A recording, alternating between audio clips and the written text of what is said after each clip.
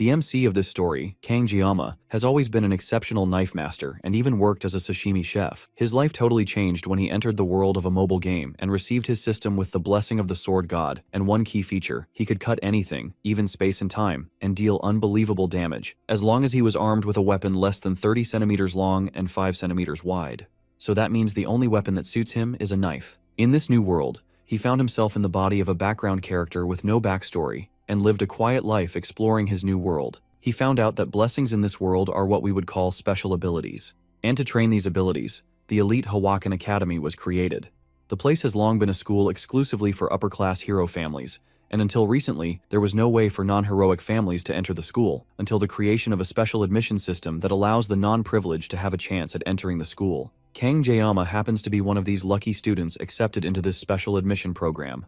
The days pass, and eventually, the day comes for him to go to the school for the first time, and the teacher inspecting equipment isn't impressed with what Jiyama brings to the table. Jiyama's choice of equipment are cheap, discount knives from Daiso, and even though he genuinely wants to use these as his equipment, it doesn't look convincing to the inspector. On the day of the entrance ceremony weapons screening, every year, there are kids who want to make a name for themselves by playing pranks such as these. The teacher thinks that this is the same thing happening yet again, and he decides to use this as an opportunity to establish his authority from the start. The teacher slams his hand on the table and asks Jiyama if he thinks that this academy is some kind of joke. There's no way he is seriously bringing kitchen knives as his equipment for the class placement test. Jiyama confirms that it may look ridiculous, but this really is his equipment. The instructor tries to double down on his disciplinary attitude, but Jiyama calmly reminds him that he is a special admissions student from an ordinary family. Just the tuition alone is a huge burden on his parents. So how is he expected to provide expensive equipment? The color of the name tag on Jiyama's jacket proves that he really is a special admissions student. And the instructor himself knows that these students are not upper class, so they don't have the privileges of other students. The instructor is taken aback by the fact that someone who is affiliated with an institution that is meant to have a level playing field is forced to do these kinds of things as a deeply devoted student. But Jiyama has one last thing to say. The same teachings that his master made him take to heart. He believes that blaming the equipment for poor performance is something that only amateurs do. An expert doesn't blame their equipment, and Jiyama as a pubescent teen already carries this fact in his heart. It's almost as if he has reached the pinnacle of his field. His words of wisdom remind the instructor of someone else who also has a similar unyielding spirit. Since Jiyama has clearly made his point clear, the instructor allows him to bring his equipment into the school. As Jiyama packs up his tools to head into the school grounds, he can overhear the other students and their obvious dislike of him. The privileged clearly have a special distaste for special admission students, but the instructor doesn't want to hear any of that from the kids. He yells at the remaining students in line to shut up and get a move on, while Jiyama stealthily sneaks away. This entire experience is surely going to give him PTSD. He just entered the school, and he's already tired of the whole experience. He knew that the prejudice against him would happen, but experiencing it firsthand still feels awful. At least the equipment evaluation is done and he somehow made it through the entrance ceremony. The only thing left is the class placement test, but he's already exhausted. He has come this far though, and now he's officially in the school that he will be attending for the next 3 years. Being here in person is completely different than what he saw on his screen back in his previous life. It's not an exaggeration to say that the city is about the size of a small city. The fact that he is going to study at a school attended by the upper-class people is still a shock to him, despite how exhausting the whole experience has been. Thinking back to when he was in the district and he had to drop out of school due to his family's circumstances, Jiyama can hardly believe that this is happening. An announcement comes over the speakers informing the students that the placement test is about to start and new students need to assemble at the training hall by 3 p.m. This was way sooner than he expected, but Jiyama can't let himself be surprised. This placement test is a very important milestone for the rest of his student career in the school. He pulls out one of the knives from his bag, determined to pass the test, no matter what. Now that he's holding the covered blade though, he realizes that he hasn't used a knife even once since he came to this new world. His old teacher used to tell him that he must never let go of his sword. He should sleep with it in his hand if he has to. It's been 20 years since he started living by the sword, and his teacher taught him these crazy habits. So a year of rest couldn't possibly have dulled his skills. He gives the blade a few tests, checking the handle and the feel of the sharp blade, and to his surprise, it's not bad at all. Now all that's left is to try out the blade himself, and he uncovers it so he can check its worth by cutting a leaf. As soon as the blade is completely uncovered, a jolt of electricity runs through his body, and a status screen pops up, informing him that he has met the equipment conditions, and the sword god blessing will activate as a result. However, his physical body is too low to receive the blessing of the sword god. and the level of his equipment is also too low, meaning that suppression has to be used to synchronize the equipment with the user. Giamma is surprised that only drawing the blade is enough to activate the blessing. But before he can even think about it, the system prays that the blessings of the gods be with him, and then activates the first level of the skill. This immediately fills his body with sharp and nearly unbearable pain. He screams out in agony as the pain floods through his body, and he starts to think that he might die at this rate. The world shatters around him, and the pain stops momentarily, revealing a large empty space with a bright red light in the center. Giamma stares at the empty space in shock, and the freezing feeling causes him to drop his blade, ending the blessing and causing the world to return to normal. The moment he lets go of the sword, the world returns to normal and he comes back, but that doesn't mean that the pain stops. The pain was so unbearable that it seemed like the entire world was being torn apart. It must be some kind of backlash from using the power without having the strength to withstand it.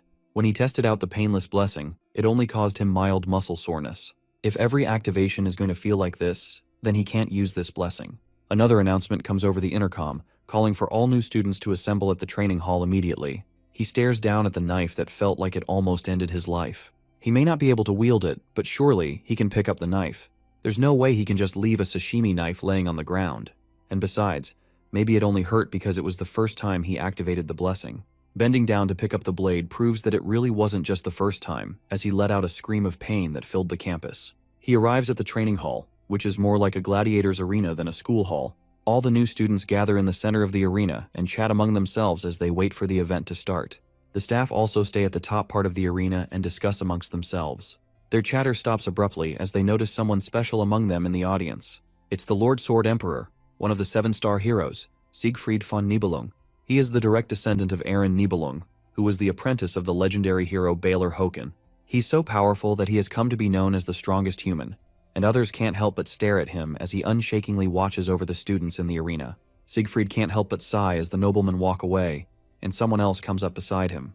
It's another one of the 7-star heroes, Medea Poison, and according to her, it's been half a century since they last saw each other. She's the head of the academy, and she's also turning 70 soon, yet she maintains a beautiful and youthful look and dresses as if she's still in her 20s. This is all thanks to her blessing, and she can even make Siegfried look 10 years younger, but the man refuses. The two exchange small talk and light teasing as they reminisce on how long it's been that they've known each other, though it's mostly just Medea very successfully pissing off Siegfried. However, despite how annoying she's trying to be, she still mentions that it's odd for Siegfried to come to these kinds of events. For the longest time, the Sword Emperor has despised mixing with people of the elitist mindset. This time, it's probably because his granddaughter is one of the students among the crowd today. Siegfried doesn't reject that assumption as the games prepare to start. Meanwhile, in the arena itself, Giamma is as isolated as he can possibly be among a crowd of rainbow-haired students. It looks like he is the only one with black hair in this whole place, and to make things worse, he is also a special admission student. That only makes him even more of an outcast among the elites. This exact scenario must be what they call a humble origin. Among all the new students though, even as everyone has their own unique appearances, there's one person that catches everyone's attention. As she walks past the crowd of people around her, her wavy blue hair causes everyone to stop and stare. Giamma already knew that she would be a student here, and he doesn't have the same shocked expression that the other students do. The girl they are also hypnotized by is Abel von Nibelung, the granddaughter of the Sword Emperor, and the game's main heroine. She is also the reason why he spent so much money on the game. Moving on from the beautiful woman captivating the crowd, the more important thing to talk about are the details of the placement test. The test will take place in subspace, which is an area that was first created by the legendary hero, Balor Håkon, along with the establishment of the academy. It's an alternate space from reality where fighters will experience all the damage and pain inflicted to them there, but the damage will not affect them in reality. Since there is no risk of harming anyone in real life, gruesome things, including murder, can be overlooked there. This particular test is going to be a subspace battle royale where the new students will be divided into groups of 10 and put into a survivor game. The ranks of each group will be based on who can survive the longest.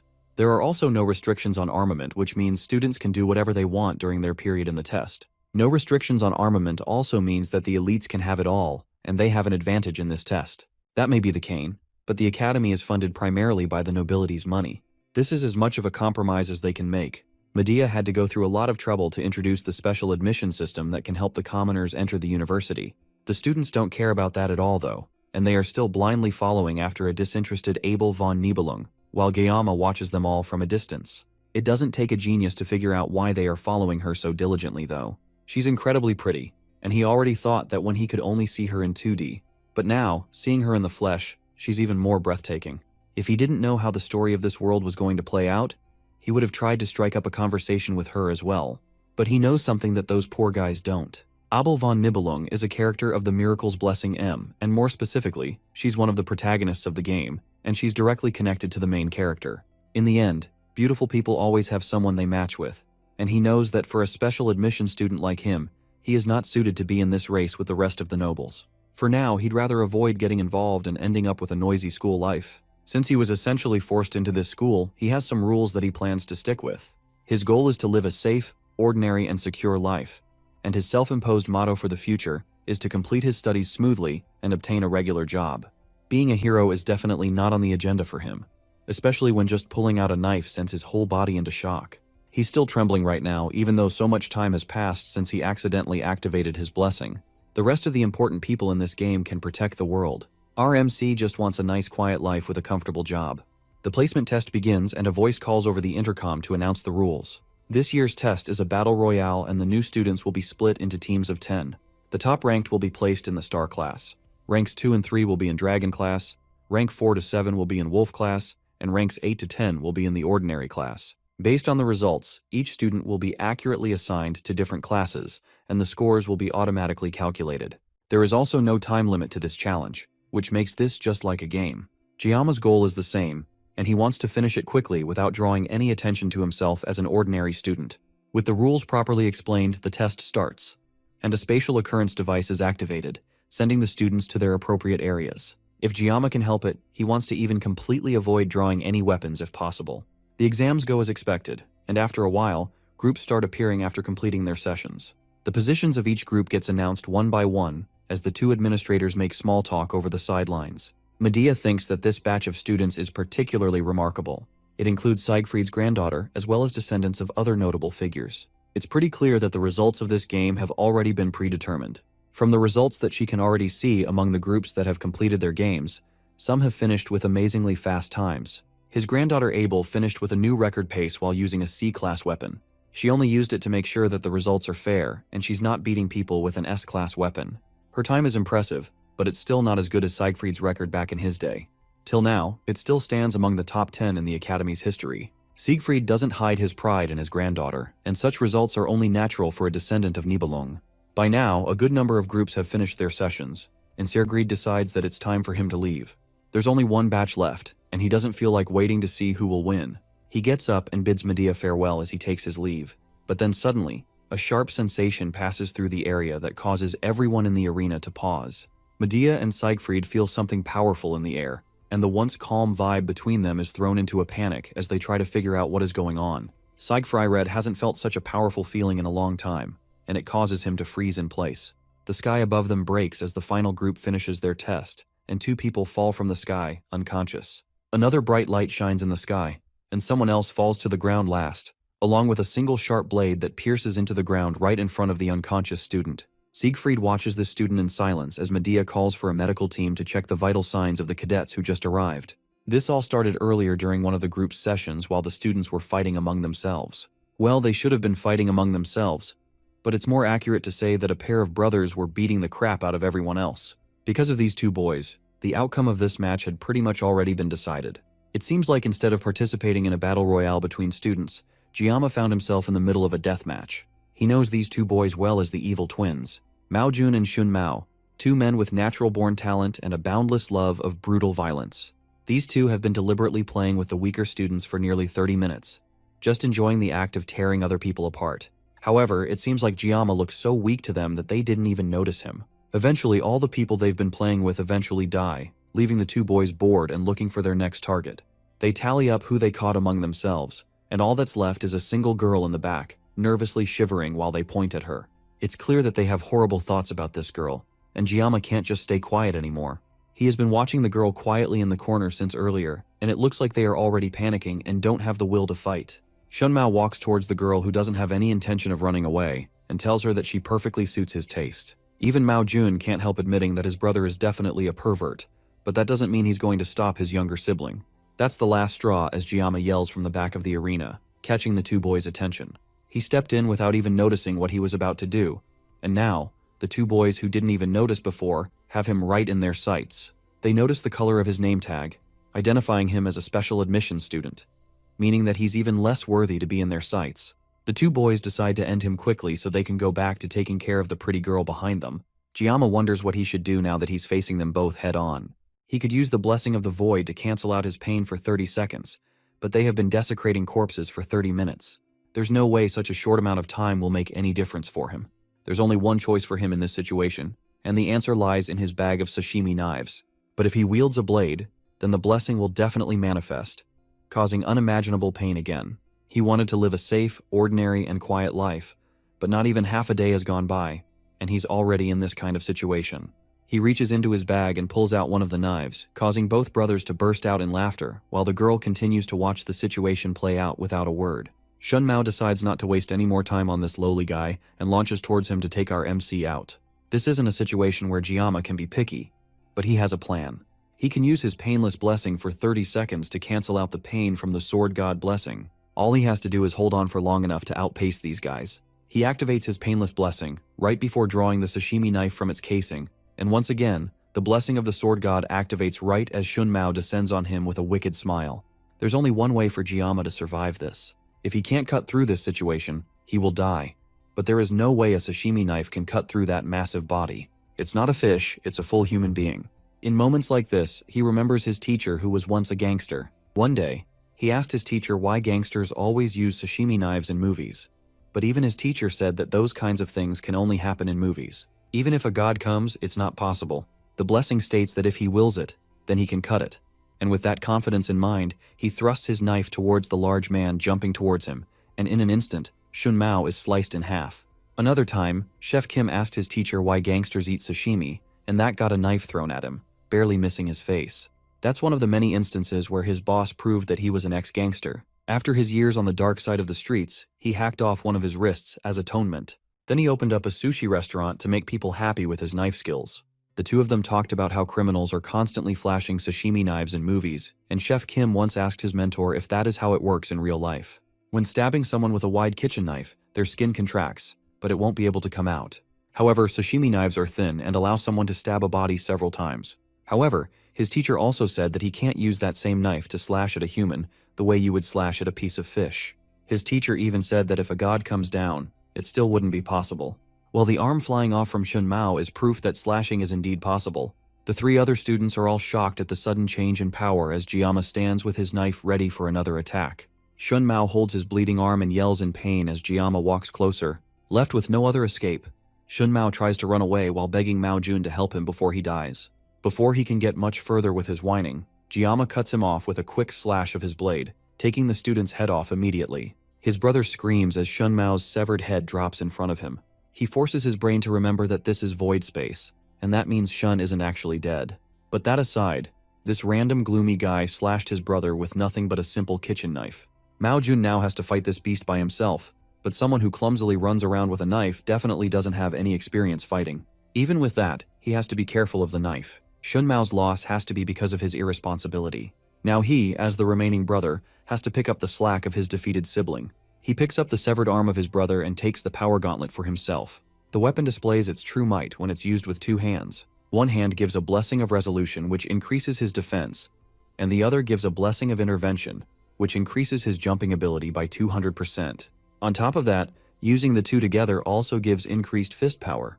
Manifesting these three benefits together gives true power that even the gods cannot imagine. Mao Jun has no idea where Giamma got such a powerful weapon, but even S-rank weapons cannot pierce his defense. Meanwhile, Giamma isn't even paying attention to the brute, and he's keeping track of how many seconds he has left before his blessing ends.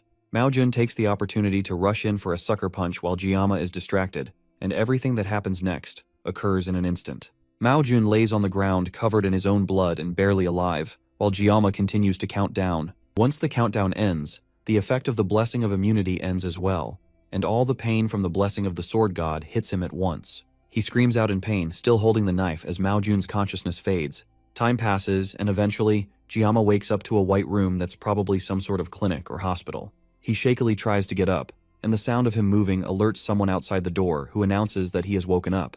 Immediately, two people walk into the room and stand before him.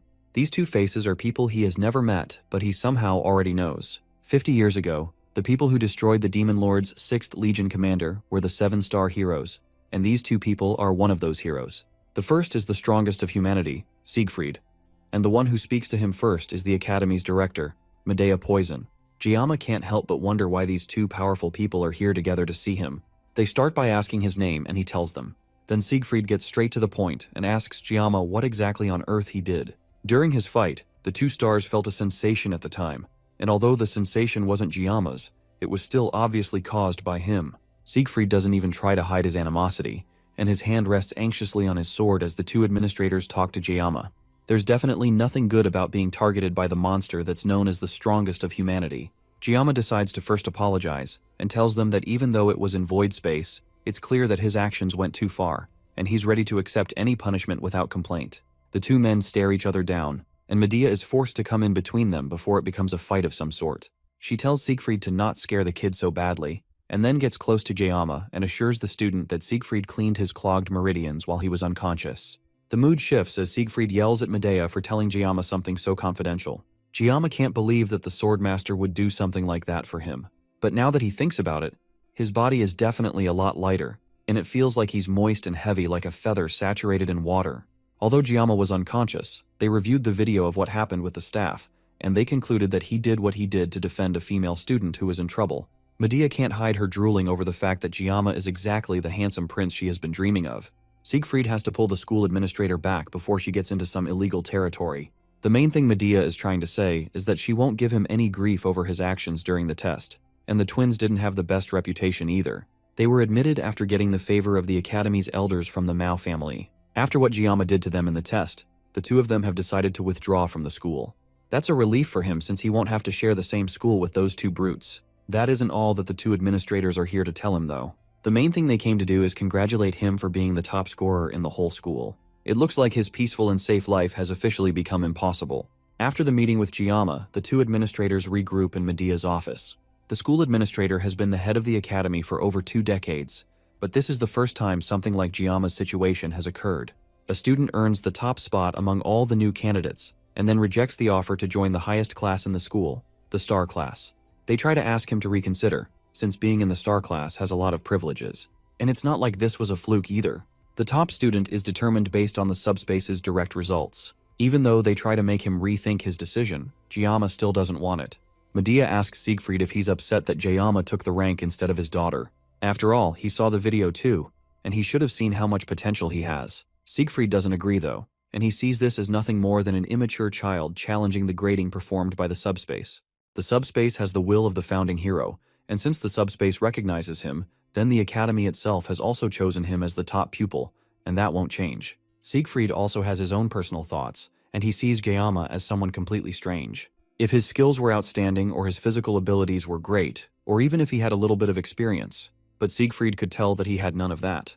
And yet, as Siegfried saw himself in the video, there was a great essence of skill in how Giamma moved, and it's been something that he has been pursuing for his whole life. It represents the ultimate form of swordsmanship. When he was unblocking Giamma's acupoints, he sensed how feeble his body was because he had not yet received any physical training. It also appears that something was stored that even the strongest human cannot comprehend, and because of that, he's feeling incredibly competitive to someone that is the same age as his granddaughter. Medea is more focused on the fact that he's quite attractive to her, and she's still smitten by the fact that he revealed his skills to save a woman in danger. If she were just 10 years younger, she would go after him for sure. She asks Siegfried what's on his mind that has him so quiet. He doesn't answer and eventually asks her what she thinks that students call people like her. The school administrator is interested and tells Siegfried to tell her what college students would call her. The answer is definitely not what she wants to hear from him, and she ends up exploding. Meanwhile, Giamma goes to attend his first class in his new school career. He rejected going to the star class, so the best they could downgrade him to was wolf class. Any lower, and the elders would have thrown a tantrum. He originally wanted to be in tiger class, but Medea practically begged him to go to wolf class in exchange for keeping it secret that he is the top student in the school. Giamma originally wanted to complete his studies securely in a lower class, rather than battling and straining in a higher level class. Wolf class is a bit high level, but it's still within the range of what he would have expected. Giamma pushes through the large doors and enters his new classroom, and for a moment, all the students in the class look at him with mild curiosity. Then they notice that he is a special admission student, and just like that, no one could care less about him. Giamma doesn't mind being ignored by them. The fact that they are ignoring him means that Medea kept her part of the deal and hid the fact that he is the top student. Now all he has to do is live the tranquil life that he has always dreamed of. He settles down on his desk as a familiar student walks towards him nervously. She shakily thanks him for helping her previously, but Giamma has no idea who this is. Then she clarifies that she's the girl that he saved during the test. Giamma brushes her off and tells her that she doesn't need to thank him. After all, anyone else in a similar situation would have done the same thing. It may look like he ended up saving her, but he actually did it to save himself. Accepting her gratitude would make him feel like a hypocrite. Giamma changes the topic by instead introducing himself. The girl follows suit and reveals that her name is Chloe. It's a pretty interesting coincidence that they ended up being in the same class. Now that the introductions are done, Giamma tries to remember if he has ever heard of a character named Chloe in the game. Maybe she was someone that was introduced after he stopped playing the game, but that makes no sense either. When he stopped playing, the game's core narrative had already gone so far that introducing a new character would be completely pointless. It looks like he has run into an extra just like him. Giamma asks her to keep the incident that happened during the exam a secret. He doesn't want word of his power getting spread around the school and potentially ruining his safe and easy lifestyle. Chloe agrees to his request. But then she starts to make a request of her own before being cut off by their homeroom teacher barging into the room with a loud shout. Giamma tells her to go back to her seat so they can talk later as the class starts and the teacher takes the podium. He congratulates the fresh faces for making it into the academy and informs them that they have been chosen to take on a legacy that the brave hero Valor Hoken once took on himself. Then the teacher introduces himself as Lee Wanbin, the instructor of Wolf class. Since it's their first day, he wants the class to begin with some basic physical exercise. He tells them to put on their workout gear and meet at the training area in 30 minutes. One student asks what the physical exercise will be, and he tells them that it's simply 100 push-ups, sit-ups, and squats, as well as 10 laps around the training area. For the students who are all genius nobles that have received vigorous training all their lives, this is a piece of cake. For Giamma, though, this is a training regimen that will most certainly make him go bald. He nervously walks up to the teacher after all the others have left the class and tells him that he's not feeling strong enough to take on the training. Surprisingly, not only does the teacher know his name, he also seems to think incredibly highly of Giamma. It looks like Medea didn't completely keep her impression of Giamma under wraps. The instructor also told Lee Wanbin that Giamma is allowed to take classes from any level he wants considering his status. He denies the opportunity to go to the star class, and instead tells the teacher that he just wants to go to the toilet for now. He felt stiff anyway, and he wouldn't mind going for that run since he definitely doesn't want to go to the star class. And that's how Giamma is forced to join in the tedious exercise with the rest of his classmates. They all run past him with ease while he barely lags behind the rest of the group, already feeling like he's about to pass out. Chloe runs up beside him and notices that he doesn't look so great. So far, he has completed about 5 laps, which puts him a bit behind the rest, but since Chloe came up from behind him, it looks like she's lagging behind as well. He asks her how far she has gone, and she surprisingly tells him that she's on her 9th lap. Then she gives him a little bit of encouragement before zooming off to complete her last lap. By the end of the day, Giamma returns to his dorm room and chugs down several bottles of water. He's been in the academy for just a week, and he has already faced some unexpected problems. He was incredibly hungry after the intense training from the morning, and he ran to the cafeteria to get some food, but he quickly found out that the meal wasn't free. So he heads to the menu area to see how much one spicy pork rice would be, and the price makes him freeze in shock. Just remembering how much it is even now in his bed causes him to throw his bottle into a wall in a blind rage. He's almost out of his living expenses, and thinking back, he severely regrets not accepting the money his father tried to give him as an allowance. For the past few days, he has been surviving on nothing but the cheapest water from the campus shop, and now he even misses the complimentary dinners they used to provide while he was in the army in his previous life. For now, all he can do is try to think about something else in hopes of forgetting this gnawing hunger, and the first thing that comes to mind is his blessing. As usual, as soon as he thinks about it, the status screen appears in front of him, giving him details about his blessing. It has gotten a lot longer since last time, and that's because his physical level has risen, which has also upgraded the state of the blessing of the sword god, making it activate with slightly longer swords now. He checks himself out in the mirror, and sure enough, it looks like he has made good progress in his physical development. It's probably because the swordmaster activated his pressure points, but it almost feels like his body has evolved to a great extent. However, the sword god's blessing hasn't spread beyond the length of a sashimi knife. If he keeps increasing his physical capabilities, it's possible that he may even be able to use a small sword at some point. There was once a time when he was afraid of holding a sword before the admission ceremony, but now, when he's not carrying a sword, his hands start to itch. This is probably a result of the blessing, and he feels almost proud to think about it. There's a knock on the door, and he opens it to see Chloe waiting for him on the other side. She nervously asks if she's interrupting anything, but Giamma wasn't doing anything important before she came, and he asks her why she came over. It's because she hasn't been seeing him in the university cafeteria for a while, and she came over to check if he's all right.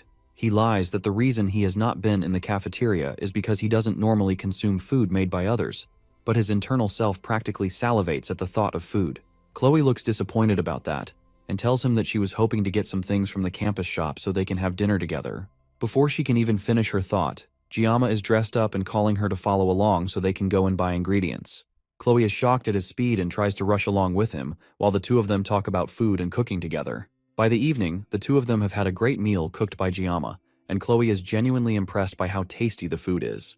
Giamma has only ever cooked fish before, so at first, things were a bit difficult for them. Incidentally, Chloe really likes fish, since she grew up close to a beach, and Giamma's expertise is obviously cooking fish.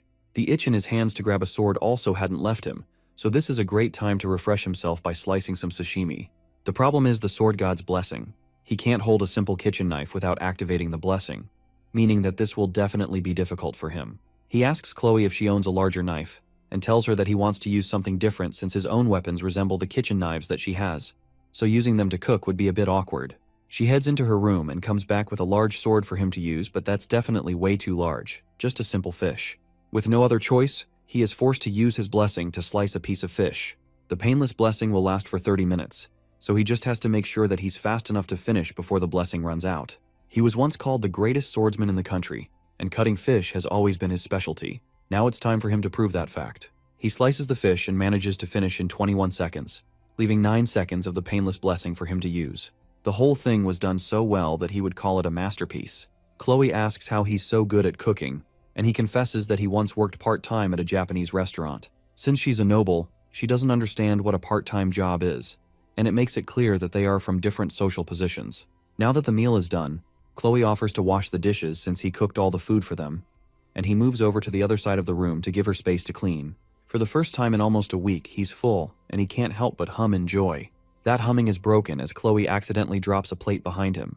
It's most likely because she has never had to clean dishes before, and dropping plates is something that he used to do when he was her age. As he stares out the window and ignores the breaking of plates behind him, a book tumbles off of Chloe's study desk. It looks like it's a diary, and the book coincidentally lands on a page where she writes about him saving her during the class placement test. Her handwriting is cute with rounded shapes and stickers, and he finds himself picking up the book and smiling at it. The wind from the window turns the pages of the book to another part where she writes about meeting him in the same class and being interested in him. He finds it all really cute and can't help himself as he turns through more pages, admiring how cute she is. He turns a few more pages and sees his name again, followed by numerous pages with the words, "I love you," written countless times. Another plate breaks again, and he turns to see Chloe staring at him with blank, scary eyes. She simply asks him if he has read her diary. Chloe's emotionless state isn't a new thing. It's part of her upbringing, and it's more like a self-defense mechanism. Heroes earn respect by defeating demonic beasts, and this allows them to increase their social standing and to gain global reputation. However, within their stagnate ranks, there are certain factions that abuse the weak in the name of authority. When the law is unable to punish these abusers, another group is called from the shadows to take care of these people, and the name of that family is Auditor Sicily. They are a family that maintains order and carries out assassinations. They are known to work in the shadows while leading towards the light. Those born in the Auditore family have been training for assassinations since before they even reached adolescence. Their emotions are restrained, and they undergo severe training to become perfect assassination machines.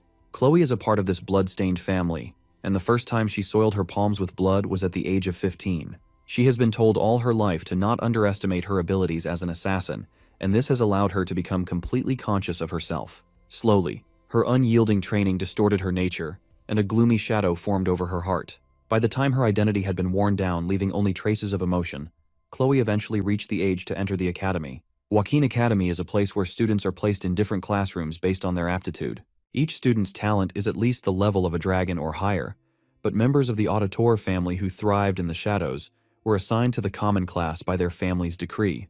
That was the agreement between the family and the academy. She was told to remain undetected, and throughout the years of childhood, the family eliminated every individual's liberty. Chloe accepted her fate as an assassin and didn't protest, and she already believed that nothing would alter her fate. That is until the day she met someone she would never forget. As she stood still and defenseless while the two evil brothers walked towards her, someone who looked like the weakest person in the room stood up to defend her.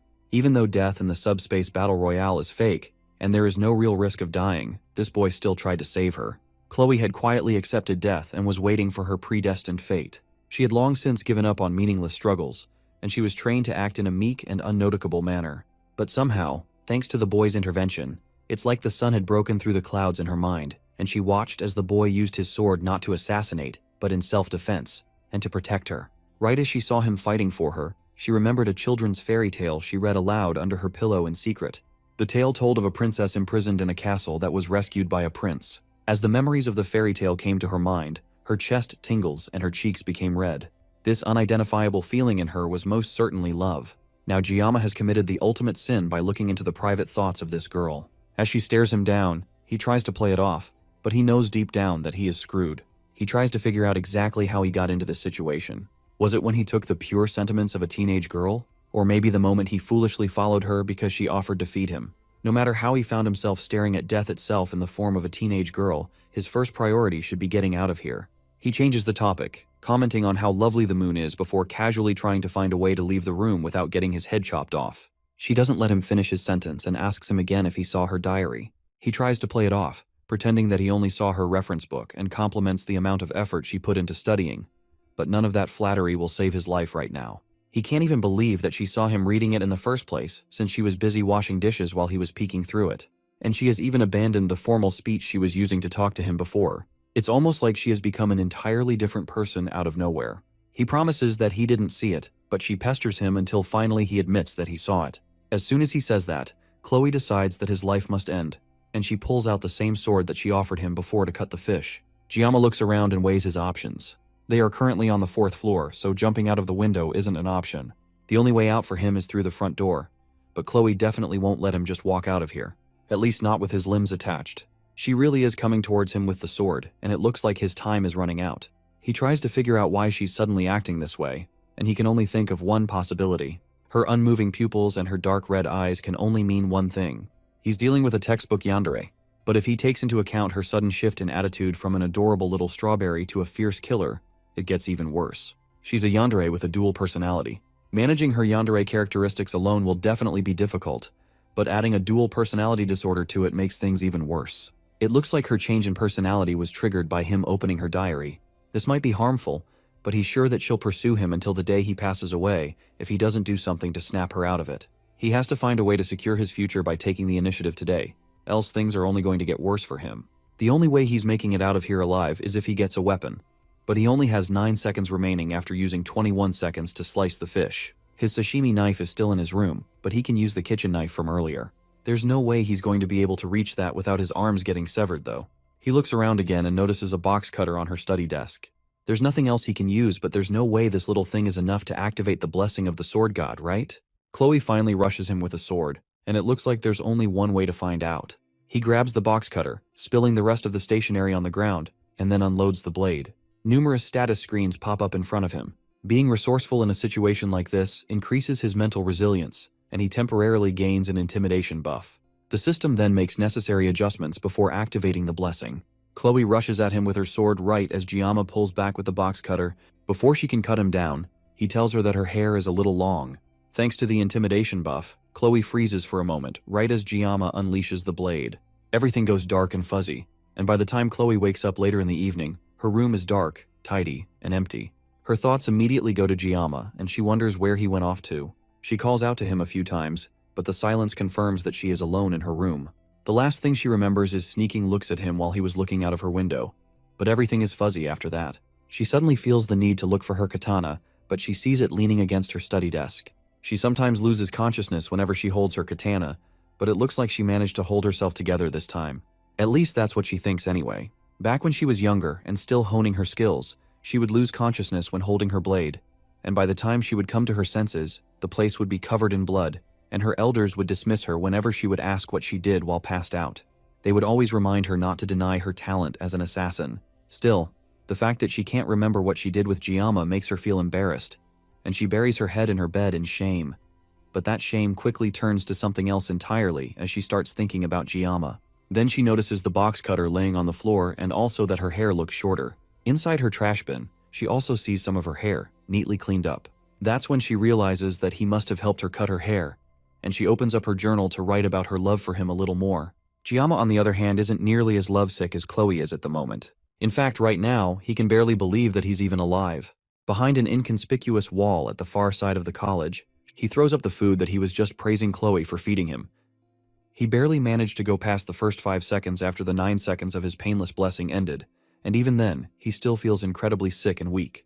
After throwing up his only good meal in over a week, Giamma sits on a bench and contemplates what to do next. Now he's hungry again, and feeling even worse than he did before Chloe came to visit. His mind drifts to Chloe again, and he starts to wonder who exactly she is. Her swordsmanship is clearly honed to cut off an opponent's life with a single strike, or at least subdue them. The way Chloe wields her sword, it's like she is persistently aiming for the vital spots, almost as if her technique is specialized in assassination. If she had caught him off guard, Giamma certainly wouldn't have survived. He felt like his life was being threatened, so he instinctively aimed for her neck. Fortunately, the knife was too short, so he only managed to cut her hair. Before he left, he cleaned up the mess so there shouldn't be any problems later. But this is just further proof that keeping his peaceful and safe life isn't as simple as it looks. Apparently, being ordinary is the hardest thing for him. When he was first thrown into this game, it's not like he didn't have any ambition. In his past life, he once reached the pinnacle of skill with nothing but a sashimi knife, so it's not like he could easily let go of his dreams. But everyone has a role to play, and in this world, he was summoned as a background character. Miracle Blessing is the title of the game as well as the name of the protagonist's blessing. It was also the blessing of the founding hero, Valor Jackin. In the whole game, the protagonist and the founding hero were the only two people to ever possess the legendary blessing. And the description of the blessing was straightforward. They are to save the world from the Demon King. So the protagonist gets chosen by Balmung, which is an SS sword that is both holy and cursed. Meanwhile, all Giamma has is a lowly, rankless sashimi knife. There's nothing else to say. He's just bound for a life of obscurity. The endless stream of extraordinary people and situations that he has faced since entering the academy almost made him forget about his goal. There were plenty of reasons to give up on the goal of a simple life, and it's even more apparent now that it seems like there isn't even one normal person in the entire world. Since he has played the game before, he has a rough grasp of the key characters in the game, but his knowledge of the world itself is limited. It's already been a week since he joined the academy at this point, which means that the protagonist should have already awakened his blessing and begun the late admission process. This is when the game's story actually begins, and Giamma knows the general plot, but he never played it to the end. For the first time, he actually regrets quitting the game halfway through. But still, since he knows the canon route up to the first half of the story, that already gives him a big advantage. All he has to do is stick to the canon route no matter what. If he starts meddling in everything, then he'll end up losing the only advantage that he has. From his memory, he knows that the storyline takes a sudden dark turn around the second semester of the third year, which is when the demons realize that the hero has awakened, and they launch an attack on the academy, led by a legion commander. As the fight escalates, the demons and the humans spiral into an all-out war, and from there, the game's story turns into a typical fantasy novel. Back when he was playing it, he just wanted to emulate the carefree, simple, youthful life that he never experienced as a teenager, so he deleted the game without a second thought. The problem is that now, he's part of the world that is destined for war, and there's a very real possibility that he might die too. He still has 3 years before then though, and he needs to stop running from reality so he can focus on what's possible. He won't let himself die, and he will focus on growing stronger so he can survive. Besides, cliché games like this one always have happy endings where the protagonist manages to save the world. All he needs is enough strength to protect himself, so he can't let himself be some helpless weakling that gets killed off. He just needs to train enough to protect himself while keeping as low a profile as possible. To do that, he will have to minimize his use of the blessing of the sword god, because just the few times he has had to rely on it has put immense strain on his body. It's a powerful ability, but it comes with way too many drawbacks for his liking. Thinking about the blessing once again activates a status window that gives him information about it. Weirdly enough though, there are new entries to the information that he didn't notice before. The 3 new entries are a body, mind, and armament grade, and the numbers beside them seem to be levels. They all reflect how much he has grown, and each one will lessen the strain of his blessing on his body. There's also one more called synchronization, but he has no idea what it means, and its description is just some question marks. He tries tapping on it, but access to it is denied because he has not met the relevant conditions. That's another puzzle to add to this mysterious blessing, but it's not important right now. His main priority at the moment should be improving his body and finding a new weapon. He can't depend on the 30 seconds of the painless blessing forever, so he also needs to learn to wield a sword that doesn't meet the condition of the blessing. Luckily, there's a monster hunting training for the midterms that's happening in a month. The reward for the training is the longsword mercenary. It's a B-tier weapon that should serve him until graduation. It's also too big for his blessing to activate, meaning that it's the perfect weapon for him. There's a lot to figure out, but it already feels like he's making good progress. While lost in thought, a voice calls out to him suddenly. He looks up, and staring back down at him is someone he never expected to see or talk to.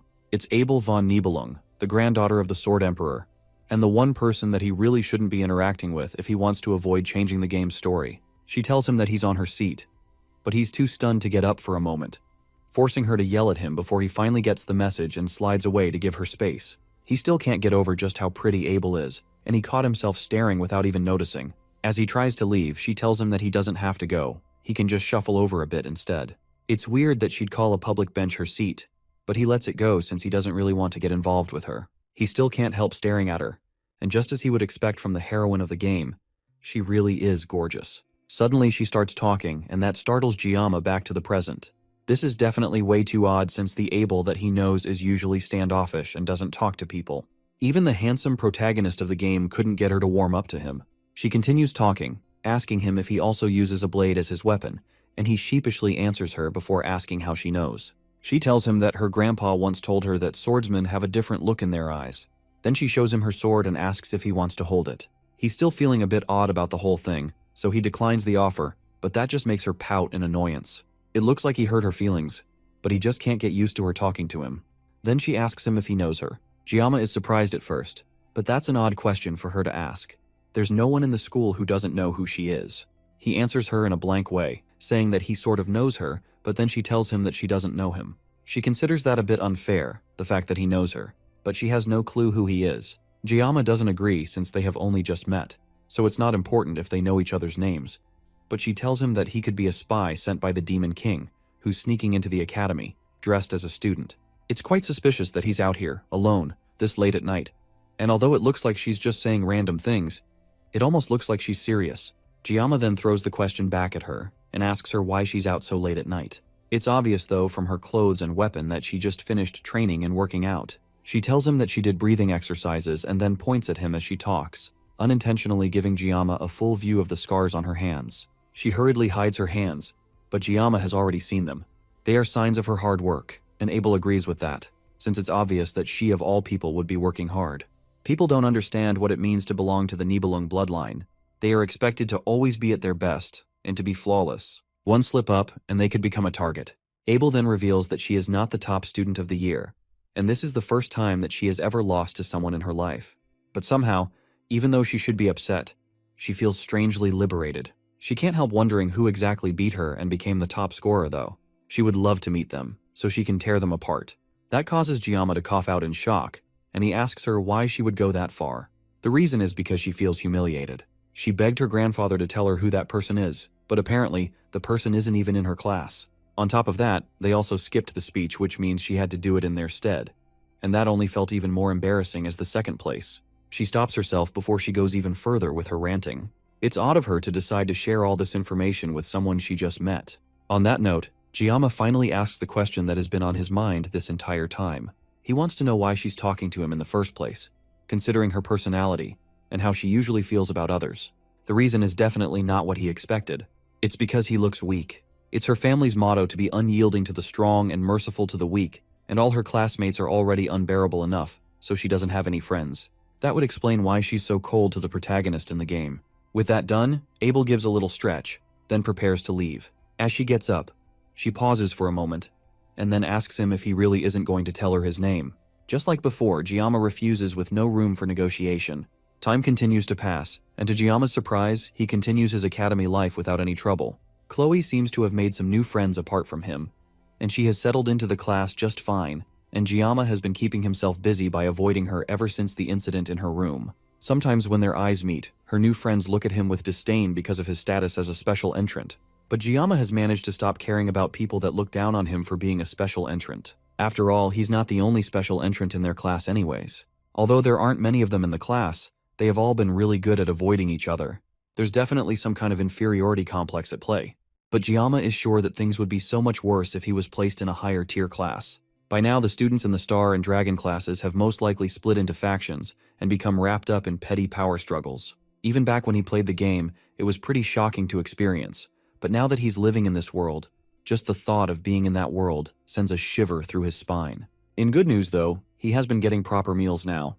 That's thanks to something that Medea gave to him the other day. As a special privilege for being the top scorer in the school, he gets a faculty card that allows him to eat whatever he wants from the cafeteria for free. He's so thankful for this little gift that bowing to the director's office 3 times a day doesn't feel like enough to express his gratitude.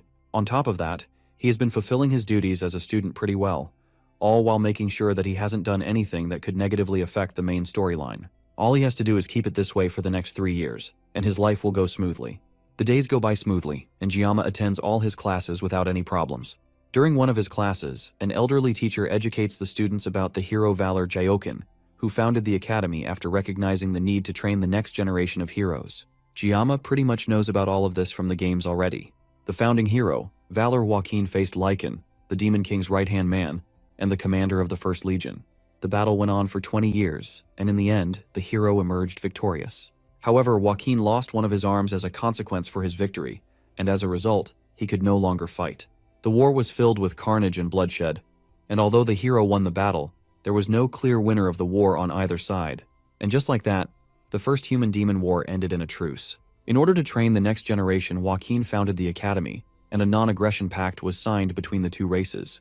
That pact is the reason that there have been 700 years of peace that still stands till today. The students are sure that they won't see any war in their lifetime, but Giamma is the only one that knows that the peace will be broken. Everyone is so used to the calm at this point, and it's no surprise. The only person he would want to warn about the impending doom would be Medea, but doing so would also alter the canon route, and he has no idea what that would lead to. Despite constantly complaining about wanting to leave her position as an academy director, Medea was one of the first to notice that something was about to happen, thanks to her blessing of perception.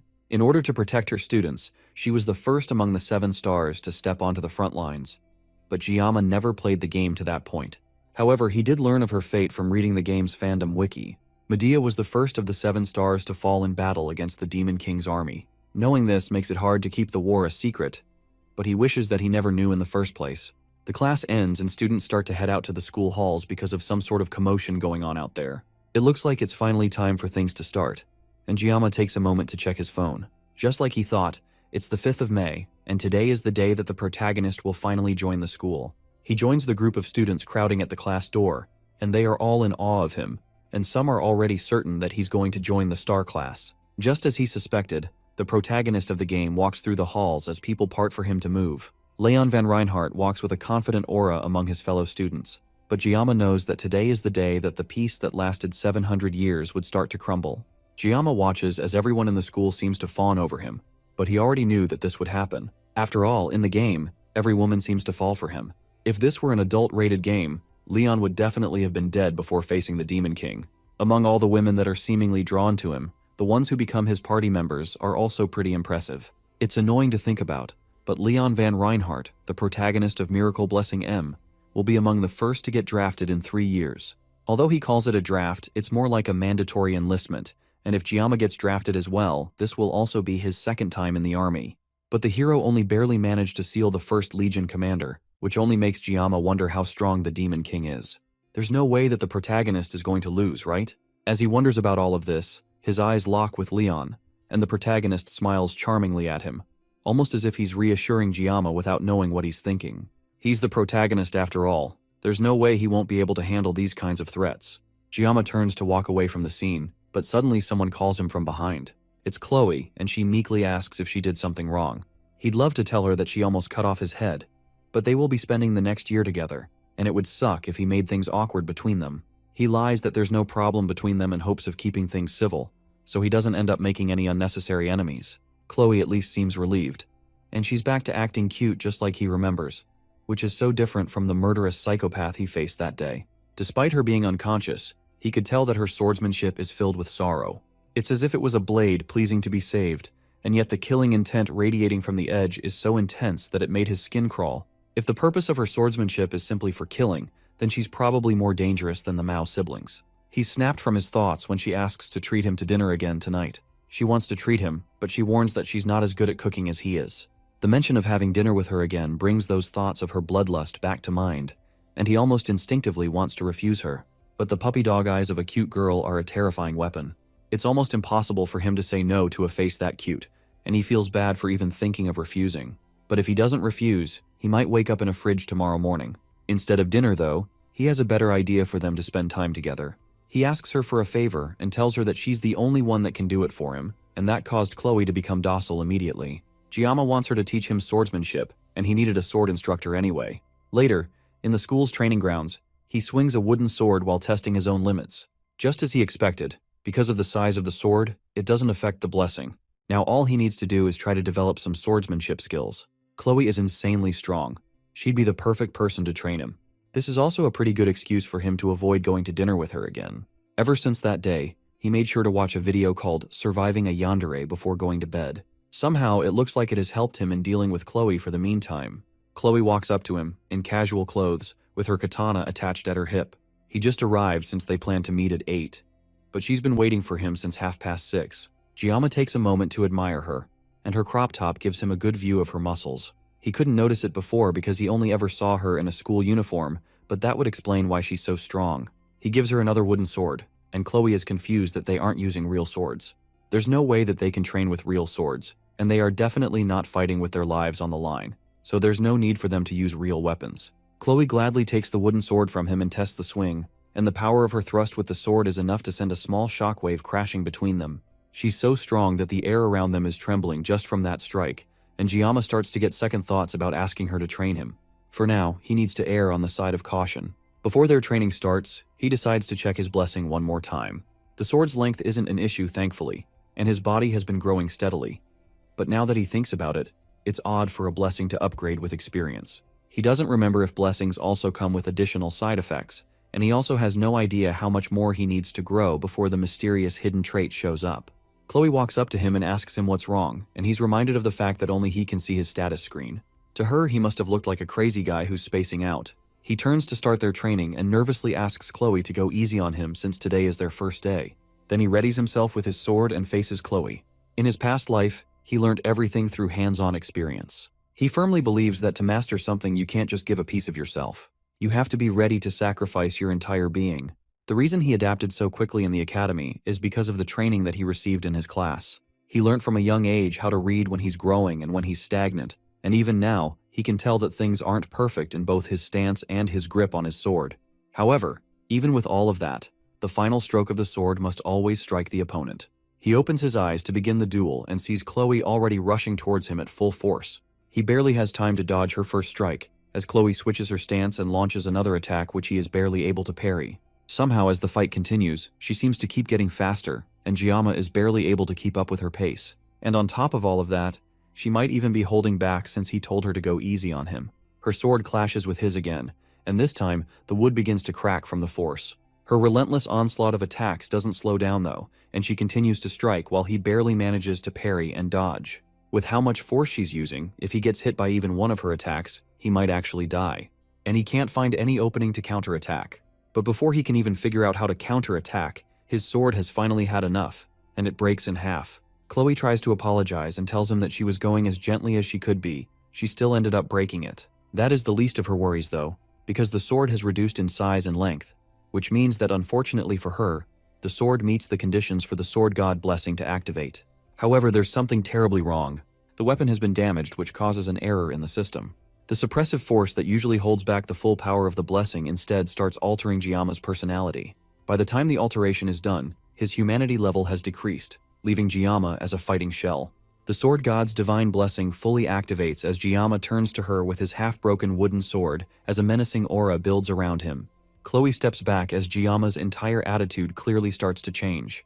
While Giamma's body seems to move on autopilot, inside Giamma's mind, he's returned to his past body and finds himself in his kitchen. Everything feels like a dream, and right now, all he can think about is cleaning and cutting the fish that has appeared in front of him. He doesn't remember what he was doing before this, but right now, he just has to get back to work. It's been a while since he has worked on a fish like this, so he decides to cut the fish using a Chinese cleaver this time. As he tries to pick it up, a message pops up, informing him that he can't pick it up. Since that's not working, he tries to pick up the knife. But once again, a message pops up telling him that he can't pick it up. There's only one option left, and it's the sashimi knife. That's the only blade that the system allows him to pick up. But he remembers that if he holds the sashimi knife, then it's going to hurt. However, he picks it up, and it's completely fine. In fact, he even feels refreshed if anything. A voice speaks up in his head, telling him to just accept the situation and let things go. In the real world, Giamma continues to approach Chloe with the knife. She tries to call out for him, but he continues walking towards her with obvious bloodlust. Suddenly, he rushes towards her and Chloe is just barely able to block his attack with her sword. He pushes against her sword and sends her flying backwards and crashing into a wall. He suddenly feels completely different from when they were sparring before. He jumps towards her and tries to stab her with the sharp end of his stake, but she barely jumps back and avoids the hit. Chloe only got hit with one attack, but she can barely move. She can't figure out how Giamma became this way all of a sudden, but she has to find a way to stop the spar before he ends up accidentally killing her. She tries to ask him again to stop, but Giamma doesn't respond and launches at her again. He's moving so fast that there's no way she's going to be able to avoid it at her current state. All she can do is continue begging him to stop, and eventually, she shouts out his name, right as the sword strikes down straight towards her head. Back in Giamma's dream world, he wonders why the fish he's been trying to cut is avoiding him. The fish also seems to be making a lot of noise while bouncing around, and he can just barely tell what it's saying. It sounds like it's calling out someone's name. The sound becomes less fuzzy until he can just barely hear the fish calling out for someone named Giamma. Chef Kim's mind starts to clear and eventually he realizes that he is Giamma, and the fish is calling for him. He's just barely able to realize what's happening right as he is about to stab Chloe with the broken sword. Just before the wood can pierce her skin, Giamma throws the sword, slamming it into a wall just before he accidentally kills his friend. Chloe opens her eyes and sees Giamma holding her and smiling down at her. Because he's no longer holding the sword, the blessing has ended, and he's back to his senses. Chloe nervously asks if he is all right, and he calmly tells her that he's fine, and then turns to leave while thanking her for helping him to train. After he leaves, Chloe makes her way back to her dorm room as well. She's had a feeling since the entrance exam, but Giamma's capabilities are more peculiar than strong. When she fought him, she could tell he wasn't fighting with skill but just raw instinct. Even though he subconsciously activated his divine blessing, she was no match for him. Even with that halved wooden sword, he managed to completely overpower her. As she walks through the campus, someone peeks out from the shadows and comments that Chloe looks quite content. This mysterious newcomer is Nox Auditore, and also Chloe's older brother. Nox mocks her for hanging out with a lowly person after joining the academy. Chloe knows that he's talking about Giamma and warns him not to talk about her friend like that. Nox didn't even know his name until now, but warns Chloe that she should avoid loitering around with him, unless the Auditore family will erase him. Chloe turns and walks away, and tells Nox that even if the Auditore comes, they will be no match for Giamma. As Chloe walks away, Nox wonders about this guy that has changed his sister so drastically. Speaking of Giamma, as he walks home, he also takes a moment to think about his blessing. The power he has been given is a far cry from the blessing or a favor from a god. It's more like a curse if anything. In order not to rely on the sword god's blessing, he tried to find new weapons, and yet that power chased after him and even took control of his body, as if mocking his efforts to not rely on it. When he fought Chloe, he felt no pain, and instead he felt pleasure as if he was intoxicated. Just like a curse, the blessing toyed around with him like a puppet, and it whispered sweet words into his ear telling him to slash, cut, and destroy. Because of that, he gave up his body right until Chloe's screams dragged him out of his daze. Thanks to that, he suddenly remembered his own name, and he returned to reality. Thanks to that, he regained consciousness just long enough to throw the wooden sword away because he felt like he would lose more of himself forever if he didn't get rid of it as fast as possible. It's funny to think that Chloe, a yandere who almost killed him not too long ago, is now the girl that managed to pull him out of his daze. He was pissed off that she broke the sword in the first place, but in the end, he felt a deep sense of gratitude. That's why he didn't make a fuss when he returned to reality. He was terrified of activating the sword god's blessing again, but today proves that he can't just ignore this issue for the rest of his life. This gift is something he has to deal with for the rest of his life, and it's the reason that his wish to live life normally will most likely never be fulfilled. As he practically crawls his way back to his room, Giamma realizes that there is something in him that is trying to devour his sense of reason. This definitely isn't a blessing. It's a curse that is trying to consume him whole. 3 days later, classes continue as usual, and Chloe chats with her new friends, but something is clearly wrong. Since they had that duel, Giamma has not been coming to class, and they never shared their contact info, so she hasn't even been able to check on him. Every time she went to his dorm, the only thing that she would hear in response to her knocks were pained groans. She considered breaking the door down, but she feared that he would end up hating her for it. She likes watching him from her seat during class, and she lost track of how many times she would secretly glance at him during the day. At first she thought she was drawn to him because he risked his life for her, but that's probably just an excuse at this point.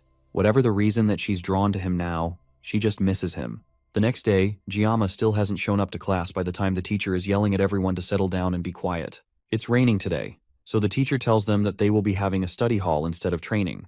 As the students start to make their way to their seats, he too also notices that Giamma has not shown up for several days. However, knowing him, there has to be some reason for it. So the instructor decides to just wait patiently for him to return on his own. As he disciplines his students, the doors to the class creak open, and Giamma calmly struts in with a completely new look. Chloe stands out of her seat in shock as Giamma apologizes to the instructor for being late to class. His eyes are sunken and look almost dead, while a strand of hair on his head has turned pale white.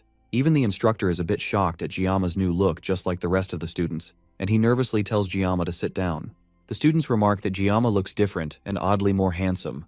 By the end of the day, the other students leave the class to go about their business while Chloe approaches Giamma for the first time in 4 days. She nervously asks him what happened and why he didn't show up for a long while, and he stays quiet for a bit before telling her that he just felt a little bit sick and not to worry about him. From her shaky voice, he can tell that she doesn't believe his words completely, but there's nothing else he can do to convince her. For the past 3 days, he went through something similar to extreme withdrawal symptoms until he was mentally exhausted.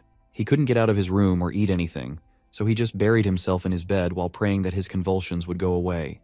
The pain he suffered during this time was far worse than before, and all of this was a price for using the broken weapon. On top of that, when he glanced in the mirror, even though his appearance seemed the same, his expression was far more sunken, and his hair seemed to be turning white. All of this was very clearly a penalty from the sword god. Chloe seems guilty, and it's probably because the last time she saw him was at the training grounds, so she must think that this is somehow her fault. To calm her down, he asks her if she's still interested in having that dinner with him like she wanted before. That shocks Chloe even more than him coming back to class, and she nearly rushes him in a hug. It looks like that was the right choice because she seemed to really like that suggestion. She asks him what he would like to eat, and the first thing that comes to his mind is fish. As they talk, a strange sensation passes through him, and he turns to see someone staring at them from the end of the hall. It's Chloe's brother Knox, and the atmosphere changes as soon as they see him. Giamma goes directly to confront the newcomer and tells him that instead of staring, he should come in and talk to them. Right away, Giamma notices something wrong with the guy's eyes, but Chloe tries to get in between them before something crazy happens. Her voice is shaky, and there's definitely some hesitation in how she's acting, but she's still trying to protect him in her own way. Knox asks Chloe if this is really the guy she's choosing to break Adarote's rules for. Chloe tells him that she wants nothing to do with her family, but her brother reminds her that she can't just wash the blood off her hands. If someone is born as an auditor, then they will always be an auditor. Chloe is speaking as if she's a rebel, and the brother is speaking as if he's from a historical drama, but Giamma is just annoyed by the whole thing. Knox continues to insult Giamma, and that finally causes Chloe to snap. She yells for Knox to stop talking about the man she loves like that, and her angry voice surprises even him. Giamma hoped that this whole thing could at least be done in moderation, but he's starting to get used to these disruptions in his life. The more important thing is the family name Auditore. He knows that they are a group that works in the shadows and specializes in assassination, and they show up in the middle of the game to play a major role. It's said that they are weaker compared to other heroic houses, but they are unrivaled in assassination. All the members of the Auditore clan are ridiculously strong thanks to their abusive training regimen, which they all undergo from childhood, which molds them into cutting-edge assassination tools. For Chloe to be from this assassination group, that means her cute and bubbly personality makes her the abnormal one in this situation, unlike her brother. Knox has an expression that shows that he's used to killing, and although Giamma has nothing against that, it looks like Chloe wants to lead a normal life instead. Just like his blessing of the sword god, the environment of the Auditores is something that Chloe had no say in being a part of. She's destined to live a life as an emotionless murderer, and that's almost unfortunate to think about. Giamma doesn't think he's a hero, and he has no intention of ever becoming one. But even if he can't save the world, he can at least try to save the life of one girl. He steps between Chloe and her brother and confronts Knox directly. In the end, he tried escaping the sword god's blessing, but he couldn't, so instead he'll take a step forward and embrace this curse. After all, the name Giamma means sword demon. With that, he walks past the two assassin siblings and tells Knox to follow him. Meanwhile, Lee Wanbin sits in his office with thoughts of his student running through his mind. When Giamma came to class that morning, it was very obvious that something had happened to him. His expression was void of emotion, and he looked deeply troubled. As he's thinking to himself, one of his fellow instructors walks into the room cheerfully while also remarking on the man's baldness. Before they can keep talking, Lee Wanbin gets a call from the administrators, and they want his permission to allow a student of his to use the subspace. Lee Wanbin desperately asks to know which of his cadets requested to use the subspace all of a sudden, and they confirm that it is Kang Jiyama who requested it, hoping to face Nox Auditore. The stage is set for Jiyama and Nox's fight, and our MC waits patiently in the locker room with 15 minutes left before the fight starts. He thought the process to get access to the subspace would be complicated, but it went by pretty quickly. It's definitely thanks to Medea, who at least wanted him to be safe while fighting a professional assassin. At least, since he won't be fighting in reality, that means that he doesn't have to worry about physical injuries, but there's still a pretty good chance that he could suffer mental ones. However, none of that matters as long as he can win. He can hear all the noise in the arena from the waiting room, and it looks like the fight between the two students managed to draw some unintended buzz. It's almost ironic that he was trying his best not to stick out before, but right now, that all feels pointless. Beside him, Chloe is practically drowning in grief and guilt. She's probably blaming herself for this whole situation, and Jiyama tries to assure her that it really isn't her fault, and she even lent him some gear, so everything will turn out alright in the end. She tells him that Nox is really strong, and he's a genius with unmatched talent in the entire history of the Auditore family.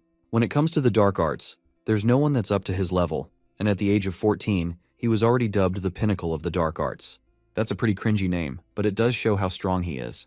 Jiyama stares down at the rose-colored blade in his hand as he remembers the decisions that led him up to this point. His old teacher always used to tell him that he is destined to wield a blade for his whole life. He never expected that he would still be running around with a sashimi knife even in his next reincarnation. An announcement comes over the speaker, informing the students that the subspace battle is about to begin. He gets up to leave the locker room, but not before reassuring Chloe one more time that he is going to win. He steps out into the arena and is immediately bombarded by the excited cheering of his fellow students. Jiyama feels like he's one of those gladiators from the Roman Empire with how intense the atmosphere has become. Over in the distance, he can also see that the entire star class is attending as well, including the main cast of characters from the game. Nox walks into the arena as well and immediately calls his attention. It looks like the assassin is insulted that Jiyama would dare come to challenge him with a girly kitchen knife. This guy's killing intent is no good, and it would be best that Jiyama tries his best to avoid provoking him. So naturally, Jiyama taunts him even more by telling him that a true master never blames their equipment. Nox pulls out his blade, an S-rank sword called the Two Hongrion Blades. On top of the powerful equipment, he also has one of the best auras in the game, the Blessing of the Crow. However, Jiyama has also come prepared with dual discount grade kitchen knives. Truly, this will be a fight for the ages. The subspace barrier is deployed, and before it is even fully active, the two students leap at each other. Jiyama activates the Painless Blessing as he uncovers the two knives, which activates the Sword God's blessing. The people in the stands watch in awe as they can barely see anything going on in the arena. This was supposed to be an easy match where a special admission student would get demolished by an accomplished assassin. But with how fast the two of them are going, the students can't even keep track of what's going on. The students from Star Class are also surprised by how interesting this fight has suddenly gotten, especially Abel, who can't believe that the person she labeled as weak has such fighting prowess. Their swords continue to clash, and Jiyama is effortlessly dodging all of Nox's attacks. The assassin gets frustrated and launches another attack that's so fast, it creates 3 after images of him. Somehow though, despite the attacks hitting Jiyama head-on, he still manages to come out of it completely unscathed. The students watching are praising Nox's strength and speed, and they see this battle as Jiyama running away from every attack. But Abel knows the truth that no one else can see. Only those who can clearly see the match will understand what's happening. Somehow Jiyama is perfectly dodging every single one of Nox's attacks, almost like he's not even trying to fight. Meanwhile, Nox is getting even more agitated, since he even used his Blessing of the Crow, thinking that it would be enough to annihilate him. But Jiyama somehow managed to dodge everything like it was nothing. Now that Nox has seen for himself how skilled Jiyama is, he decides to be more cautious and aim for a powerful strike that can slice through a wide area in just one go. Jiyama suddenly drops the sashimi knife that he brought with him and holds the rosy blade that was given to him by Chloe. Just looking at the confidence in his stance makes Nox even angrier, and he doesn't think a nobody like Jiyama should have the nerve to act like a big shot. As Jiyama charges his attack, Nox also activates a powerful attack aimed to take out our MC with a single strike. Before he can even move though, Jiyama goes on the offensive, and in a flash, the match is decided. Jiyama wanted to live a comfortable life, and to achieve that, he stuck to the rules and tried not to stand out as much as possible.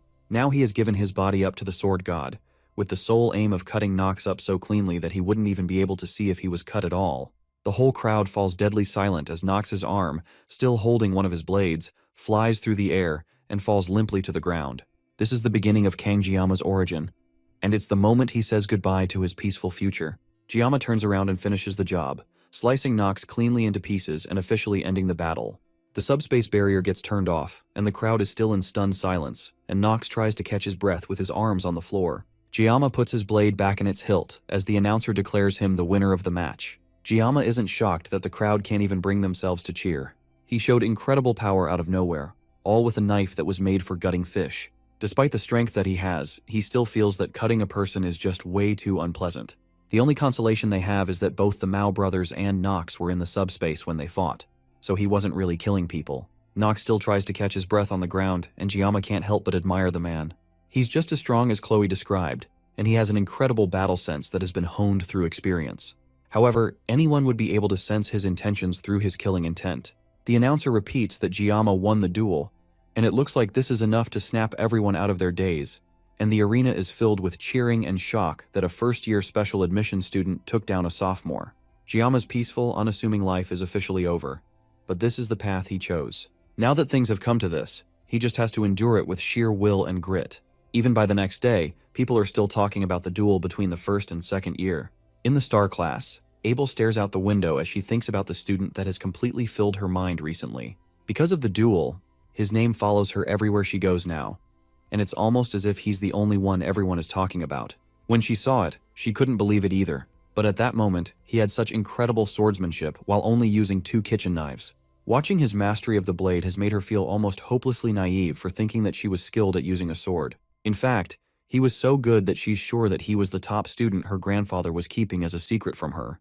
That makes her even more frustrated since she talked to him as if he was weak when he was actually stronger than her. Her loud annoyance is enough to wake up her seat partner, Rachel. She apologizes to her friend, but Rachel can immediately tell that something is seriously bothering Abel. The blue-haired girl tries to play it off by saying that she's frustrated because she hasn't been able to work out recently, but Rachel can immediately see through all of that. She tries some guesses to see what might be bothering Abel, and hits the nail on the head when she mentions that it might be boy trouble. Rachel breaks out in uninhibited laughter at the thought that Lady Abel would be interested in romance. All the while, Abel tries to convince her friend that it really isn't what she thinks it is. Rachel ignores her and shifts her focus to figuring out what man has gotten her dear friend so flustered. She runs through the list of options, starting with Leon, the class star with a handsome face. But Abel is so deadpan at the mention of that idea that it's obviously not him. Then that leaves only one option, the special student from the duel yesterday that shocked the entire school with his strength. Again, Abel freezes and isn't able to outright deny it, which is all the information that Rachel needs. Immediately, she grabs Rachel's hand and drags her to the Tiger class to meet the boy that has been on everyone's mind. The two of them barge into Tiger class with Abel reluctantly following along with her friend. Everyone in the class freezes in shock as the two school beauties make their way through the class. Rachel stands on a desk, looking for her target, but someone tries to come and scold her for suddenly leaping on another student's seat. She's able to completely confuse him by showing off how pretty she is, and Abel can only hold her head in embarrassment at her friend's actions. Eventually, she finds Jiyama sleeping on his desk while Chloe fawns over him. Rachel at first mistakes Chloe for his girlfriend, but that doesn't matter to her, and it only makes this whole thing more fun. She walks up to Jiyama and blows air lovingly into his ear, which shocks both Abel and Chloe. Then as he slowly wakes up, she sits down on his desk with a flirty look on her face and asks him for his name. Jiyama already knows who she is though, and he's not excited to see another one of the game's heroines in front of him all of a sudden. She leans her finger closer and pokes Jiyama on the face, complimenting his looks, while he just stares at her, shocked. He has no idea what's going on, but his intuition is screaming at him that this entire situation is dangerous. Suddenly, the hand that Rachel was about to use to poke Jiyama is grabbed by a very angry-looking Chloe. Chloe demands to know what Rachel thinks she's doing, but her anger and murderous intent only amuse Rachel. It looks like Jiyama's danger instincts were warning him about Chloe. Her personality has completely flipped as she spawns a box cutter from the yandere pocket dimension. If a knife fight breaks out in the classroom, it could spark some serious problems for him down the line. This is a combination he has never seen in the game before, and he can only wonder why this is happening all of a sudden. Abel comes in and tries to drag her friend out of the situation, especially since this isn't even their classroom, but Rachel won't budge. She claims that she's only here to say hello, and then, as if to pour salt in the wound, she places a hand on Chloe's head and tells her that she's not supposed to interrupt when adults are talking. That only makes Chloe even more angry, and she opens up the box cutter and prepares to strike. Giamma and Abel watch in shock as Chloe tries to stab Rachel, but her hand is easily grabbed by the much stronger girl. At this point, she's just pointlessly provoking Chloe into a fight, and Abel yells at her once again to stop what she's doing before something bad happens. Rachel frowns and quickly tosses Chloe away like paper, but Chloe is able to catch herself before falling, causing all the boys in class to scream out in joy at the building catfight. Giamma is more annoyed than anything at the weird buildup happening in front of him. Then Rachel activates her blessing that's built from the foundation of her clan, the clan of the Spear Saint. In her clan, they believe that skills are useless when faced with overwhelming strength, and they believe that brute force triumphs over all else. That's the same motto that Rachel Demira, the niece of the Spear Saint, believes in as well. She bluntly asks Giamma if Chloe is her girlfriend, and our MC doesn't hesitate in saying no, and that causes Chloe's aggression to momentarily turn to him. He clarifies that she's just a friend, and Rachel seems to get even more interested in the whole ordeal. Meanwhile, Giamma is still trying to figure out just what in the world this whole situation is about. Now that he's more awake and has a chance to look around, he finally notices Abel, who looks just as frazzled as he was not too long ago. He cuts straight to the point and asks why the two of them came looking for him, and Rachel says it's because Abel was interested in him and wanted to see his face. Abel yells that her accusations are definitely not true, and it's Rachel that practically dragged her there. Rachel thought that Abel genuinely wanted to see him because she followed her to the tiger class. As the entire class's attention turns to her, she tries to shyly explain that there was a misunderstanding, but now Giamma just wants them to leave. He tells that to them bluntly, and that shocks the two girls, and Rachel can barely hold back her laughter. That makes her even more interested in Giamma, and she likes interesting guys. She tries inviting him over to her dorm room after class to do some ungodly things together, and that's the last straw for Chloe. She yells for Rachel to get away from her Giamma right this moment, and Rachel tries to mock her again, but Abel has had enough. Even she can barely hold back her anger at Rachel's flirting. Sensing that things might be getting too far, Rachel finally backs off, but not before telling Giamma that she'll see him later, which he quickly refuses and tells her not to come back. The two girls finally leave the class, and Giamma immediately goes back to sleep while Chloe rushes to check up on him. No one notices Abel pausing for a moment to stare longingly at Giamma before walking away. Abel and Chloe continue their walk back to their class, and Rachel can't get over just how impressed she was by Giamma's attitude. It's one thing to be cold, but from his hollow eyes, Rachel could faintly tell that there was an underlying subtle feeling that she could get her throat cut if she continued poking him like that. She was just curious about him, but he went far beyond her expectations and actually gave her chills. From the little she could see, she can already tell that he's easily a step above all the style with no substance students that are all over the star class. Her clan pulls no punches when it comes to getting betrothed to the most outstanding warriors, and in a way, he just might be a precious resource that she wouldn't want to let go of.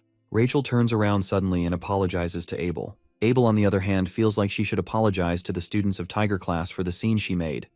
But that's not what Rachel meant. She's apologizing about Kang Giamma because going forward, she's not going to yield now that she's interested in him. Elsewhere, in the school's clinic, Nox pulls himself angrily through the halls, with only the thought of killing Giamma in his mind. He has lived his entire life without knowing defeat, constantly being called the auditory genius. Now someone has come and defeated him with nothing but kitchen knives. Just the thought of Giamma's face pisses him off to an outstanding degree. If he has to, he will call the power of his entire clan just to cut off Giamma's head, and then once he kills our MC, he will get Chloe back. Chloe has the potential to become similar if not greater than him, and he won't let some random special admissions nobody take her away from him. All he has to do is call on the power of his clan to strike, and then they will show him. At least that's what should have happened. But the same Giamma that he has been relentlessly plotting to kill sits calmly in his clinic room, eating an apple. Before then, though, while the class was in session, Giamma watched Chloe worriedly. The two girls have left, but Chloe is very clearly still upset, even though she was the one who pulled the blade out first. As she's having her psychotic thoughts, Giamma goes over to her in hopes of calming her down. Even though he can probably talk her out of whatever mental break she's about to have, he still wished she'd at least put the box cutter down when talking to him. He asks her about how Nox is doing, and she sadly tells him that her brother is in the Academy's medical ward. That's odd though, since people can't actually get injured in the subspace, so he shouldn't have any need for medical attention. The last Chloe heard, he was admitted into the ward despite having no injuries. But it should be fine, and there shouldn't be any reason for Giamma to worry. Giamma can't help but think about it though. Even though he was sliced up in the subspace, Nox isn't the kind of person that'd be weak enough to be traumatized from that. To make sure that nothing else happens, he has to check in on Nox. And to do that, he asks Chloe to tell him where Nox's room is. To sweeten the deal, he even pats her head, which is another tip he got from the How to Handle Yandere type series. That's how we got to where we are today. as Giamma stares down Nox, who is still surprised to see our MC in his room. Giamma comments on the room and how the auditories must be loaded with cash for them to get a hospital room this fancy for just one person. Before Nox can ask Giamma how he got into this room in the first place, our MC picks up a skinning knife from the bedside counter, and Nox momentarily goes on guard, wondering if Giamma wants to finish what he started. However, instead, Giamma simply picks up another apple and cleanly peels the skin off before placing it right back on the table. Then Giamma gets up and walks right past Nox, advising him to take fruits and vegetables for his health. That pisses Nox off even more, and the assassin reveals a knife hidden under his sleeve, ready to stab Giamma while he's least expecting it. But as if predicting this, Giamma warns him that if he ever has ideas of getting any sort of revenge, then he will be cut up along with the entirety of Auditore. With that, Giamma slams the door shut as he leaves, and the force is harsh enough to turn the apple that he cleanly peeled into slices, revealing that he cut it up so fast that Nox didn't even notice. Giamma walks out of the medical unit with his mission hopefully accomplished. Now Nox is nothing more than a candle that can be extinguished at any time, and his will has been totally destroyed. This is all thanks to Giamma's bravado-filled intimidation, which he hopes doesn't come back to bite him. After all, the Auditories are an incredible group of assassins, and there's no way that he can take on an entire clan with just 30 seconds of pain neutralizer. Although he should be able to take out 10 people in 30 seconds, the rest of the clan is an entirely different case. And that's only in the worst case scenario anyways. Giamma would love to avoid killing as much as he can. As he walks under the moonlight back to his dorm room, he feels like he's standing in the eye of a storm in a weird way. He's starting to get used to this new, crazy life of his. As long as Nox doesn't stir up any trouble, then he doesn't have to worry about things getting too insane. But he has another problem to deal with, and that's the girl that he wanted to avoid the most, Rachel.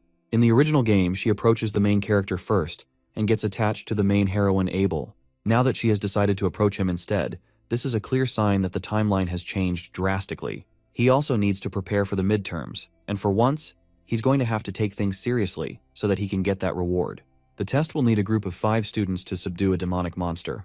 The 5 students will be picked regardless of class, and this test is meant to emphasize teamwork. Individual prowess is definitely important, but having faith in your comrades is certainly more important on the battlefield.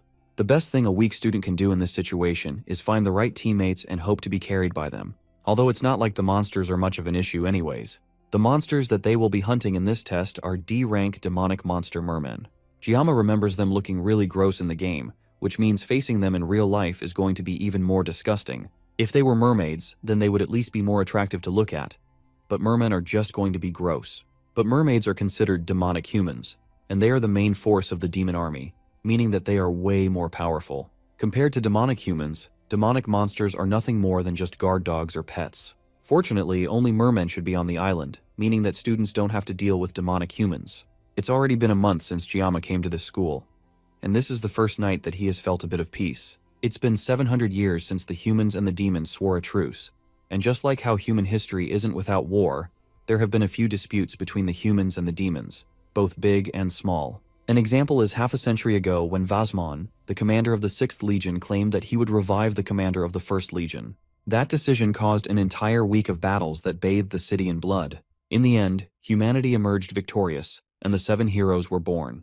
Although from those heroes, 3 sacrifices were made, and neither faction wanted to escalate things further. Other than that, peace has continued to this day. But Giamma wonders if this is really peace.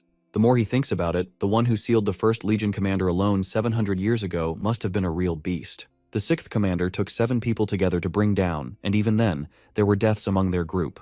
And now, they only have 3 years before the second human-demon war begins. And this time, the war will include the Demon King. It's terrifying to think about that future, but thinking won't change anything. What Giamma needs to do now is to focus on the upcoming midterms.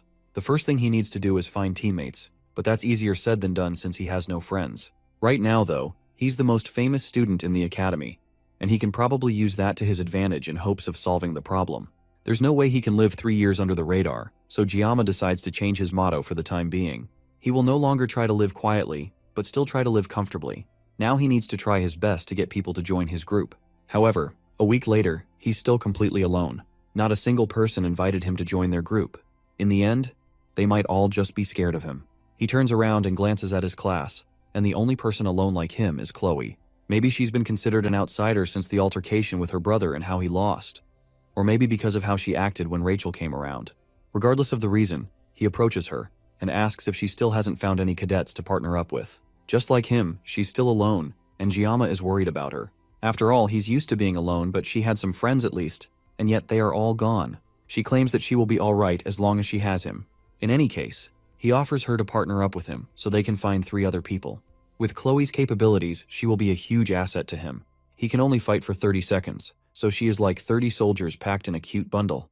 The peace in the class is broken up as Rachel comes charging in, calling for Giamma. He doesn't hide his disdain for seeing her again, and Chloe doesn't hide her bloodlust either as she pulls out a box cutter. Rachel continues to bother him, even falling over on his desk, and then she asks him if he has found any groups to take the test with. Since she's clearly not listening to him, he answers her question, and the fact that he doesn't have a group yet is perfect for her as she invites him to her group. Giamma is suspicious of the sudden offer since there is definitely a huge line of other students available to join her group, so why would she come for him specifically? She tells him plainly that he seems more fun to do the test with than any of the other students in her class. Giamma then tells her that he's already in a team with Chloe, but that's alright too since Rachel's group has 2 spots left. Giamma is still suspicious of the whole thing since this is a bigger risk for Rachel. Doing something like this could risk her grades if they underperform for the island test. He glances at Chloe and she begrudgingly nods, agreeing to join the group. With nothing holding him back anymore, he tells her that he will join, and Rachel immediately opens her phone to test someone after telling him that he can't back out. Then Giamma asks who the other members of the group are, and the first person she mentioned is none other than Leon. Not just any Leon, the counterfeit protagonist of this world, and the one person Giamma wants to interact with the least. Giamma can't help wondering what crimes he committed in his past life that gave him such terrible luck. Like yeah, he spent 30 years wielding a knife, but that was because of his job. He's getting involved with the heroines for some unknown reason, and even though he tried his best not to stand out, he's still getting intertwined in the main story. The heroines at least are eye candy for him, and it's not so bad getting involved with pretty girls. The real problem is Leon Van Reinhardt. He's the main character, and interacting with him will definitely turn the main plot on its head. Right now, Giamma has no clue how things will pan out in the future, but he's sure that everything will be his fault in one way or another. He even tried to see if he could change his group, but Rachel already put his name down in the application before talking to him. This is the first time in his life he has wanted to cut down a girl so badly. And then of course, there's the biggest issue in the yandere that he shares a class with. And speaking of the devil, she comes up right beside him to ask how he's doing since he has looked petrified ever since Rachel left. He tells her that he was just a bit overwhelmed thinking about taking the exam with Star Class cadets. Chloe tells him that no one is stronger than him in Star Class, and he weakly thanks her. He did choose to team up with Chloe, so he can't take the exam without her in good conscience. In fact, thinking about it more rationally, there aren't better people for him to take the test with. This could turn out to be a good thing if he wasn't so pessimistic about it. He asks Chloe when and where they are supposed to have their first group meeting, and she tells him that it's at a cafe on campus. It's nearly time for them to meet up, so he suggests that they start heading there now. They get there first, and both he and Chloe order drinks for themselves. Chloe gets a delicious avocado smoothie for herself, and Giamma can't help but watch her in envy as he thinks about how expensive a single cup of that thing is. Then he takes a sip of his cheap espresso and almost has a seizure at how horrible it tastes. Since this cafe is an outside company, the faculty cards don't work, so for the first time, he's forced to use his own money. As he rethinks his life choices, his phone buzzes with a message from Rachel. She tells him that she's close by, and not long after she walks into the booth with Leon and someone else close behind her. Leon and Giamma make contact for the first time, and then Giamma glances at the person beside him. The first impression he can get from the guy is that he must be some sort of delinquent. Leon is the first of the guys to introduce himself with a hand outstretched to our MC. Giamma takes it in a handshake, and Leon compliments him on the battle he had in the subspace a few days earlier. Just from the way he talks, Giamma can tell that he's a perfect blend of intelligence and class. Then they all sit down, and Rachel suggests that they do proper introductions. Leon goes first and introduces himself as the group's leader and a student of Star Class. He ended up becoming the leader of their group somehow, and he seems genuine when he says that he looks forward to working with them all. The next to introduce herself is Rachel, but everyone there already knows her, so she passes the baton to the person sitting beside her. His name is Speed Weapon, and he's also a student of Star Class. His introduction is short and straight to the point, but Giamma is more interested in his unusual name.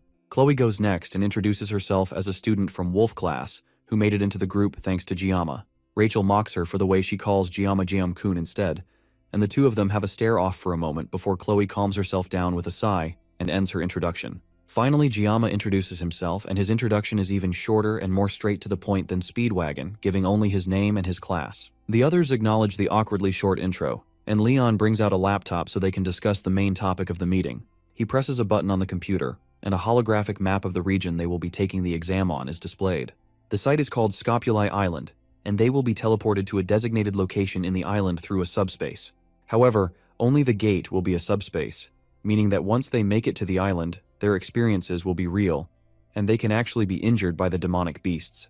The assigned area for their group is the northeastern coast, and 3 groups, including theirs, will be hunting for mermen in the area. There is a limited amount of mermen in the area, so the objective of the exam is to hunt as many mermen as the limit will allow. With the information passed across, Leon ends the presentation and asks for questions from his group. Speedwagon goes first and asks if there are any risks besides the mermen on the island. The instructors have already done research on the island in advance to ensure that there will be no monsters or demons on the island besides the mermen. Then Chloe asks if other groups can ambush and battle each other, much to the shock of the rest of her groupmates. Leon calmly assures her that the exam's objective is strictly to exterminate demonic beasts, so conflict between groups would lead to a disqualification. That question must have been part of her habits as an assassin. With no other questions from the group, Leon disbands them and tells them to prepare themselves for the midterms until they meet again the next day for another discussion. The other cadets exit the cafe, leaving Giamma alone with Leon. The atmosphere is awkward, so Giamma moves to hurry up and leave, but Leon suddenly calls out to him. The faux MC asks Giamma where he came from. Giamma pauses and takes a moment to ponder about the strange question from Leon. He heard a similar question before, but this question coming from Leon is fundamentally different. Leon also looks deadly serious while asking this question, and Giamma can't tell what he's thinking. He could have asked that question earlier while they were introducing themselves, but Leon specifically chose to ask that question after everyone had left. After noticing the long silence, Leon apologizes for springing that kind of question out of nowhere and says that he can't help but feel like Giamma is similar to him. While it's true that this world's official language is Korean due to where the game was made, that doesn't mean that other cultures don't exist. Anyone can tell just from a glance that Giamma is Korean, so it's for Leon to ask where he's from and say that they are similar. With still more silence from Giamma, who is struggling to comprehend this weird conversation, Leon tells him to pretend like he didn't hear anything before getting up and leaving the cafe. Giamma stops him and throws the question back at Leon, asking him where he came from. It was a reflex response, and Giamma regrets it immediately, but he knows that he won't be able to sleep tonight if he doesn't get an answer. Leon calmly takes Giamma's hand and tells our MC that he's from Germany. Without another word, he leaves, and Giamma can't help but wonder what is up with Leon all of a sudden. At that moment, when Leon first asked the question, Giamma wondered if the main character of this game came from another world as well. It's outlandish to think about, but it's also a very real possibility. There's no rule saying that only one person can be dragged into this video game after all, and possessing the main character is more probable than possessing an extra. Giamma glances down at the knife of his table and has an idea. When the blessing of the sword god activates, his senses are strangely heightened.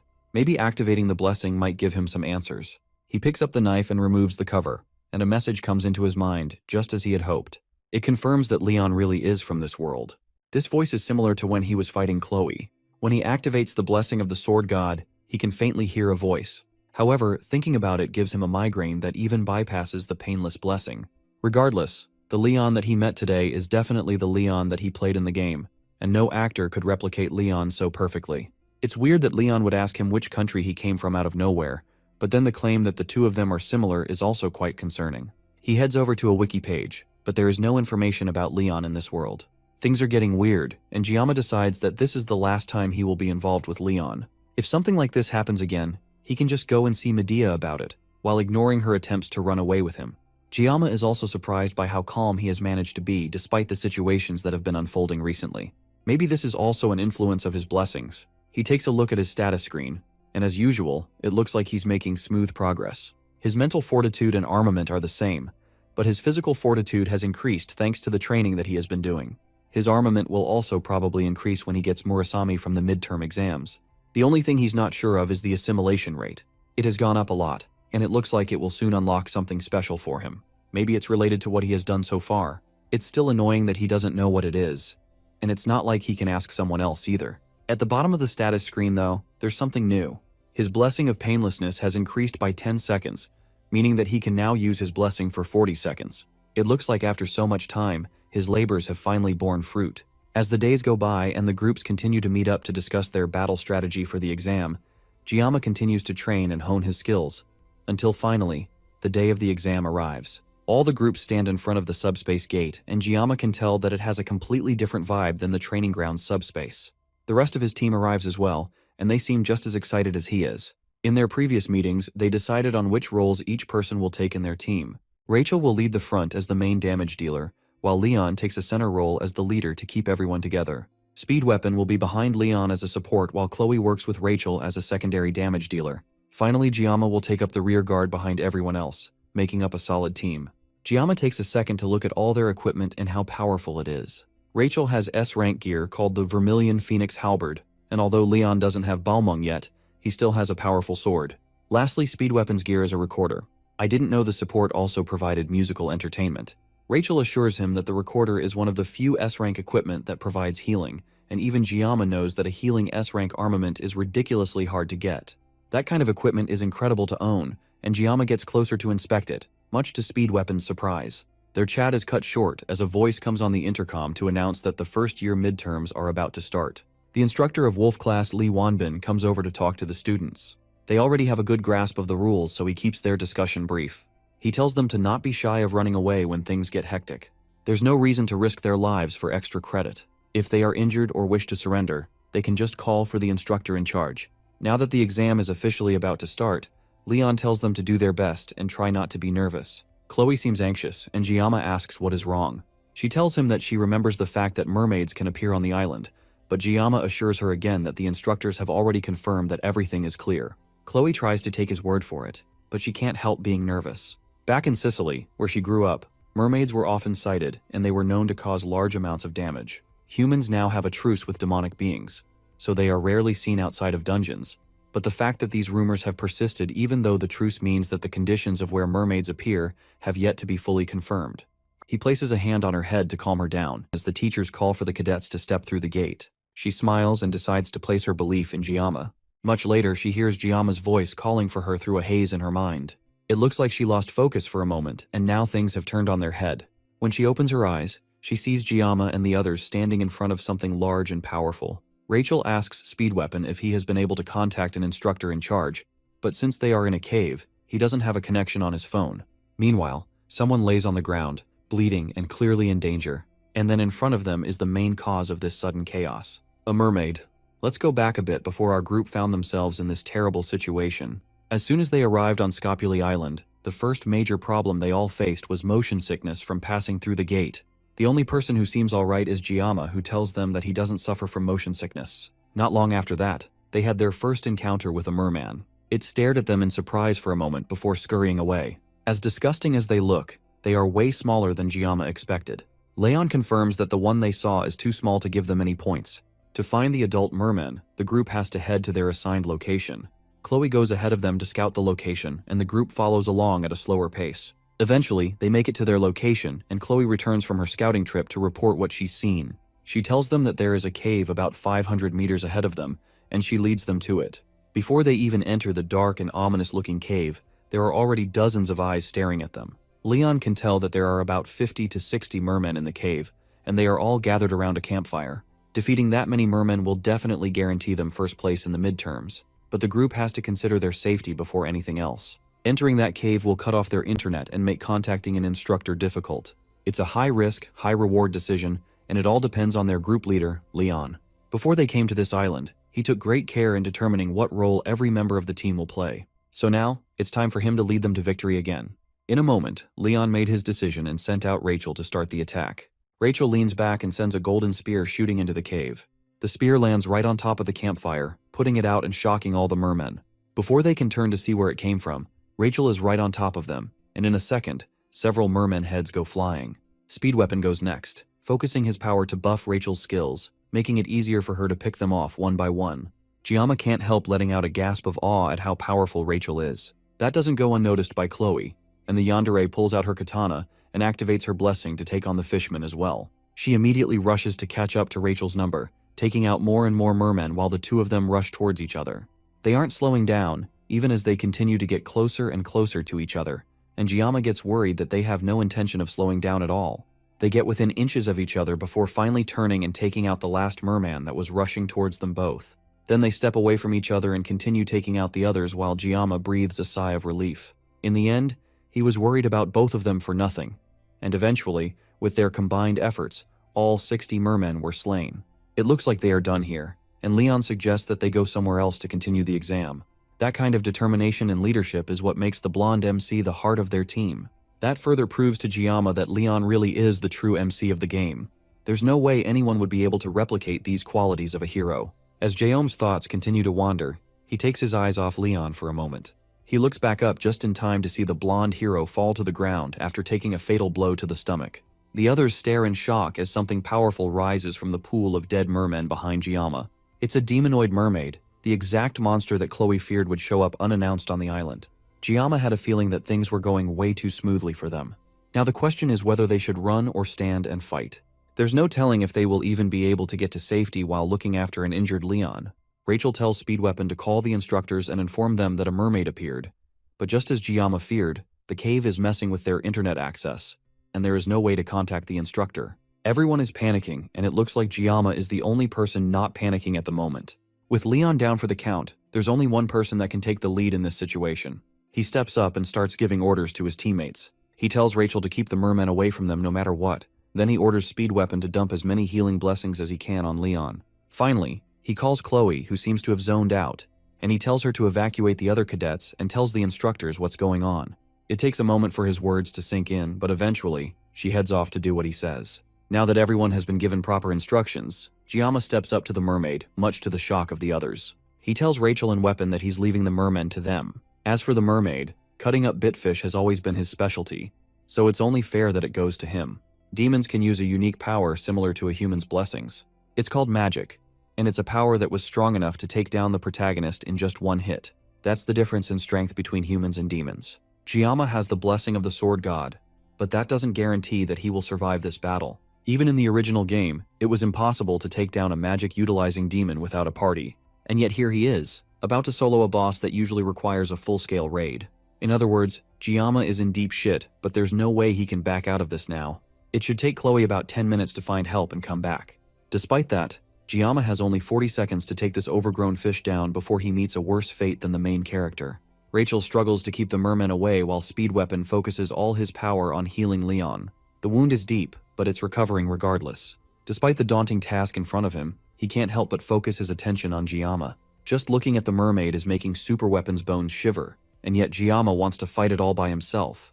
The demon strikes first, launching the same laser attack that took out Leon. Giamma dodges the attack and rushes in with his knife to close the distance.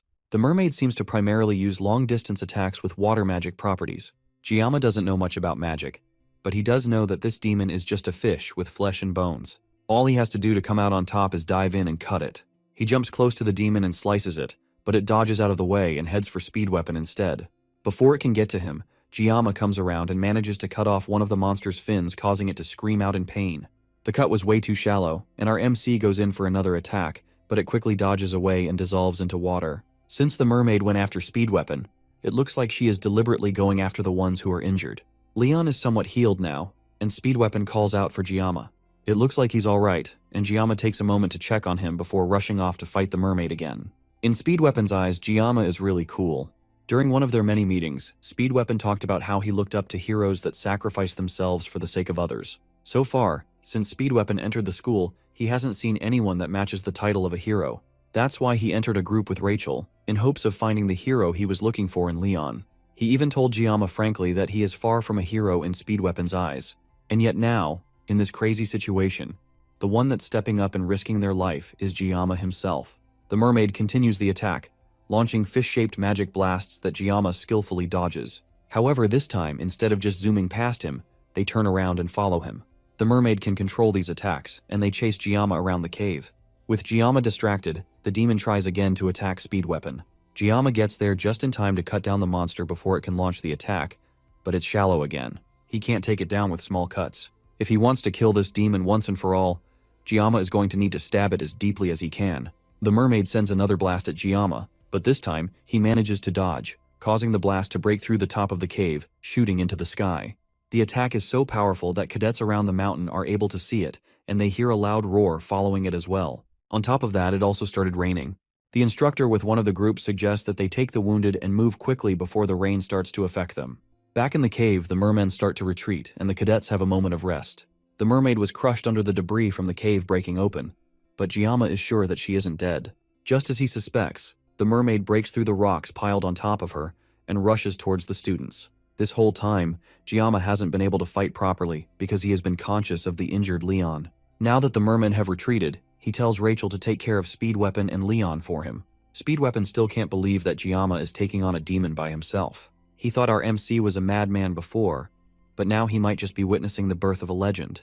Meanwhile, Giamma is just happy that he can finally focus now that he doesn't have to worry about his teammates. He only has 10 seconds left of the painless blessing, and he has to make up for lost time if he doesn't want to die. Giamma and the mermaid stare each other down for a moment before rushing in for the final clash. Elsewhere, Chloe dashes through the forest as fast as she can, looking for anyone to help her. She's tired, but she knows she can't stop running unless everyone she left behind will be in danger. Her body hurts incredibly bad, but the more she feels like stopping, the more she thinks about Giamma and the fact that he's in the cave, fighting that monster on his own for their sake. Giamma really is the strongest person she has ever met in her life. He clearly doesn't like fighting and tries to avoid drawing his blade whenever possible. The only time he stands to fight is when there is really no other choice. Since Giamma made the best decision fighting that mermaid, she knows she has to do her best to get help. But she can't help feeling that if she was just a little stronger, then maybe she would have been able to help him somehow. Behind her, a loud blast tears the side of the cave apart, and she knows that it's the sound of Giamma and the mermaid fighting. In her worry, she trips off a vine and almost falls, but manages to catch herself on the ground and keeps running. She can't stop or fall until she has found someone to help. As she continues to run, she senses something ahead of her. She can't send it clearly since her head is in a mess, but her first thought is that they must be mermen. She draws her sword to defend herself and unleashes a blow towards the closest one to her, but surprisingly, the merman blocks with their own sword. That's because it isn't a merman, it's Abel. As soon as she realizes that she has finally found another person, Chloe stops moving and collapses to the ground. Abel's teammates get suspicious and start to suspect that there is some sort of ambush in the area. Meanwhile, Chloe weakly tries to tell them that they should go and help Giamma. Luckily for her, Abel remembers her face from when she and Rachel went to Giamma's class. Back in the cave, Speedweapon is left in complete awe at what he's witnessing. He wonders if there will ever be a day as astonishing as this ever again. The way Giamma fights seems like a skilled swordsman handling a live fish on a chopping board with skill. At this point, this whole thing is beyond just fighting a demonoid. Giamma is completely overwhelming it. This scene unfolding right is definitely something that will be etched in his memory for the rest of his life. Even Rachel, who's the successor of the Spear clan and grew up among strong people, clearly hasn't seen this caliber of skill before. Despite that, she's the first to push him out of the way when a stray attack comes towards them. Speedweapon nearly forgot where he was because of how intense the sight was. Giamma's opponent is a demon that uses magic. A blade against magic isn't a good matchup to begin with, even if our MC has the upper hand right now. If the demon uses magic that can't be countered, then Giamma will be in danger. As soon as Speedweapon has that thought, as if on cue, the mermaid raises its hands in the air and calls a different magic attack called Needle Squall. The rain around them starts to crystallize and freeze and everything halts for a moment. Then the mermaid drops its hand and all the sharp crystallized raindrops fall towards Giamma. He dodges some and parries the rest, but they are too hard for his knife. The blade starts to break apart as he fights with it. Instead of keeping the blade aside, Giamma tosses it at the mermaid. It cuts straight through the mermaid's side, leaving a gaping hole in its waist. Giamma then follows up with a final attack cutting through the mermaid's flesh with one powerful slash. Except the mermaid managed to dodge, and instead used the body of a merman to distract Giamma. Then it charges up a massive attack right in front of our MC. This one is way too close, and there is no possible way he can dodge it. Just before the attack hits and he starts to panic, his mind is suddenly teleported to a clear space. In that space, he sees a red line that indicates where he should cut, and he hears a voice telling him that if he can slice it, it will cut. Instead of dodging the attack, Giamma readjusts his grip on the knife and cuts through the magic instead. The cut causes a massive shockwave to push through the area, and by the time the smoke clears, Giamma stands over the lifeless body of the mermaid. The demon makes a few sounds in death and Giamma kicks it away, down into the pool that it came out from. Rachel and Speedweapon stare at the scene in front of them in shock. Somehow, a freshman defeated a demonoid alone. Suddenly, Giamma falls to his knees and starts coughing up blood. Rachel is the first to react, and she rushes over to him while Speedweapon checks on Leon. Thankfully, the protagonist is fine, but there are other sounds behind them and Speedweapon turns around thinking that the mermen that ran away have returned. Instead, it's Abel and her team, carrying an unconscious and injured Chloe. The first thing Abel notices is Rachel, who caresses an unconscious Giamma. The sight makes her angry for some reason, but she ignores it to look around. The rest of the team look like they all have one foot in the grave, and yet Leon seems completely fine. She informs them that she has contacted the academy and they will be arriving in an hour to aid them. Now that help is on the way, she wants to know just what exactly happened. She tells Speedweapon to explain, but he's more frustrated by the academy and the instructors who claim that they thoroughly checked the island. He doesn't believe that they will believe him anyways, but he starts to tell them what he witnessed. Speedweapon gives Abel a basic rundown of what happened and how Giamma defeated the mermaid alone. Just like Speedweapon predicted, she can barely believe it. The tales that her grandfather told her when she was younger were more realistic than this. And yet, as ridiculous as the story is, the evidence around them proves that it's the truth. Why would they lie about this anyways? And yet, Abel still can't accept it. She's a descendant of the acclaimed hero Balor Joachim and his disciple Aaron Nibelung. Those are the roots that she has in her, and it has given her a special attribute since birth. Her bloodline has always been filled with promise and potential, and she put in incredible effort to make sure that she wouldn't be overshadowed by her roots. And yet, even with everything going in her favor and with how far she has managed to get, Giamma continues to prove that there is a ridiculously large gap between their skills. Abel can't help feeling a mix of fear, dread, and admiration. She tells the healer in her group to try to heal Giamma while they wait for the teachers. After getting a better look at him, she can see that he's tattered and at death's door. And yet, he fought a demonoid alone and came out victorious. Abel can't help but look at him in envy. Speedweapon snaps her out of it and tells her that it probably would be best if they don't tell the instructors what happened here in detail. The academy claims that they scouted the island beforehand, and yet a demonoid popped out of a cave that would be easily noticeable by cadets. There's some things that just don't add up in this whole story. Leon tries to cut straight to the point and asks Speedweapon if he thinks that there is someone among the demon factions within the academy. Leon tries to backtrack since that's not exactly what he meant, but they also can't completely rule out that possibility. It's undeniable that this cave isn't easy for cadets to miss, and as Speedweapon said, if it weren't for Giamma, then Leon's group would have been torn to shreds. There were definitely conflicts both large and small during the 700-year truce, but there was never a moment where the demons dared to touch the cadets of the academy. There was also a clause in the truce stating that if an act like that were to happen, then it would be justification for war. Speedweapon tries to pull them out of their thoughts and assures them that they are definitely blowing things out of proportion. It's not a bad thing to be wary of a possible spy in the academy, but it's way too soon to jump to conclusions. For now, they need to make sure that their stories match up. If there really is a spy in the academy, then Giamma will definitely become a target once word gets around that he defeated a demonoid alone. Abel doesn't really agree with keeping things under wraps like this, but since Giamma has worked so hard for their sake, and the group seems to unanimously agree with this decision, she suggests that they talk to her grandfather first. The cadets return to the school and Giamma is taken to a hospital. He wakes up as the bright even sun shines on his face, and he's almost surprised that he's alive. The last thing he remembers is the mermaid shooting a magic sphere out right before it died. It wasn't an attack that he could dodge, but he just barely managed to see it. He used his sashimi knife to cut through a line and the magic severed into two halves before bursting. Looking back at it, the magic sphere was definitely water. On top of that, after activating the sword god's blessing, he felt something that he can't describe. He calls his blessing just to make sure and the screen pops up in front of him again. His mental fortitude has increased by 1, and that's mostly likely why he didn't get scared when he faced the mermaid. It also looks like his assimilation rate has increased enough for him to unlock the mysterious attribute. The next attribute will be unlocked when his assimilation rate reaches 15%. Maybe this strange unlockable is what allowed him to see the red line to cut with the mermaid. As he's thinking about his blessing, the door opens and a familiar figure dashes in. It's Medea, and she wastes no time wrapping Giamma in a tight hug. She fusses over him as Giamma tries his hardest to breathe through her death hug. She pulls away from him eventually and apologizes, but then reveals why she came here to see him. She opens up a dimensional pocket through her purse. She pulls out the reward from the pocket, and it's what he had been hoping to get from the midterm exam. The Murasame sword. The Murasame is a B-rank sword with high-level stats, and it's exactly what Giamma was looking for. He stares at it in disbelief as Medea asks him if he likes it. She apologizes for giving it to him in this kind of situation since he should have gotten it officially. Meanwhile, someone lurks at the door, watching the whole interaction.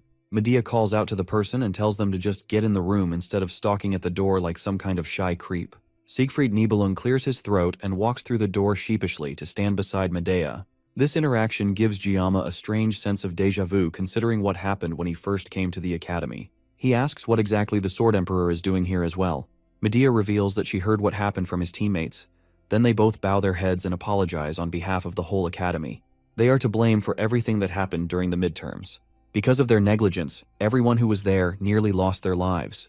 Giamma can't bring himself to speak as she continues to talk. She swears to him that they will uncover the truth behind the incident. Siegfried speaks up as well and thanks him for saving the cadets. Giamma nervously scratches his cheek and meekly tells them that he did what he could. Medea continues and says that even though his actions were remarkable, they need to keep the incident under wraps. Medea is sure that the mastermind behind this incident is in the academy, and they have to keep things quiet if they don't want this leaking out to the public. Giamma understands and doesn't hold their decision against them. Medea smiles and says that sometimes Giamma acts like an old man trapped in a teenage boy's body. The two administrators leave the room and make their way back to the administrative block. As they walk through the halls, Medea asks her old friend if he remembers the day they met after enrolling in the school for the first time. Siegfried was laying on a bench and she told him to shove it. In response, Siegfried drew his sword without a word. Siegfried pretends not to remember anything, and Medea smiles slightly. The whole thing feels like it happened just yesterday, but it's already been 60 years since then. Yet, even with that, they haven't filled a tenth of Joaquin Academy's history. Back when they enrolled, the school was already ancient and filled to the brim with history. There were big and small incidents, but the academy nurtured and protected its cadets for 700 years. Suddenly, the atmosphere changes and Medea's aura causes the surrounding windows to shatter. Before the midterms, she received reports that they had completed multiple preliminary surveys of the island. Even though it was rare, the Scopuli Island was known as a ground for mermaid sightings, so she took every precaution to make sure that nothing would happen to her precious students, and yet something terrible like this would happen under her watch. Siegfried places a calming hand on her shoulder, and she snaps out of it with an apologetic look. Then she immediately switches to fangirl mode as she thinks about how amazing Giamma is. The fact that he took a mermaid down all by himself is incredible, and she asks Siegfried what he thinks. Siegfried has seen natural-born talent countless times. He has seen many names hailed as the chosen ones of their era, only for them to lose sight of their light. In families of heroes that are desperate for glory and honor, the word genius is recklessly thrown around. When a child shows the slightest bit of promise, they are called a genius because of their bloodline. It's also a word that he forbade from being used to describe even his own granddaughter, Abel. But if it's Giamma whose talent is so unfathomable, then maybe the word genius can only apply to him. If he continues to accumulate experience, Siegfried wonders just how far he will go.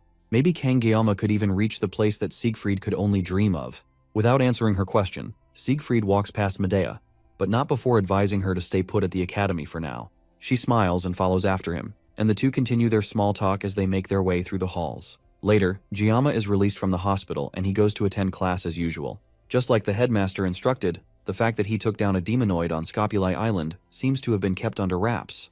Giamma can't help but feel that his classmates can be so carefree because he stopped the mermaid. After he was initially discharged, the first thing he did was to visit the school's forge to reshape and enhance Murasame.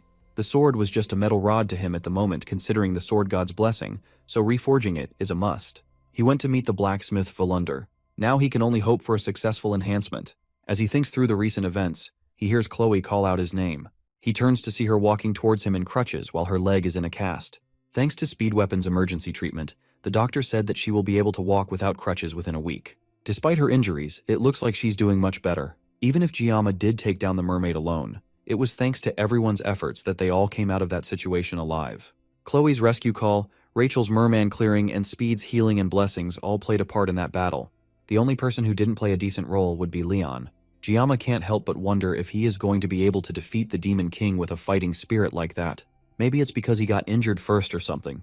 Their chat is interrupted when their instructor barges into the class and orders everyone to sit down and pay attention to a few announcements before the training assembly. Once all the students are in their seats, he informs them that there will be someone co-instructing them. The students are initially annoyed by this sudden change until they see just who will be instructing them. Siegfried calmly walks into the class much to the astonishment of the entire class as Li Wanbin bows to him in respect. Even Giamma can't hold back his shock at seeing the strongest human coming to his class. Meanwhile, elsewhere, an old man is thrown against a wall before being grabbed by the scruff of his neck and held up the wall. A pink-haired woman slaps the old man across the face, sending him flying to the ground. He apologizes to the woman named Instructor Kim while she struggles to control her breathing. This woman that is mercilessly beating up this man is the 5th Demon Corps commander, and she is not pleased at all. She asks him why he didn't cooperate with her when he had the chance, and the man tries to apologize, but that only gets him another smack to the face. It's clear that the purple-haired instructor is tired of apologies.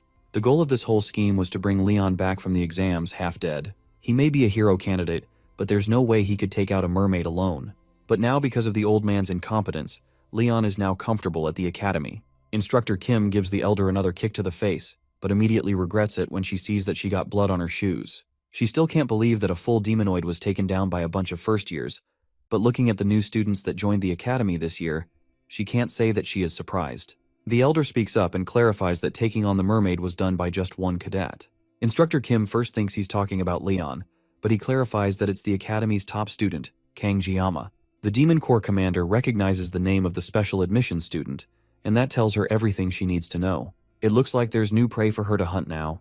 The prey in question, though, isn't the most efficient person to hunt. Wolf class once again goes on their daily training with the exception of Chloe, who is still in a cast and crutches. Jiyama can't help being jealous of her getting to rest, and he's forced to run for his life with his fellow students. And to make it worse, there's now an older man breathing down his neck after every lap, and he's surprisingly fast and nimble for his age. Siegfried runs up close to Jiyama and urges him to run faster, even thinking that he might still be hurt from the midterms. It's weird for the Sword Emperor himself to be running around with first-year students, much less with a special admission student. Siegfried von Nibelung is a man that will later inherit the title of Sword Saint and become one of the greatest forces of humanity. Not only that, but during the Second Demon War, he will also become Leon's swordsmanship master, and he's a character whose importance rapidly increases in the latter half of the story. So why is someone who's this important training with Wolf class? The main story has clearly started to go off track, and now it's pretty much falling apart. Come to think of it, Leon never ended up receiving the Sword Saint title, and that ended up being a pretty big issue in his past life. But Leon can't inherit the Sword Saint family because he's not part of the Nibelung bloodline, so it doesn't matter. That doesn't make the situation any less uncomfortable for Jiyama though, especially considering the jealous glares his classmates keep shooting him. With how close Siegfried is to Jiyama, it almost looks like they are running together. Siegfried also takes moments to try and educate Jiyama, telling him that the foundation of any warrior comes from their physical strength and endurance. No matter how talented or outstanding someone is, it's completely worthless if their body cannot support it. Once he gets Jiyama motivated, he runs ahead, expecting his student to keep up with him. After their running laps are done, it's time for field training. For this training, personal weapons are strictly prohibited. Instead, the students will have to use one of the weapons provided by the school and learn to master it. Siegfried dumps a variety of different weapons on the ground. He notices that there is even a sashimi knife among the pile. The rest of the students are surprised by this sudden condition that their teacher has given them. One of them asks why it wouldn't be better to just use the weapons passed down by their families. That's because the basics are more important than anything else. The more a person relies on high-grade weapons, the more they will start to neglect their training, and it's easy to mistake the power of a weapon for one's own strength. At the end of the day, a master can never blame their equipment. Those words resonate with Jiyama specifically, and he nods his head in agreement. With no more room for idle chit-chat, the Sword Emperor tells the student to pick up the weapons and master the basics with them. Cadets who can handle ordinary weapons skillfully also have a high probability of receiving a high score in the class, which will affect their promotion evaluation at the end of the year. That additional bit of information gets the rest of the students excited, and they rush to pick up any weapon they can find. Jiyama naturally goes towards the sashimi knife, laying unnoticed on the floor. As soon as he picks it up, he notices Siegfried's eyes watching him. The students gather together again after picking up their weapons, and Siegfried tells them that they will spend the day getting accustomed to their new weapons by performing one-on-one training between the cadets without a subspace. To make sure that the students don't go overboard with their training, Siegfried suggests that he gives a demonstration of proper sparring. Li Wanbin prepares himself to spar against the Sword Emperor, but him shivering in fear makes it obvious that he's not prepared for this. In his whole life, this has to be the biggest crisis he has ever faced. However, Siegfried has a different idea in mind. He calls for Jiyama to come forward for the spar. Siegfried is also holding one of the novice weapons from the pile of old tools, but in his hands, the piece of junk looks especially sharp. The other students are still jealous and confused by the fact that the Sword Emperor himself is calling Jiyama out personally. Jiyama comes out, and before they start, he asks Jiyama if his bones have healed. Once he gets a positive answer, he tells our MC to pick up his sword. This is just a sparring match, but Jiyama thinks that this is way too much. If he crosses swords with the Sword Emperor, it's clear that this won't end easily. If this gets out of hand, at least one of them will lose a hand, and if they are unlucky, then even a head will roll. Despite those thoughts though, maybe because of the influence of divine power, his instincts are craving for a fight. Jiyama tries to de-escalate the situation and says that he's nothing compared to the Sword Emperor, so Siegfried should lower his sword. The rest of his classmates mock him behind his back, making fun of the fact that he's chickening out of a fight. Siegfried also isn't impressed, and calls Jiyama out for continuing to hide his power and his pride as a swordsman. There's no reason for Jiyama to have such extraordinary talent while living as a cowardly person. Pride is a word that Jiyama had engraved in his heart ever since he claimed the title of the greatest swordsman in the country. Those characteristics are also the reason why he never put down his sword. The provocation from the Sword Emperor is supposed to test him, and if he falls for the provation in this situation, then he will definitely end up regretting it for a long time. Still, he can't ignore his pride as a swordsman and his urge to fight. Lee Wanbin notices Jiama's change in demeanor and rushes to stop what's about to happen, but Siegfried stops him. It seems like Jiama has already made up his mind. Jiama pulls out the sashimi knife from its cover and prepares for a fight. The two of them stare each other down for a moment, and even at 70, Siegfried can recognize vividly the enlightenment he gained through the sword. When he was younger, he had memories of a one-armed, wandering knight teaching him the way of the sword. The swordsmanship that the knight showed him was undoubtedly at the level of a certain realm. And now, the boy that he has been keeping an eye on since the allocation test, Kang Jiama, might be the person that will lead him to that realm. Jiama takes the initiative and charges as Siegfried, but the swordmaster is ready and greets him with a slash of his sword. Jiama is quick enough to dodge and then turn around for another strike, causing Siegfried to deflect with his sword, and the two clash again. The boldness of Jiama to charge in head-on without avoiding the strike is almost inspiring to Siegfried. As the two of them continue to fight, Siegfried notices that even Jiama's physical capabilities have increased a lot. He can even push the Sword Emperor back so effortlessly. However, his sword isn't light either, and Siegfried is determined not to take this match lightly. Meanwhile, the other students watch the two of them fight, but they can't tell what's going on. From what they can tell, Jiama just got lucky during the matchup in the last subspace sparring with Nox, and yet, even the Sword Emperor seems to care a lot about Jiama, who is just a special admission student. They at least hope that the Sword Emperor will give him a proper lesson that will leave him crying. And yet, after several minutes of watching, the two of them are just standing there, staring at each other. Lee Wanbin knows what's really happening though. They aren't just standing still. They have reached a level that the Wolf class instructor doubted was even possible.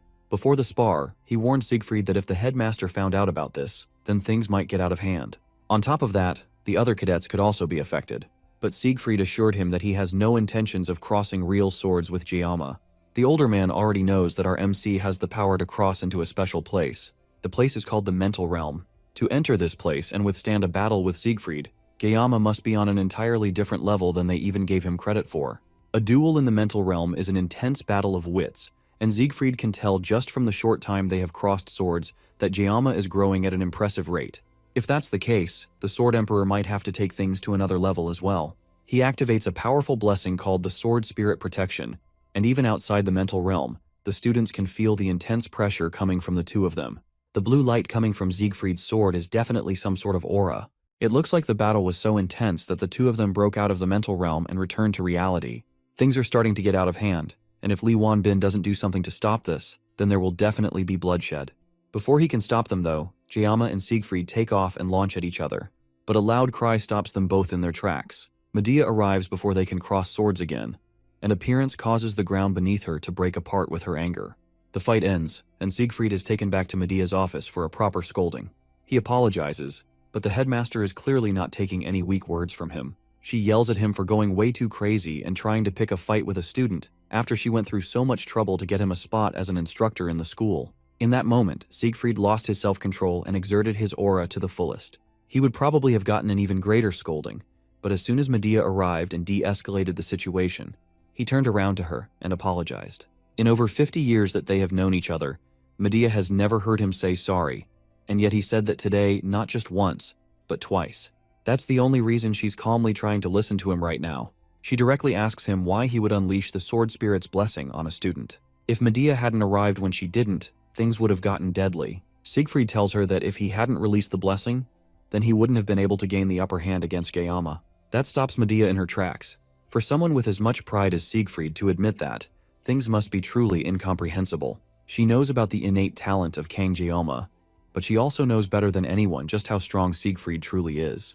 Then he reveals that Jiama has already reached the mental realm. Siegfried, for comparison, only managed to master it at the age of nearly 30. The fact that a 17-year-old has done it is more than Medea can believe. Siegfried doesn't know either, but there's no denying what he experienced. All this new information is way too much for Medea to understand. But she remembered what she saw after she stopped the fight and went to check on Jiama. The moment she ran up to him, any semblance of dignity as an educator or one of the 7 stars vanished. In that moment, the only emotion she felt towards Jiama was fear. A fear similar to the feeling she had when she met the 6th Division commander, Vaesun. She can't figure out why she would have such an eerie feeling towards one of her own students, but it does give more credibility to the crazy things Siegfried is telling her. She then asks Siegfried directly if he lost, and the normally calm and quiet man becomes irate in a second. He yells that even if Giama's talent is innate, there's no way that it would compare to his. And on top of that, he even says that he wasn't fully armed at the time, which is the reason why things went the way they did. Medea calls him out for breaking his own rule of blaming his equipment. And can equipment really be an excuse when facing off against a student? The way he's overreacting just makes him look ridiculous. Her words make him so angry that he tries to activate the sword spirit's blessing right there, but a firm slap from Medea pulls him out of it. Elsewhere, Giama wakes up from a dream where he relived the fight with Siegfried. Everything ended well, but the Sword Emperor is quite hot-headed. If Medea hadn't intervened, things could have gotten really dangerous. The mental realm is also a really strange thing to experience. The mental realm is only achieved when one grasps full mastery and understanding of their weapon. It's an active space that can be activated when certain conditions are met, and only peak masters who have honed a single weapon for their entire lives can enter it. Because of this, even in the World Miracles Blessing game, not even 10 heroes can freely enter the mental realm. Leon, the protagonist, blessed with the qualities of a hero, needed 3 years of private training just to set foot in it. That's the point where Giama stopped playing. However, Giama managed to do it right away. Maybe it's because of his sashimi knife. Including his previous life, he has been using the sashimi knife for more than 20 years. What's more, every time he unleashed the sword spirit's blessing, he would experience a concentration that transcends perception. The tangled web between the life he's living here and his past life start to intertwine, breaking through situations. Based on his experiences so far, avoiding situations only makes things worse. Rather than being swept along passively, it'd be better to tackle what he can do and solve things step by step. Now that he can freely control the mental realm, he can probably try to train in combat without relying on the sword god's blessing. He stands up from the bed and slowly uncovers his sashimi knife. Then, after a little bit of concentration, he re-enters the mental realm. Then in an instant, the realm shatters, and a large hand reaches in through the void towards him. It stretches down, and a single finger touches Giama's shoulder, snapping him out of his trance, and filling the hand holding the knife with aura. Whatever it is though, it's too much for the knife, and the weapon disintegrates. Elsewhere, some elders argue among themselves in a dimly lit room. The old man from before that was talking to the Demon Corps commander, argues with the rest of the Academy's elders. The main thing he's trying to do is convince the rest of the elders to investigate Giama on suspicion that he might be a candidate for the hero. The rest of the elders don't agree, since it's already well known that the hero candidate is Leon. The elder tries to make the argument that Leon is still half-baked, and can't even properly manifest his blessing, while Giama has very obvious capabilities that were first shown when he took down the Genius Twins during the class placement exam. What's more, Medea is also blocking information about him under the pretense of protecting the student. Everything about him is just way too suspicious, and it means that they have to investigate. He also reminds them that the 7 stars have been meddling way too much in their affairs, and since Medea, who is one of the 7 stars, became the Academy director, their standing as elders has been severely weakened. After Basman was defeated, the public only looked at the 7 stars while treating the elders like outdated relics. If a hero were to appear, then that would shift their reputation even more. The other elders agree with that and also feel like they need some sort of public enemy if they want to maintain their power. They unanimously agree that the hero that threatens the Demon King must be eliminated. The man became an elder of the Academy because of the purple-haired instructor, and that's why he's putting so much effort into persuading the elders through sheer force. If he doesn't do something here, then Heir Acor, the 5th Demon King Division commander, will definitely make him wish he were dead. After some more persuasion, the elders finally agree with the verdict that Kang Giama needs to be investigated and eliminated. And for that, they need to issue orders to the Auditore family. That isn't the only problem on Giama's plate, though. Right now, he's staring at the blacksmith that he trusted to take care of his weapon as the man backs away in fear. Despite his hopes of using the Murasame as an alternative to sashimi knives, somehow, Volunder managed to turn his only hope of escaping the sword god's blessing into a sashimi knife. And if that wasn't bad enough, the sword has also been reduced to an E rank weapon from a B rank. Even Volunder is confused, and in the 30 years that he has been smelting weapons, he has never seen something like this happen before. What happened was, when he tried to work on the sword, it's as if it refused to be forged. He hastily melted the metal and reforged it, but he barely managed to give it a proper shape. If any ordinary blacksmith had tried to do this, they would have ended up with a useless lump of metal.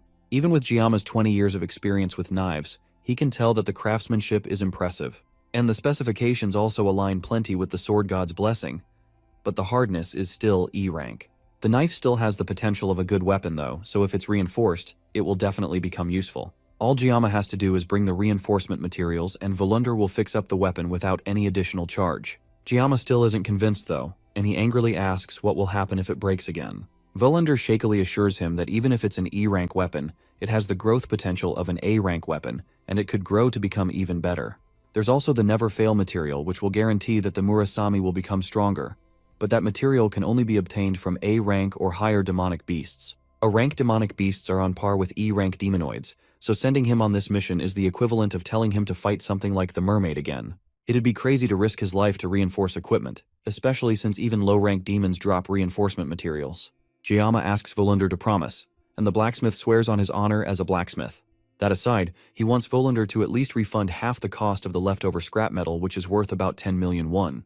Volander can't agree to that, especially since he made the weapon exactly as Giamma ordered, and he even said that he wouldn't charge for enhancement costs. Giamma argues that his B-rank sword was reduced to scrap, and considering the market price, this only seems fair. Volander still tries to fight back, but the glint of the blade and the death glare from Giamma are enough to shut him up. Volander, realizing that he can't get out of this, tries to bring the price down to 500, but Giamma changes it to 1,000. That's still way too much for him, but Giamma isn't going any lower, and his sword is definitely more than ready to get value out of Volander in other ways. It's either the money or his life, and Volander finally agrees to the price. Giamma heads to a lone bench on campus to take another look at his blessing. After obtaining a new weapon, his armament has increased, and additional options have become available. The biggest reason that he hesitated to use the Sword God's blessing is because of the excruciating pain, but his new stats have reduced the pain by 1 level. It can be further leveled up, which means that leveling up his pain reduction should be his biggest priority. He tested it earlier, and although the pain is still unbearable, it went from feeling like he was about to die to feeling like he can barely breathe.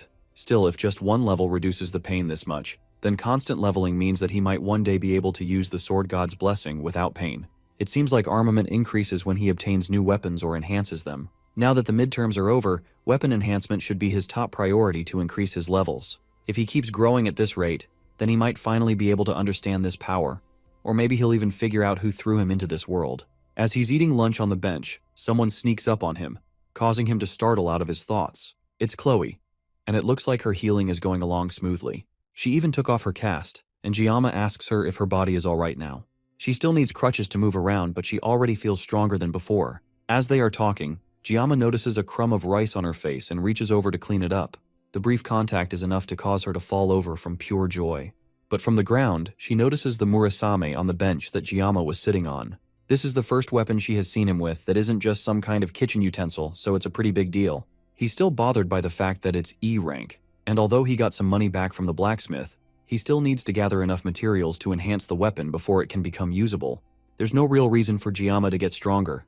Ever since he cut down the mermaid, he has been able to handle mid-tier magical beasts. The main reason he wants to enhance the weapon is to reduce the pain. Chloe mistakes his thoughtful expression as him being disappointed by her mentioning that the weapon is E-rank. She immediately decides, through perfectly reasonable yandere logic, that the blacksmith that made Giamma sad must die.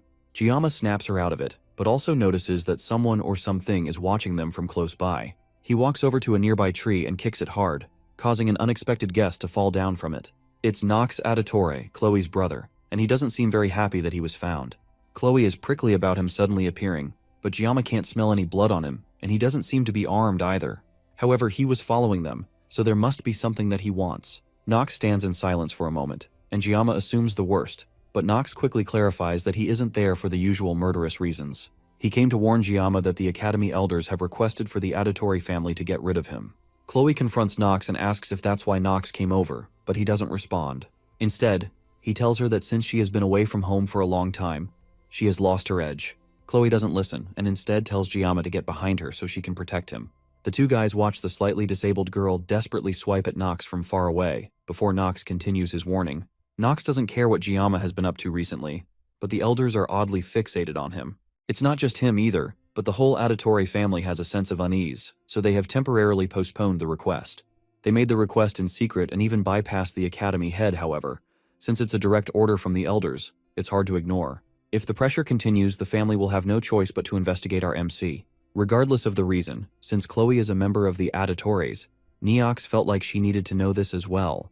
That explains his motives clearly. He came under the pretext of family principles, but in the end, he was just worried about Chloe. With nothing else left to say, Nox turns to leave, but Giamma stops him for a moment. He wants to ask Nox about what he said last time about Chloe becoming weak while being with Giamma, but the red-haired older student turns around and continues to walk away. Even he can tell that Chloe is happiest by Giamma's side, and he decides to leave it like that. Even Chloe has never seen her brother act like this before. Before he leaves, he just tells Giamma to make sure that Chloe doesn't get hurt anymore. Giamma doesn't immediately understand which only angers Nox more, so he hurriedly agrees. Then Nox takes the opportunity to ask Giamma directly how he became so strong.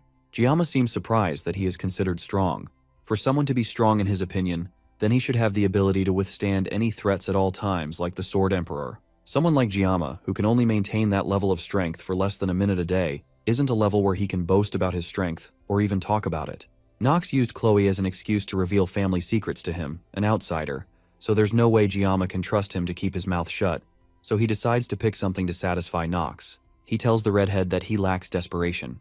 No matter how much of a skilled auditory Nox is, there's a certain vibe that comes from someone who has real-world experience. If he stays cooped up in the academy, then he will reach his growth limit, so he has to go out first and gain real-world experience. If he continues working hard, then he will definitely gain something. That's about as much rubbish Giamma can spew out without sounding like he's lying through his teeth, so he quickly gets up and walks away before Nox can ask any more questions. Back in class, the students learn about history and the nature of blessings. Giamma isn't focused on the class and is more interested in the intel that the Academy Elders are targeting him. The Academy Elders descend from 5 of Baylor Joaquin's 7 disciples. Giamma remembers that they are a group with immense influence not just in the Academy, but in the whole world. Their role in the game was to constantly obstruct the protagonist for the sake of their own power and safety, and they were called the corrupt remnants by the players. Since they should be targeting the main character, why are they suddenly focused on Giamma? He jots out some possible reasons why they would be after him in his notebook. Looking at all the achievements he has since coming to the school, he really has caused a lot of trouble. At this point, it's like he's trying to stand out. But no matter what he has done, it makes no sense for the elders to target him. One of the moments that stands out to him was the mermaid he fought on Scopulae Island. It's clear that the mermaid wasn't after him, but Leon, who was an obstacle in their way. No matter how well Medea covered the incident up, the fact that he defeated the mermaid must have reached the ears of the highest ranks in noble society. And the fact that they were targeting Leon, who is a hero candidate, means that someone among them, or perhaps all of them, are colluding with the demons. They didn't just try to obstruct him either, they tried to kill him. All of this is just to preserve their own power over the safety of humanity and the Academy. The whole scheme is beyond rotten. Giamma could easily storm into the Elders' chambers and cut them all down, but it's not the right time for that yet. However, when the time comes, Giamma will definitely cut them all down. With this new piece of information, it solidifies his decision of going to the dungeon to get weapon enhancement materials. First, he needs to gather a party since it will be too hard to do this alone. Chloe would be more than happy to help him, but he needs other people too. Instead of a brute like Rachel, he needs to find someone more strategic. The first person that comes to his mind is Speed Weapon. After class, he heads over to the Dragon class to look for Speed Weapon. As soon as he gets there, he's immediately confronted by a brute who clearly doesn't like the fact that Giamma is a special student. This third-rate extra is definitely the kind of person that Giamma knows will be annoying to deal with. Our MC walks away from the confrontation, warning the wannabe bully to not bother him before he gets his jaw cut open. The brute immediately pulls back his fist, ready to start a fight, and Giamma immediately feels that the punch is way too slow. Before he can retaliate though, someone else beats him to it, smashing their fist right into the brute's jaw. The commotion attracts the attention of other students as Speed Weapon blows on his hand that hurts from hitting such a hard jaw. Giamma has heard of strength mages, but a strength healer is definitely new. Speed Weapon then smiles and asks Giamma if our MC came looking for him. Giamma agrees to talk outside, and he tells Speed Weapon everything that he needs. The breakdown is that he needs to form a party as soon as possible, and he needs help recruiting party members. If they work together, the clear rewards will be split among the rest of the team. In exchange, Giamma wants to keep the materials from the magical beasts. The reason he needs help is because in his class, if he says that he's gathering a party, no one except Chloe will come. But if Speed Weapon lends a helping hand and talks to people from Dragon class, then things will go a lot easier. Speed Weapon thinks that if it weren't for the Academy's rules, then Giamma should easily be able to clear 5 or 6 dungeons on his own. That would be true, if he could handle the effects of his blessing without his magical painkiller. Giamma admits that he can't even clear one alone, but Speed Weapon doesn't agree with that and thinks that Giamma is just being humble. The switch to idle chatter and Speed Weapon talk about how Giamma looks a lot better now after the events of the midterms. After some small talk, Speed Weapon accepts Giamma's offer since there's no reason to refuse, and he has a feeling that working with Giamma will be a new experience. The dungeon Giamma has in mind is a C rank called the Buffalo Dungeon in Cheolwan. Giamma, Chloe, and Speedweapon means that they have a party of 3, so they just need one more member. Giamma straight away says that he would prefer it if it weren't Rachel or Leon, but they wouldn't want to come anyways. Rachel has been in seclusion since Giamma was hospitalized, and she's been practicing in the academy training grounds. Leon, on the other hand, is preparing for the upper grade dungeon raids with 2nd and 3rd year students. That's good news for Giamma, but it still leaves the question of who the last member of the team will be up in the air. There's one person that comes to mind for Speedweapon, but knowing them, they are already asleep. That's insane news to Giamma since it's still the middle of the day. That's just how they are though, and Speedweapon isn't at all surprised. He tells Giamma that he will introduce the two of them, but first they need to go to the convenience store to get something. Later that night, they head over to what seems like Speedweapon's house. It's a Japanese-style building, and Giamma had no idea that the academy even had such a place. Even during his time playing Miracle's Blessing M, he never came to this place. In his past life, he was a Japanese cuisine chef, but he never actually went to Japan even though he always wanted to visit. They walk around the courtyard and get to the back where they find the person that Speedweapon was talking about. And just like he predicted, she's fast asleep. He walks up to try and wake her up, but it's clearly not working. So instead, he leans down and whispers in her ear that he brought it. What that thing is, Giamma doesn't know, but it seems to wake her up immediately. Then Speedweapon points at Giamma and tells her that what she wants is with him. And without wasting a beat, she sprints towards our MC and snatches the bag that he's holding in his hand. The speed that she uses to snatch the item from his hand causes her to spin mid-air and land on top of him. Giamma is left in shock as the new girl lays on his chest, eating the treats that he and Speedweapon bought from the convenience store. While he's trying to figure out what in the world just happened, she asks him, while still laying on his chest, if he had any more yanggayang, which is a Korean dessert made of bean paste. In Giamma's past life, after living a life of nothing but work, Miracle Blessing M and escaped from living a life surrounded by men. And like any gacha addict, our MC sat hopeful on his porcelain throne after sending a concerning amount of money, praying that RNG would be on his side. The angel who made him spend all his money was none other than Abel von Nibelung. And just like any other gacha addict, he's immensely disappointed when he finds out that RNG will never be on your side, and is more likely to spit on your face as a standard but equally rare character flashes on his screen, asking if he has any yanggayang. Her name is Saki Ryozo, and her beautiful appearance on his screen only further makes him realize that gacha games are a scam. Miracle Blessing M is a narrative centered around the protagonist, Leon, and it also features numerous heroines. Among them, the character officially known as the main heroine by the developers is Abel von Nibelung. Each heroine had their unique charm and abilities, but the story in the game mainly shows Leon and Abel overcoming hardships and the beginning of their blossoming love. Even Giamma in his old life as a filthy gambling addict found himself captivated by Abel's charm, and opened his wallet, dumping a concerning amount of funds to acquire her. As a result, the other heroines gradually faded into the background, and among the heroines, the one that faded the fastest was Giamma's very first 5-star. And just like in his past life, she unceremoniously landed on his chest, asking him for her favorite snack. When he doesn't immediately answer him, Ryozo turns around disappointed and calls him foolish. Even with how nonchalant and lazy she seems, Ryozo is a top-tier DPS among all the ranged attackers. She's also a skill-based character that's different from Leon. Plus, since she barely impacts the main story, her joining the party won't disrupt the plot. Recruiting her will be fine for Giamma, right? Speedweapon holds up another piece of candy nervously, and she snatches it out of his hand and tells him to spit out what he wants from her. Weapon gets to the point and points out that Giamma came to him in the afternoon, and he's looking to form a team for the Buffalo Dungeon raid in a week's time. Ryozo looks at him quizzically for a moment, then walks up to him and asks if he's the one that fought the upperclassmen back in the subspace training. Giamma doesn't immediately answer, and the two of them stare at each other before Ryozo turns and walks away without a care. The dungeon clearly reflects on their grades, and there's no real reason for her to refuse, but Giamma seems to lack the conviction that she would have liked to see. It's pretty odd for her to judge someone when she's still half asleep, but she makes it clear that she doesn't want to work with someone who seems so unmotivated. Speedweapon tries to advocate for Giamma by reminding Ryozo about the fight that happened recently, but she still isn't convinced. Then Speedweapon almost accidentally blurts out what happened in the midterms with the mermaid. He quickly covers his tracks before she can get curious about it and turns it around on her, reminding her that she drools over Yangang without a care in the world. Giamma just watches the two of them argue and he's not impressed. A party member can be greedy or rude, but not both. There's no reason for Giamma to waste his time begging her. He turns around and calls for Speedweapon to follow. They don't need her uncooperative attitude poisoning their party. Ryozo coldly asks him if the dungeon raid is really that unimportant, and the two have a brief stare-off again.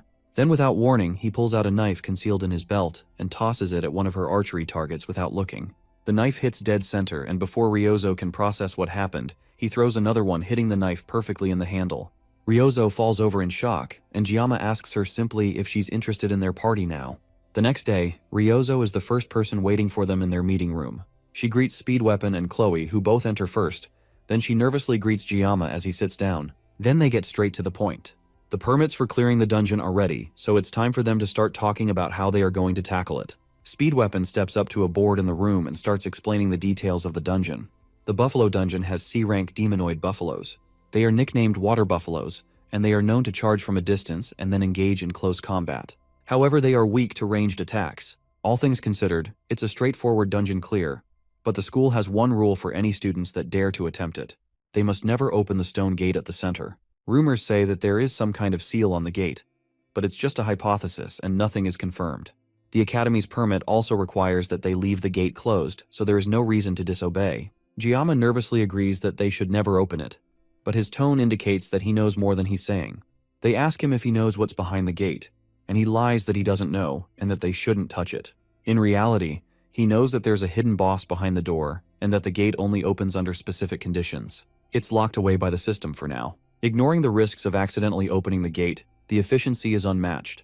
He changes his attention to Ryozo, who's happy munching on another yangaeng. She seems to really like those pieces of candy, and she defends herself by saying that the brain needs candy. As they talk, he notices something ominous in the area. Well, other than Chloe preparing to murder any girl that looks in Jiyama's direction, they are watching him, and they will definitely appear when the time comes. Later that day, they start their journey to Gamyeol-do Cheorwon, where the dungeon is. When Jiyama was discharged from the army, he swore to never go back to that city. But now, here he is willingly organizing a group to go there together. The bus stops at a checkpoint, and the driver has to inform the armed men that they are students from Hoken Academy. It looks like there are civilian restrictions stopping just anyone from going into the dungeon zone. Back then, he could feel that the elders were watching him, and he also felt like something bad might come out of this trip. Speed Weapon pulls him out of his thoughts and offers him some eggs. Jiyama refuses, and Speed Weapon asks if he's getting nervous over a measly C-rank dungeon. Then he asks Ryozo if she wants some eggs, and her response is a swift no. She idly stares out the window, not paying attention to the group. But for a moment, Jiyama can feel her staring at him.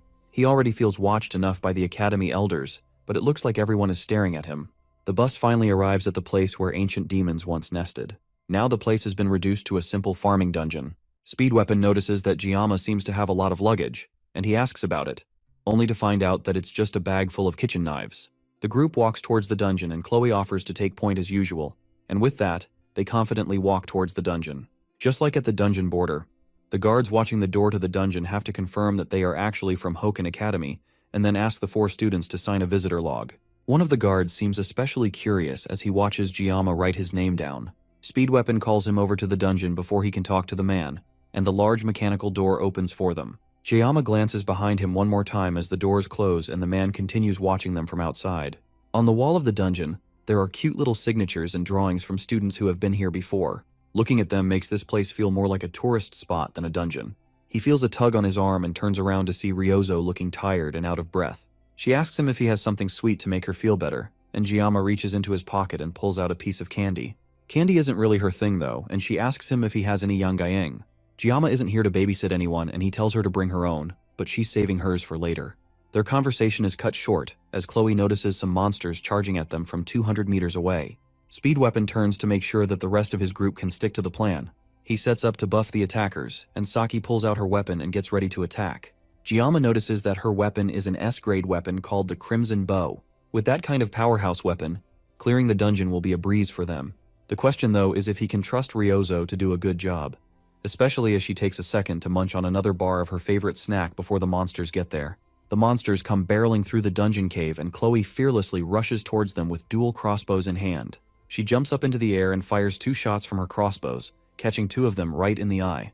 They fall back, and the others rush past their fallen comrade, still charging straight at Chloe. The red-haired girl pulls out a sword from her back as Speed Weapon tells her to fall back, but Ryozo is faster, shooting 3 arrows straight at the monsters and taking out 3 monsters in turn before they can get to Chloe. Jiyama is impressed by her skills, but he's more concerned about her breaking the horns that he needs for his weapon enhancement. Regardless of her attack power though, A hard carry is still a carry, and she's a skilled DPS that can't be stopped. They head deeper, but one of the monsters that didn't fully die suddenly gets up and charges straight at Ryozo before she can react. She turns to try and take it down, but her foot catches on a rock and she starts to fall. With no way to defend herself, she falls to the ground and takes up a defensive position. But luckily for her, Giamma is there just in time to catch her fall and cut the monster before it can get to her. Ryozo stares at him in shock as he holds her off the ground, and her excitement and shock comes out in a cute little hiccup. Meanwhile, outside the dungeon, the same man that was eyeing up Giamma earlier answers a phone call from an unknown person. It looks like a plan has been set up in the background. Now that most of the monsters have been taken down, Giamma takes his time collecting the buffalo horns that he will need for his weapon reinforcement. As he's collecting them, Ryozo comes up behind him and hands him a piece of yangayang to thank him for saving her earlier.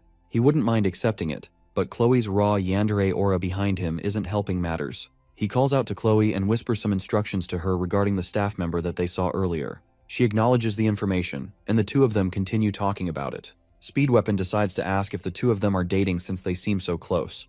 Chloe blushes at the thought of dating Giamma, but our MC smoothly shuts it down, pointing out that not all male and female relationships are romantic. Chloe isn't happy about that and glares at Giamma, but doesn't say anything. She changes the topic and asks why there are so few mobs in the dungeon. No matter how popular a dungeon is, it wouldn't be this empty. Ryozo also feels like something is off with how few buffaloes there seem to be in the dungeon, and it almost looked like they are running from something. Buffaloes don't behave like that, so their movements are a bit off. They are docile creatures, and locals in the area even use them for farming. Giamma can't believe that people would use demonic animals for farming, but crazier things have happened. There's also something more suspicious, but Ryozo doesn't mention it. They have cell phone signal to call for help anyways, so things should be fine. As they make their way through the dungeon, Giamma asks Ryozo how she and Speedweapon know each other. The reason is because Ryozo topped the written exams and Speedweapon came second.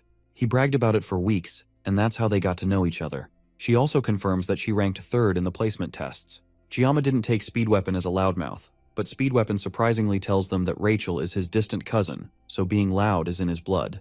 Being distant relatives also explains why Giamma, who was a player of the game, didn't know about Weapon's connections to the main characters. Weapon's family is a branch of the Changsong clan while Rachel is from the main branch.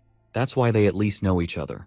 It's not the time to talk about this though, and Weapon assures Giamma that he's living the dream. If anything, Giamma is the impressive one here, so there's no need to worry about Weapon. Weapon even says that Giamma could join the 7 heroes, and Chloe agrees. But Ryozo doesn't say anything. Instead, she walks forward, away from the group, and declares that she hates the 7 heroes. The others watch her, puzzled, but they don't have time to focus on it. For now, they just need to work together to finish the dungeon fast and then go back. They need 20 kills for it to be considered a dungeon clear. As they walk through the area, Giamma notices some strange, cursed-looking claw marks on the walls. Weapon and Chloe walk ahead, and they call Giamma to follow them since he was lost in thought. Meanwhile, outside, the man continues to talk to the mysterious person on the other side of the phone.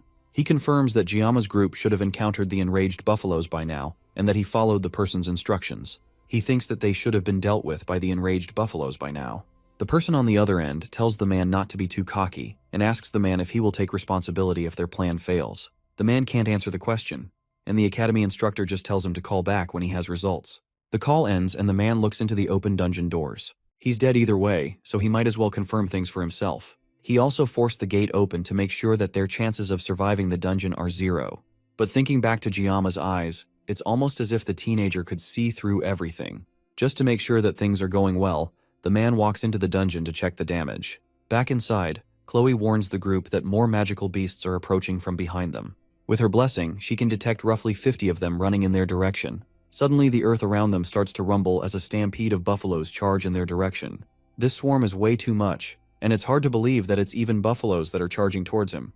They were supposed to be harmless, but this group of buffalo are clearly being irritated by something. In that moment, Giamma's memory reminds him of something his mentor once said. Every blade has its purpose. You can't use a chicken knife to kill an ox, and sashimi knives are meant for fish. But Giamma asked about beef sashimi, which is the same as using a sashimi knife to butcher an ox. His mentor raises his knife and Giamma initially thinks he's about to get hit, but instead, his mentor just smiles down at the fish he just cut and agrees that this is definitely true. This situation somehow reminds him of the past, and Giamma realizes that he's about to use a fish knife to slice cows. With no time to waste, Giamma starts giving orders to the group. He tells Chloe to distract the herd without charging in. He needs her to disrupt their formation without attacking. Then he turns to Weapon with a smile and asks if he's ready. Weapon can immediately tell that Giamma is about to pull off yet another miracle and returns the smile, born ready for this moment. Ryozo, who's not used to how much raw plot armor Giamma has, can't understand why they are so calm about this. Then he calls out to her and tells her to hold down the front and stop anything that gets close. She shakily agrees, then asks Weapon why Giamma seems so calm. Ryozo simply tells her not to be too surprised when she sees what's about to happen next. A herd of 50 buffaloes is still a lot of buffaloes, and that's why he came prepared with an army of sashimi knives. One of the closest buffaloes finally makes it to the group, and Giamma tosses his knives at it like throwing knives. In just a matter of minutes, the 50 buffaloes are reduced to nothing but hunks of meat under Giamma. Ryozo is so shocked that she even drops her Yangeng. Everything happened in a split second. Chloe rushed in with her feline's blessing, attacking some of the raging buffaloes while dodging the rest, creating the perfect distraction for Giamma. Then our MC jumped in with his throwing knives, cutting through dozens of them without stopping, until the roar of the buffaloes caused him to stagger and freeze. The others took the opportunity to pile on top of him, and at a point, Ryozo started getting worried, thinking that Giamma might be getting overwhelmed with the number of them on top of him. But in an instant, the large number of buffaloes on our MC got blown away in slices of flesh, and nothing was left standing, except Giamma's team. After that amazing show of skill, Giamma simply put away his knife and started gathering all the horns into his bag for later. Thanks to the painless blessing being for 40 seconds now, taking down the buffaloes was a breeze. As Chloe comes to congratulate him on another one well done, he remembers that he couldn't have done this without his party's help. As they chat idly, Ryozo continues to stare at Giamma in absolute shock. Speed Weapon tells her that she shouldn't be so surprised since he warned her about Giamma's skill, but he's not surprised that she's speechless since even he can't believe it. As they watch Giamma and Chloe stand over the pile of corpses, the two of them wonder what kind of monster Giamma really is. The group continues their trek towards the dungeon entrance. The clear condition for the dungeon was 20 buffaloes, and Giamma managed to solo it twice. Our MC tries to argue that he didn't do anything during the midterms, and Speed Weapon wants to remind him of his battle with the mermaid, but then he remembers that people aren't supposed to know about that. He changes the conversation after remembering that Ryozo is with them, and they continue walking towards the exit. As they move, though, Chloe notices that the area is uncharacteristically quiet. They arrive at a pillar-looking thing, and it looks like it's the one gate that they aren't supposed to open. As they stare at it for a moment, the gate suddenly starts to open and the chains that seal it start to fall apart. Meanwhile, elsewhere in the dungeon, the worker from before stares in shock at the pile of buffalo corpses in the dungeon corridors. He can't believe that they somehow killed these many buffaloes by themselves. The only thing he can think of is his 20 billion won debt from Chairwan land. A few days ago, some woman claiming to be a Hoken instructor approached him with an offer. If he does what she wants from him, then she will wipe his debt clean. She wants him to take a demon stone and use it to tame the buffaloes, then put them in a frenzy when Kang Giamma shows up. Finally, she wants him to open the stone gate in the depths to finish things off. At first he was hesitant, because she wanted him to sacrifice the students, but the pull of having his debts cleared was way too much for him to ignore. He took the stone and salivated at the thought of all his worries going away, and the instructor left, telling him that she will be in contact, and that he should answer every unknown number. With the thought of his 20 billion won debt being cancelled, there's no way that he would care about a bunch of brats. With the stone gates open, there's no way that they will survive. Giamma and his team walk through the stone gates, wondering where exactly they are. Now it's starting to make sense why everything seems so easy. They walked right into a trap, and this is all because Giamma didn't trust his gut. The gate only opens when the giant's demon stone is brought into the dungeon. The demon stone is a mid-game quest item, and the fragments from earlier were pieces of the giant's mana stone. He didn't expect the door to be left open with just those fragments, though. If this follows the game's story, then the reward for clearing this place is huge, but he needs to focus on surviving first. He can see something on the second door. There's a single red line carved into the stone gate which is supposed to be indestructible, but he's used up all 40 seconds of his painless blessing when he was fighting the buffaloes. The Murasami should hold out for a little longer, and it should allow him to slash the gate and get out before it shatters. Before he can try it out, a massive presence causes the students to pause and turn around. It's a large buffalo that looks incredibly powerful. However, the reward for beating this massive buffalo is the Blessing of Transition, which is an ability that transfers and amplifies the owner's blessing to a chosen target for a single use only. The monster guarding this amazing reward is an A-grade demon called the Inatoros Minotauros, also known as the Buffalo King. The torches in the room start to light up by themselves, and it illuminates the Buffalo King and two other large buffaloes beside it. The left and right wing buffaloes also look way more powerful than the rest of the buffaloes that they have faced before, and the demonic beast Buffalo King is also really intimidating. Even if Giamma slashes the gate so they can escape, once the thing awakens, it will be impossible for them to escape unscathed. This isn't like the midterms though. He knew nothing about the mermaid, but he fought minotaurs before. At full strength, Gyama can take out 3 alone, but he has already used up all 40 seconds of his painless blessing. He needs to do this strategically. He asks Speed Weapon if he can cast a pain reduction buff, and he only needs it for 2 minutes. If Speed Weapon stops casting it for even a moment while Gyama is fighting, then he is definitely going to get taken out. He leaves the small fries for Saki and Chloe, and tells them that he will take out the big one on his own. With the plan laid out, the students get ready as the Buffalo King wakes up with a menacing roar. Gyama activates the blessing of the sword god, and he's immediately overtaken by a surge of pain that makes him cough up blood. However, thanks to the weapon's buff, he can at least move. The demon charges in for an attack, and Gyama rushes over as well, dodging the first attack and rushing to the side before it can recover. The pain from the sword god's blessing is still strong enough that he's just arly vomiting blood, but he's strong enough at least to go up against the buffalo. Gyama parries another attack and then rushes to behind it to try and bring it down, but his attempt is met instead with a kick from the massive beast, sending him flying back. He catches himself before the fall and spits out some more blood from his mouth.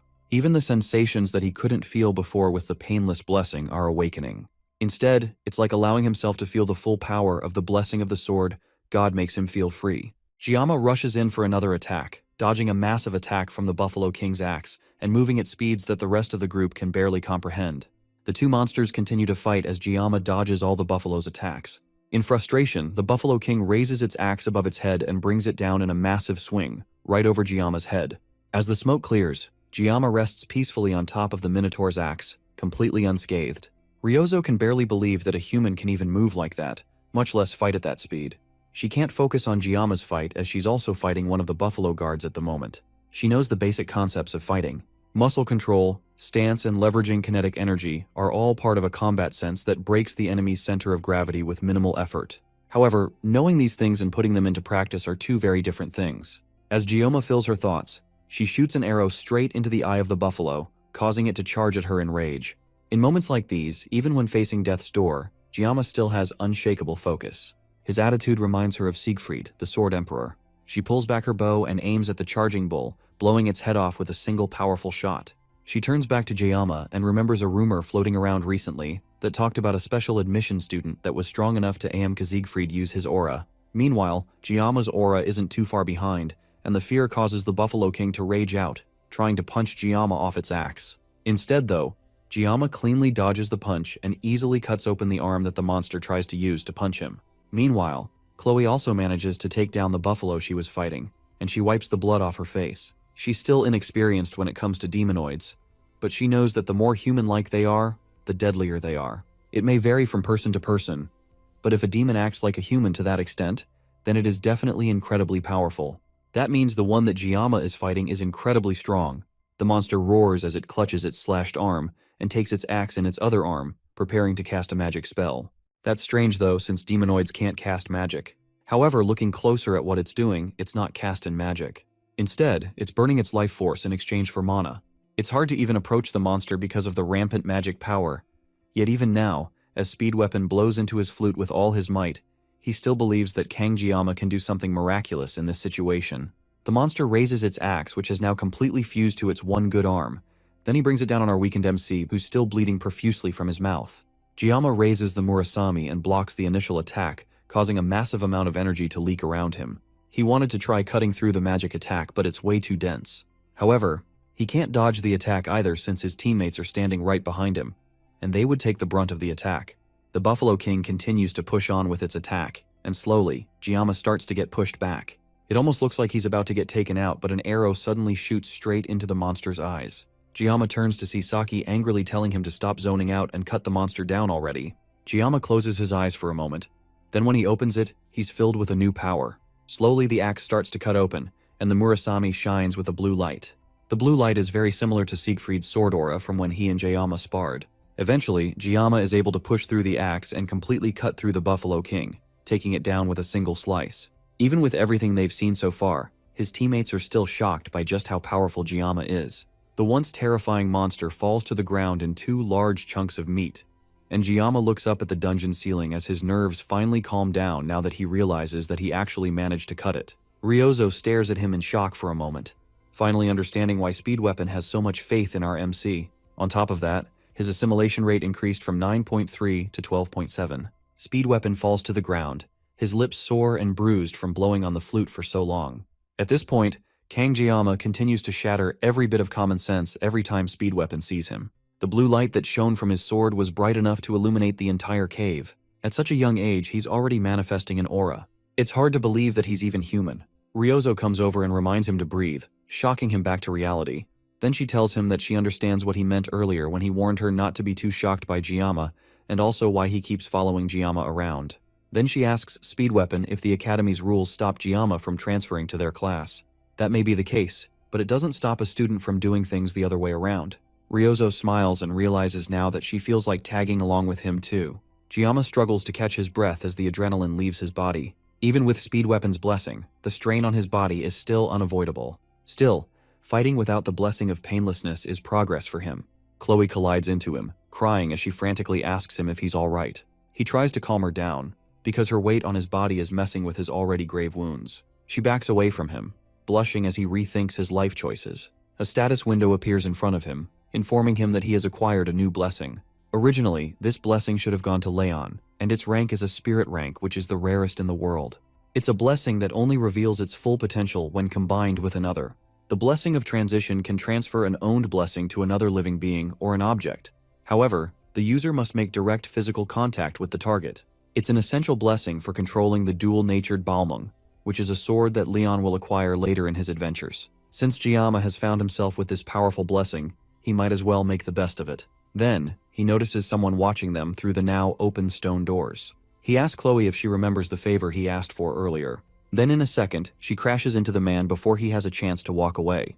Then she stabs a knife into the man's thigh, immobilizing him. Speed Weapon and Ryozo have no idea what's going on, and Jiyama calmly walks to the man while explaining that he asked Chloe to do him a favor earlier. The man tries to play innocent and asks what he did to deserve this, and the other two quickly pick up on what's going on. The ramaging buffalo horde and the open stone gate were all caused by this person. It's a bit suspicious since there weren't any surveillance cameras inside the dungeon, but he just happened to show up on time. It's obvious that he was targeting them, but they have no idea why. One thing Ryozo is able to figure out quickly is that the staff member didn't pull this off by himself. Since he doesn't want to talk immediately, she and Jiyama threaten him with his life if he continues refusing to talk. With certain death in front of him, he caves and admits that an academy instructor came to him a few days earlier and offered to clear his gambling debt in exchange for helping her with taking out this group of students. Speed Weapon can't believe that someone would sell out a group of students over a simple gambling debt. He tries to defend himself, but that only makes Speed Weapon angrier. Ryozo holds him back from attacking the injured man and asks what the instructor looked like. He tells them that it was a woman with purple hair and eyes. She was also rather tall. Ryozo quickly guesses that the culprit is probably her class's assistant instructor. Her eyes were sharp, so she stood out to him. Speed Weapon realizes that she's also probably the one behind the midterms incident as well. Ryozo asks about it, and Jiyama finally reveals to her that during the midterms, they ran into a demonoid mermaid. She realizes that the reason Leon ended up in the hospital is because he fought a demon. Now that Jiyama has revealed it himself, Speed Weapon doesn't have to hide it anymore, and he reveals that it was Jiyama who soloed the monster himself. She doesn't even question the fact after seeing what Jiyama pulled off today. While they argue, Jiyama stops the recording on his phone. He got all the information he needed from the staff member, meaning that he has outlived his usefulness. Chloe rips her sword out of the man's thigh, causing him to shout out in pain. A dungeon that was never supposed to open just happened to open, meaning that this is the perfect time to erase someone from existence. As Jiyama turns to leave, he tells the assassin of their group to take care of the trash. Chloe wastes no time as her eyes change to yandere mode, and his cries only last for a second. As Jiyama walks out of the dungeon, he mentally challenges Hoken Academy's elders and instructors, as well as anyone targeting him to come with all they have.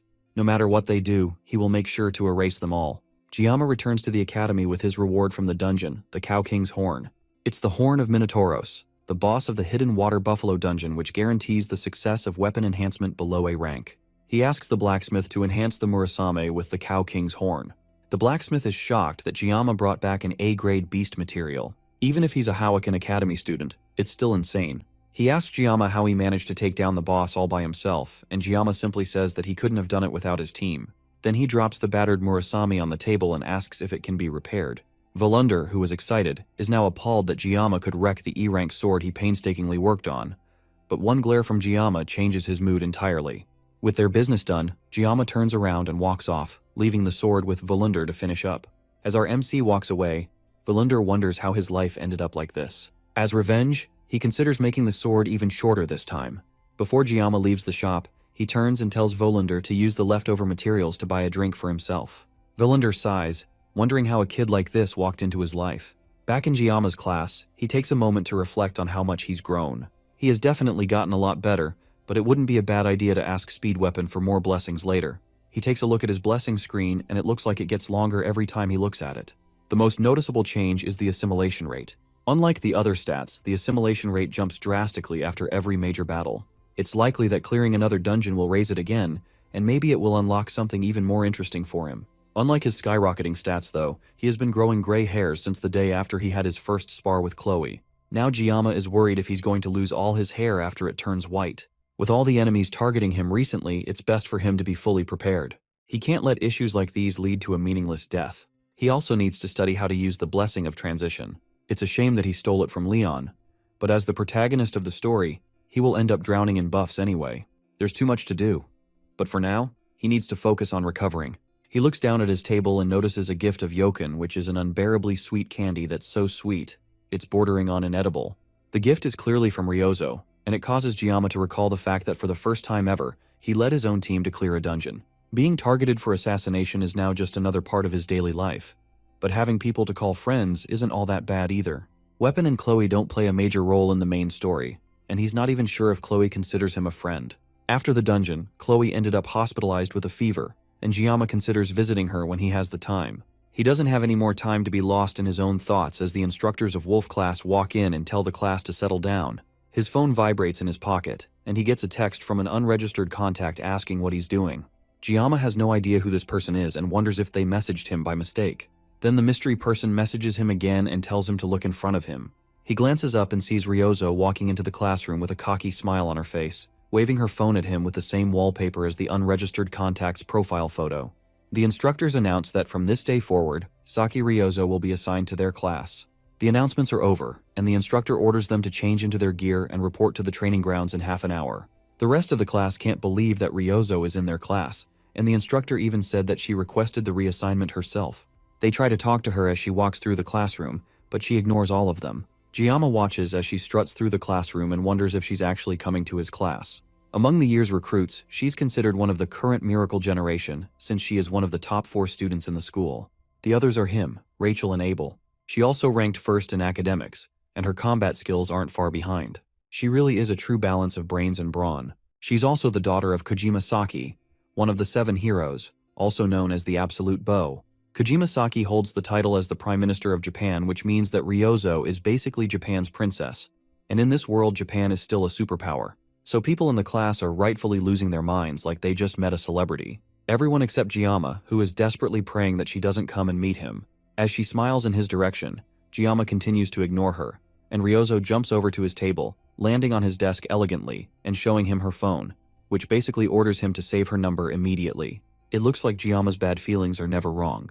Back in Gamyoldo Cheorwan, at the dungeon gates, some men are interrogating witnesses in relation to a missing person that disappeared in the Buffalo dungeon. The last thing the man said before entering the dungeon is that he was worried about the cadets and needed to check it out himself. Other than not looking too well, there was nothing off about the guard who entered the dungeon. The detectives tell the guard they are interrogating to leave so they can continue their site inspection. As the day turns to night, they head outside for a smoke break. It's common for people to die inside dungeons, but no matter how bad an accident is, there is always a body left behind. This time though, there was no Hymen body left in the dungeon. Instead, there was nothing but a mountain of fleas and blood, piled high with buffalo corpses. It's hard to believe that this was the work of mere students, and the cadets returned safely afterwards, while the staff member who went in after them disappeared without a trace, not even leaving a body behind. Something definitely doesn't add up here, but the detectives can't figure out what that is.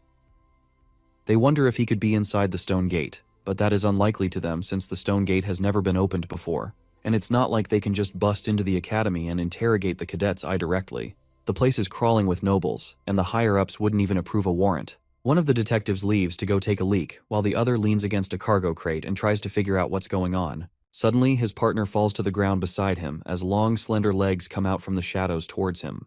The detective immediately recognizes the power as magic, which means there's a demon nearby. But surprisingly, it's a human that walks up to him. Before he even has a chance to figure it out, his head is sliced off cleanly by the woman, leaving his body to fall to the ground. The last thing he can think of is that this is a human who made a pact with a demon. She's a demi-demon, which is a half-human, half-demon. In other words, she's a villain. Ryozo happily enjoys her snacks as she relaxes in her new seat beside Giamma. She asks Giamma why he didn't eat the snack that she shared with him, but he ignores her and tells her that Chloe sits where she's currently sitting sometimes. Ryozo doesn't seem to care since it doesn't matter whose seat it is. As far as she's concerned, it's first come, first served. Giamma takes the opportunity to try and ask her why she transferred to their class, but he's cut off by the teacher who announces that there will be 5 minutes until assembly. The rest of the students get up and make their way out of the class, but Ryozo instead puts an eye mask on her head and prepares to sleep. Giamma asks her if she's going to come for morning training, but she declines and says that she'd prefer to meditate instead. In truth, she's just going to take a nap in class without a care in the world. Before he goes, though, she tells him not to call her Saki anymore. She wants him to call her by her first name, Ryozo. In her country, close friends use first names, not last names. But Giamma tries to point out that Weapon calls her Saki. She brushes that point away and tells him to go and have fun training, before settling in to fall asleep. Elsewhere, in the Dragon class, Rachel takes a moment to stretch as she thinks about how noisy her class is today. She tries to strike up a conversation with Abel, pointing out that Ryozo transferred out of their class recently. It's unusual for her to do that, since she's known mainly for just sleeping in class all day and not putting in any effort. Abel doesn't seem to care, but Rachel continues to push her, realizing that it might be bothering her. After all, transfers don't happen unless there are open spots, and apparently, their class was short by 1 student this year, and it's impressive that Ryozo found out even though she's always sleeping in the archery hall. Abel doesn't understand why Ryozo's transfer should make her bothered, and Rachel clarifies that recently, Ryozo teamed up with Giamma to clear the Buffalo dungeon. Abel starts to realize what Rachel is implying, and her cheeks flush as Rachel continues to tease her about her crush on Giamma. Abel tries to deny it, but Rachel has noticed that whenever Giamma's name is brought up, she reacts very differently. There's definitely something going on there. Abel shakes her head and makes it clear that she has only talked to Giamma a few times and nothing else. There is absolutely nothing between them, and she'd prefer if Rachel stopped spreading weird rumors. Rachel takes that as her saying that nothing is happening right now, but that doesn't mean that something can't happen later. Then Rachel's entire demeanor changes, and she tells Abel that she can fool others, but lying to herself isn't a good look on her. That causes Abel to freeze, and Rachel simply tells her to think about it. This reminds Abel of an interaction she had with her grandfather recently. He told her that he would start teaching at the school, and initially, she hated the idea, thinking that he's just joining the faculty to follow her around. She would hate that because she's already getting a lot of unwanted attention. But Siegfried clarifies that he's joining the school staff to keep an eye on the first-year students. After what happened in the midterms, Abel asked him for help, and that's why he's deciding to look after them. He assures her that she won't be bumping into him too much. Siegfried tries to hide it, but there's a sharp glint in his eyes that's impossible to hide. The swordmaster, who always seemed indifferent, is now suddenly stepping into the field. The only person that Abel thinks could possibly cause this kind of change in her grandfather is Kang Giamma, a prodigy who disregards status and breaks through noble society purely with his strength alone. He also possesses a ridiculous level of talent that defies all logic, and even his background is that of a fast-tracked student. When Abel first met him, he was nothing but a scrawny kid that was a ways sneaking around, but now he has grown into a strong, sharp-eyed young man. He's even more than Leon Reinhardt, who is supposed to be the hero candidate. Giamma is walking along the hero's path more clearly, and yet he never shows it off and never boasts about his achievements. He just quietly moves forward. If Giamma acted cocky even once, then maybe she'd dislike him, but he's just so different that she can't help but acknowledge him. In fact, she's jealous because Siegfried recognizes him, and that makes her feel even more ashamed. Rachel comes in with a mocking stare that breaks her out of her thoughts. Abel Rushdie tries to deny that she has any feelings for Giamma, and she doesn't even have the time or room to think about him. Rachel tells her that it's a good thing she said that, because now she can go after Giamma with barely any competition. All she has to do is to handle Ryozo, and there would be no competition. Back in Giamma's class, he's in a lecture where the teacher discusses blessings and how they rank. The rank of a blessing is determined by what spirit resides within it. If a guardian spirit is present, then it's a guardian-level blessing. But if a true spirit is present, then it's considered a spirit-level blessing. As the class goes on, Ryozo jolts up in her sleep before laying back down. It looks like even the professor can't wake her up. The class moves on regardless. It's been 2 days since Ryozo transferred, and she still hasn't revealed what her reason for joining the class is, and that's mostly because she has been sleeping all day, so there's never a chance to ask. And if all she's doing is napping, then there's no reason for her to sit in the corner next to him. It's a good thing Chloe is still in the hospital or things could get messy. Still, Ryozo covered for him after the dungeon incident, so everything wrapped up without too much trouble. She's on another level and way better than Weapon. The teacher continues the class, and the blessings are ranked in 4 categories. The least is a personal blessing followed by a guardian, and true blessing with a heroic blessing being the strongest. Most cadets in the academy have a personal spirit blessing, which is the weakest, but the personal spirit blessing can outperform a guardian level blessing. Spirit level blessings are insanely rare, and Giamma just happened to grab one of those spirit level blessings, that being the blessing of transition. Then there are heroic level blessings, which are basically considered a legend. Since the dawn of blessing manifestation, there's only one person who has ever awakened it. The hero of Origins, Valor Hawakan. In modern times, though, there's rumored to be one more person, and Giamma knows that the person they are talking about has the miracle blessing. Their class is over, and the teacher says that they will finish the story next time, but Giamma has one more question. He asks about the phrase that he always hears faintly whenever he activates the Sword God blessing. That phrase is, "May the blessing of the gods be with you." That causes the teacher to pause for a moment, and even Ryozo wakes up a bit. The teacher doesn't understand what he's talking about, but there's a flaw in what Giamma has said. That is because there are no gods left in the world, which means that there can be no blessing of the gods shared. As the teacher walks out of the class, Ryozo chuckles at Giamma for his embarrassing question. He asks her if she's done with sleeping, but she turns and goes back to sleep. Giamma doesn't blame her either, and decides that it's time for him to take a nap as well. As Giamma's consciousness fades, a message starts to appear in front of him. He wakes up and there's a large message in front of him, informing him that the GM has requested to have a conversation with him. Giamma suddenly finds himself in a very abstract world with lots of floating scrap all over the place as the message also floats in front of him. Then the notification changes to a question, asking Giamma if he accepts to have a meeting with the GM or not. The message changes to read that the GM is interfering with the world line with code. World line is a word that Giamma hasn't heard before, and this whole thing doesn't make any sense to him. Suddenly things become quiet, and a message comes saying that the dimensional gap is too large and that his current level is insufficient. He also hasn't met the requirements for the mysterious new trait yet either. Now the question is if Giamma still wants to proceed despite all of that. He hesitates for a moment and takes a look around, trying to figure out what's going on. This environment doesn't feel like a dream to him, but there's a chance that he will finally find the answer to his Sword God blessing and the reason he is in this world in the first place. He accepts to meet the GM and the world starts to transform as the worldwide code gets edited. Suddenly the world around him breaks, and he's dunked to an area that he is already familiar with from the first time he awakened the Sword God's blessing at the academy entrance. And now, he can see a light at the end of the area, and just like every time he's seen it, he can never tell how clear it is. But Giamma can still tell that he's getting closer, little by little. He just has to go a little bit further and do a little more, and he should be able to get there. Suddenly he hears a voice calling for him to wake up.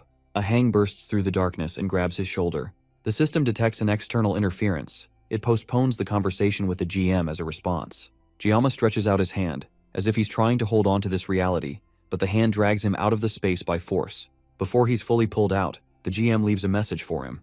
The message simply says that Giamma should cut and sever, no matter what it is. Then it ends with wishing the blessing of the gods on him. Suddenly, Giamma is pulled back to the waking world as Ryozo yells for him to wake up. He is always telling her not to sleep, and here he is taking a sweet nap himself. Her yapping is cut short as she notices that Giamma is crying and not really paying attention to her. Later that day, Giamma rests on a bench as his mind wanders back to the dream he had. Ryozo seemed genuinely concerned after she saw him crying, but looking back at it, he can't even remember what happened in his dream.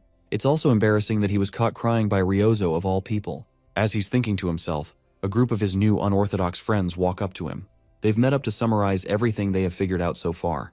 They know for a fact that someone inside the academy is targeting Giamma and that they need to take care of it. Ryozo interrupts Weapon as he starts his summary, since she already knows this whole story and doesn't want an entire recap. Giamma was the one that asked Weapon to give everyone a brief, but it looks like he's suffering. As the two of them argue, Giamma notices Chloe coughing behind him. She's wearing a face mask, and she clearly hasn't fully recovered.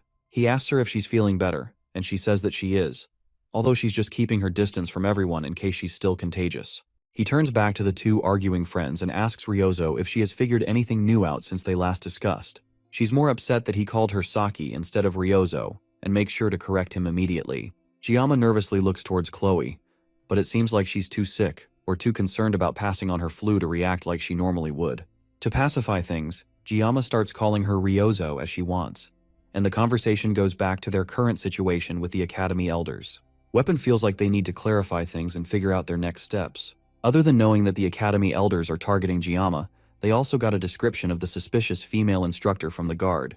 Knowing all of these things doesn't solve anything though, and the elders' motives are still entirely unclear. The auditory family will probably end up handling it properly anyways. Regarding the female instructor though, Ryozo has a feeling that she saw her somewhere while checking through every instructor and assistant through the academy's internal security system. She found someone who matches the person they are looking for, but strangely her identity can't be confirmed. Jiyama is shocked that Ryozo can do something like that, but for her, it's basic in the world of tech overflow. The academy's security is world-class though, so she had to do her hacking at the crack of dawn when the system was at its weakest. She was already sleep-deprived, but now she's even more exhausted. That's the reason why she's always been sleepy during class. That's probably also how she got his number despite the fact that he never gave it to her. Basically, they haven't confirmed anything yet, and it's not like they can just march up to the elders and threaten them. However, Weapon has a different idea. He wants the four of them to start their own club. Clubs at their school have free movement and financial support from the school. The academy emphasizes cooperation among students, and there's a lot of perks, and one of them is that the clubs are treated as official academy-affiliated groups. Joining a club also means that they will get the academy's protection since being students clearly isn't enough. A club could act as a double layer of protection for them since they have enemies both inside and out. Jiyama also knows about how clubs work from when he played the game in his past life. The club system was one of the many features of the game, and it was a mechanic designed for the academy-based game, letting players decorate their own personal space with furniture. Players can also invite characters and boost affection, but it's more likely a way to empty the wallets of countless hardcore fans. This became known as the housing system, and Jiyama was never interested in it because he didn't have the time for it. Who knew that it would end up becoming useful like this in real life? There are special requirements for making a club though. They need at least 5 members, and then they need to submit a club proposal form to the administrative office. They need one more member, since all of Jiyama's friends are more than happy to join a club for his sake. As one gets older, human relationships start to become more calculated, and yet, these people fully trust and support him even though they barely know each other. He can't help but be appreciative of them for being by his side in this situation. Now the first thing they need to do is choose a club name first. Chloe suggests that they call it the Memories of Assassination, but that's a bit too edgy for the rest of the group. Ryozo suggests that they call it something random since no one would care what name they pick, but Weapon shuts her lazy idea up. They think about it for a bit more in silence before Jiyama suggests that they make a travel club. They can clear dungeons and travel a bit outside the academy without turning too many heads in suspicion. The group seems to be acceptive of the idea, and just like that, the travel club is born. Next, they need to pick a club advisor as soon as possible, and they need to sort things out before the exams that they will be having in the next week. Without an advisor, they can't form a club. That is the trickiest part since advisors have to be at least professor level in the school. Chloe suggests that they ask the professor from the Blessing Studies class, since he's really popular and kind. The man is always so busy though, so it's unlikely that he will agree, although he would have been perfect for the job. The academy has over 500 staff, but only about 30 professors. Narrowing it down to the ones that only teach the first years, there's only 10 that they can consider. The school encourages clubs, but there are a lot of contradictions. They turn to Jiyama and ask if he has anyone in mind to ask, and Jiyama has an idea. Since they have to be professor level or higher, then he has an idea of who he can ask. There's one person, of course, who is ranked higher than a professor in the academy after all. When he shows just who he's talking about to the rest of the group, they can hardly believe that he's serious. For their club to become a thing, the club president needs to apply in person. Jiyama is obviously the president of the club, and he has to be the one to hand in the application in the administrative building. The woman handling the documents is immediately doubtful that Jiyama could lead a club. It's hard to imagine that this person is an academy employee. She's very openly looking down on our MC just because of his status as a special admissions student. Jiyama tries to ignore the lady's condescending attitude and tells her to just process the application if it meets the criteria. The woman gets up and towers over Jiyama completely. She tells our MC that to start a club, they need to have a faculty advisor. But from what she can see, Jiyama doesn't have a professor that is willing to advise their club. Jiyama asks the woman to explain what she means, but her thoughts are pretty obvious. The woman thinks that just because Jiyama is a special admissions student, that no professor at the academy would be willing to advise a club founded by him. With his background, the woman thinks that Jiyama wanting to start a club is a lost cause. This lady's attitude isn't that surprising. Jiyama had a little goodwill left for this place, but now he's losing everything. Having worked nearly 20 years in the service industry, he has dealt with countless disgusting people, and keeping quiet is usually the best solution in these situations. However, that doesn't mean that he doesn't want to land a solid punch on this girl. Instead though, Jiyama pulls out his phone and calls someone who can solve this issue for him. He tells the person on the phone that he is currently in the admin office, about to submit his club registration, and the woman yells at Giamma for daring to answer a phone call right in front of her in the office. The person on the other line says that they are nearby and that they will be coming soon, and Giamma ends the call. With the phone down, the woman takes the opportunity to lay into Giamma for having the nerve to disrespect her like that right in her own office. Giamma warns the woman to just follow the procedure since the person that he called is already on their way. In all his yelling and scolding, the large woman fails to notice her co-workers bow their heads and look away from the situation. The woman continues to boast that she's the cousin of a close friend of the headmaster, and that she has the power to get a special admission student like Giamma thrown out at the drop of a hat. That line causes Giamma to snicker. Then he leans in and tells the woman to quiet down because her voice is too loud. That's the last straw for her, and she starts to show an unhinged face that Giamma calls her true face. The door suddenly bursts open and everyone jumps in surprise. From the busted door frame, a very angry headmistress walks into the office, and Giamma tells the woman to pay her respects to his club advisor. She smiles at Giamma, happy that she gets to see him face to face again. Giamma tries to apologize for the inconvenience, but Medea tells him that she would come running any time if he asks. Hearing Giamma's name for the first time makes the woman realize that she's been talking to this year's top freshman student this entire time. Medea cheerfully tells her student to leave the papers down and go study for his written exams. Now that she's there, she'll make sure to take care of everything for him. With Giamma gone, Medea changes her tone entirely, as another staff member hurriedly brings a chair for her to sit down.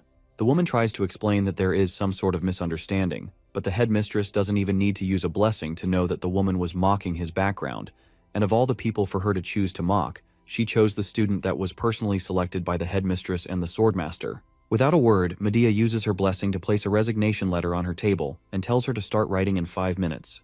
With everything taken care of, Medea tells him that the club application went smoothly and they just have to find one more member. The girl is probably fired, but he has no sympathy for her. Medea then tells him to come by her office after class. Giamma returns to the man that has become his enemy and friend, the blacksmith, Volander. He's here for his gear, and Volander tells him to wait a moment. Now Volander finally looks like a real blacksmith, but Giamma doesn't know what the blacksmith thinks of him. As a former player, he has mixed feelings about him, but now, the negative side grew a lot stronger after everything that happened, but Giamma can't help feeling bad for him. The blacksmith Volander was one of the main NPCs responsible for almost everything related to equipment upgrades. Due to the nature of most games like this one, he was born as a character that people either loved or loathed, and he was notorious for draining players' wallets. Giamma was a small spender in his past life, so he couldn't fully relate, but heavy spenders regularly held rituals begging God for luck, and desperately praying that Volander would bless them just once. In reality though, most players just insulted the blacksmith because of how luck-based his enhancements ended up being, and even Giamma cursed him when he downgraded his Murasami from a B grade to an E grade. Volander breaks him out of his thoughts and asks Giamma what he's thinking about. Then he presents the newly upgraded sword, proudly saying that his work this time is definitely beyond perfect. On top of that, special options have been added to the sword much to Giamma's pleasure. The Scattered Rain Murasami sword is now shiny and brand new, and Giamma can't help calling the blacksmith a god for the luck that has suddenly come down on him. Thanks to this newly enhanced weapon, his painless blessing has upgraded, now reaching up to 50 seconds of activation time. When Giamma thought about clearing dungeons in the future, he felt like 40 seconds definitely wasn't enough, but an extra 10 seconds will definitely make a difference. Considering that he will be using this blessing with the blessing of transition, means that when the level of armament is raised in the future, then he will get more benefits. This whole thing is definitely good news for him. Even though he complained a lot in the past, the painless blessing is surprisingly versatile for a spirit-level blessing. Volander also told him to check something else with his new sword too. The sword has now been increased to a D-grade sword. After all that effort, the upgrade isn't as great as he'd hoped. Since he used materials from an A-grade monster like the Buffalo King, he expected it to reach at least a C grade. Still, considering that he will be channeling aura through the Murasame frequently, having its hardness increased by 2 grades is definitely encouraging. At least it won't shatter in the middle of combat anymore. There's also a flashing button in his status screen that's just begging him to press it, but Giamma has a bad feeling about it. He presses it, and the screen shows some new information. Due to a successful reinforcement and Tay weapon's high growth potential, up to 3 special abilities can now be added to the sword. The special abilities require magic stones, which will activate at random. Magic stones aren't something that can be acquired easily, and Giamma can barely hold back his shock that his sword requires them to become stronger. Meanwhile, the elder that works with the demon commander throws a drinking cup against a mirror. Then he continues to drink directly from the bottle, before throwing that away too. He stares up at a picture on the ceiling that shows his father Riemann von Beimhark. The man was one of the 7-star heroes known as the Mad Tiger. However, he fell in battle 40 years ago, during Tay campaign against the 6th Legion commander, Vasman. Society praised him as a noble hero, but immediately afterwards, countless attempts were made on his life by family members who were hungry to seize the Baimhark family. To survive, he had to harden his heart and poison it. But those relatives who plotted assassinations against him were instead manipulated to destroy each other. Ultimately, he restored his family's shaken foundations in his father's absence. At the age of 30, he became an elder of Hawakan Academy, and his mission became to guide a foolish humanity and uphold an absolute ruling class. Fortunately for him, the existence of demons provided humanity with the perfect enemy, lending legitimacy to their authority. But there were always unexpected variables that messed things up. Leon von Reinhardt, the one hero born with the ability to defeat the Demon King, became a candidate chosen by fate. Of course, given the overwhelming gap in power between humans and demons, the likelihood of Leon truly defeating the Demon King is near zero. The first Legion commander Lycan, who was sealed by their ancestor, the legendary hero, Baylor Hawakan, has set a precedent of legends that have come after. Then one day, someone approached him with the offer of dealing with the so-called hero candidate personally. She looked like an instructor, and at first, he wondered how someone who is so far below him in the hierarchy would dare speak to him so casually. But the moment their eyes met, it became clear who stood above and below in their positions. She is a human who willingly abandoned humanity to directly have a contract with a Legion commander, a half-human, half-demon, otherwise known as a villain. Things became complicated enough with Leon alone, but now a low-born special admission student is making things much worse for him. Even the Auditore seems hesitant to act, claiming that they have insufficient justification to proceed further. The elder, Clady von Baimhark, tells the man to summon the Undertakers. Jiyama scribbles his thoughts into a notebook during class the next day. He's mainly thinking about the fact that the Murasame is owing to need magic stones to become stronger. The difference between weapons with and without magic stones is pretty significant. Having a weapon with 3 spots to put in special abilities is a jackpot. Magic stones drop from specific dungeon bosses, and they drop from A rank or higher demonic beasts, which are practically demonoids in all but name. It looks like Jiyama is cursed to fight demonoids to become stronger for the rest of his adventure. Maybe it's because the word demon is in his name. He glances over to Ryozo, who's sleeping soundly with her odd sleeping mask, and he wonders if she stayed up all night again. It's already been a week since they cleared the Buffalo Dungeon with his new club members. The key to opening the stone gate in the Buffalo King's territory is also a magic stone, and one that comes from a colossal beast named a gigant. For some reason, it seems someone already slayed a gigant and took its stone. Even in the game, giants were depicted as so powerful that a single step could shake the earth. And a gigant is nothing compared to the monsters that were added in the later updates of the game. Those beasts were essentially natural disasters given form. Jiyama has to take a moment and consider if it's really worth risking his life just to put special abilities into his weapon. Hunting demonic beasts for stones should have been Leon's job. As he's lost in his thoughts, Chloe comes into the classroom and greets him. She's taken aback by Ryozo sleeping soundly where she'd have preferred to sit, but she doesn't comment on it. Jiyama asks her if she's fully recovered, and she confirms that she's feeling a lot better, although Jiyama definitely suffered after expelling that blue light from his weapon. Before she can go further, he tells her that they shouldn't talk about it more. The blue light she's referring to is aura, which is an effect that can only be used by truly powerful people. Thinking about it more, maybe farming magic stones is actually worth it. Despite how he initially felt, he now finds himself craving strength, and he has even completely abandoned thoughts of peace and safety. However, his core goal remains unchanged, and his focus is simply survival. There's been unexpected variables and things that never existed in the game before have been targeting him relentlessly. The plot that he knew is being distorted, and it's as if the world itself just refuses to leave him alone. Somehow, it's already been a month since he enrolled at the academy, and the truth about the Second World War, which will occur in 3 years, will soon be revealed. Jiyama choosing to strengthen himself and enhancing his weapon are more like necessities than just mere options. At this rate, he can't guarantee the war's outcome because he doesn't trust Leon as the hero candidate at all. Even if the mermaid was a demonoid, for it to defeat the hero candidate with a one-shot attract is beyond pathetic. The whole situation is way too exhausting for him to put into words, and he was so lost in thought that he didn't even realize weapon had come until he got punched in the face by Ryozo. He came to ask how the club's registration is going, and Jiyama confirms that the headmaster approved it, and they can start as an official club once they find one more member. Speed Weapon also dropped some news that Leon has been on a rampage recently. He has been clearing high-ranked dungeons non-stop. It looks like Leon is finally acting like a protagonist, and Jiyama considers taking back what he said earlier about the blind. Rumor has it that Leon even cleared an A-rank dungeon the previous day with a small party, while they barely made it out of a C-rank dungeon. Weapon points out that Ryozo is oddly well-informed on the blonde protagonist, and it's pretty obvious that she's into him. She doesn't respond immediately and instead turns to stare at Giamma before turning away and saying that she's not interested in him anymore. Leon has definitely been growing stronger, and at this rate he will obtain Balmung during the upcoming Survival Island training.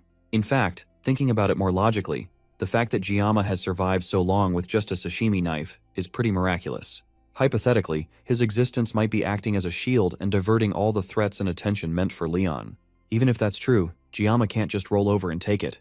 If it's for his survival, then he will swing his blade without hesitation. He has no reason to play the role of the flawless hero, and he is in no way the protagonist of this world. He mutters under his breath that he will cut down anything that stands in his way. Ryozo overhears him and asks if he's into anime, since that is definitely a line from an anime or a game. Elsewhere, a group of dangerous-looking people follow a maid through the halls of the academy. One of them wonders how their group could possibly be getting calls from the Hawakan Academy elders. At this rate, since they are getting famous enough for this, they might as well become a legitimate assassination group. The boss, a woman with short silver hair, tells her subordinate to shut up unless he wants his teeth pulled out. Another one of the thugs tells the guy who spoke up that since he's new, he doesn't know that their boss hates the elites, but the payout from this job was just way too good to refuse. As they continue to talk, the boss repeats herself and tells her subordinates to shut up. They reach the office of the elder that summoned them, and the maid calls out to him through the door. The man calls for them to step in, and the first to walk in are Jiang Taipung, the deputy leader of their group, Pari, a simple grunt worker, and the boss herself, Rei Shen. These three are members of the Undertaker Syndicate, which is a mercenary villain alliance. The elder thanks them for coming such a long way, and then he gets straight to the point, ordering his maid to give them a package. The package contains information on Kang Giamma, and one of the men wonders why they are being given details on some kid.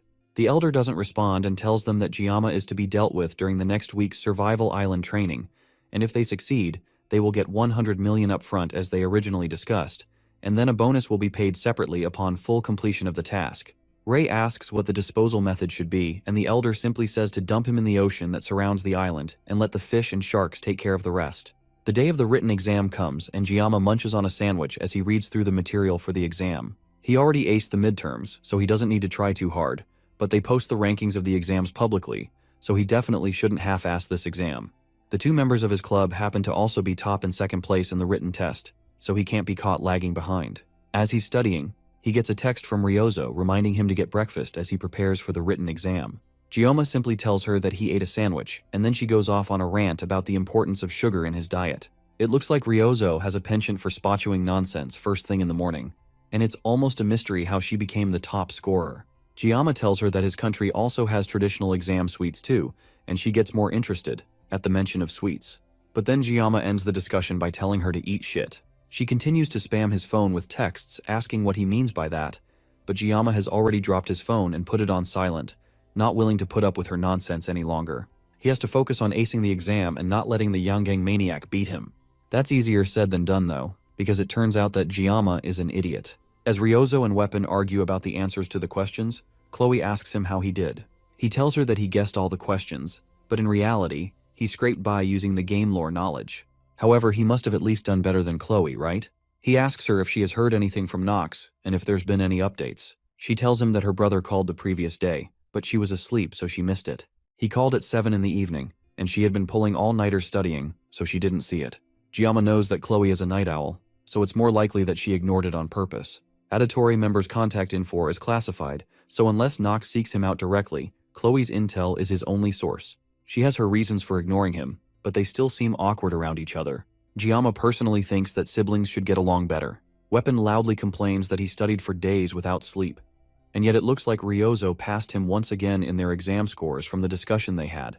As Weapon has a panic attack, Ryozo gets up and comes to sit closer to Giamma, curious about what he and Chloe are talking about. She asks them if they are dating, and although Chloe starts to fantasize in the background, Giamma quickly denies it and tells them that it's not what they think. Then she leans in closer and asks Giamma why he's always ignoring her texts if he doesn't have a girlfriend to worry about. He tells her that it was just one time, and it's not like he always ghosts her or something. Their conversation is cut short by Chloe, who is pissed to hear that he and Ryozo have been texting.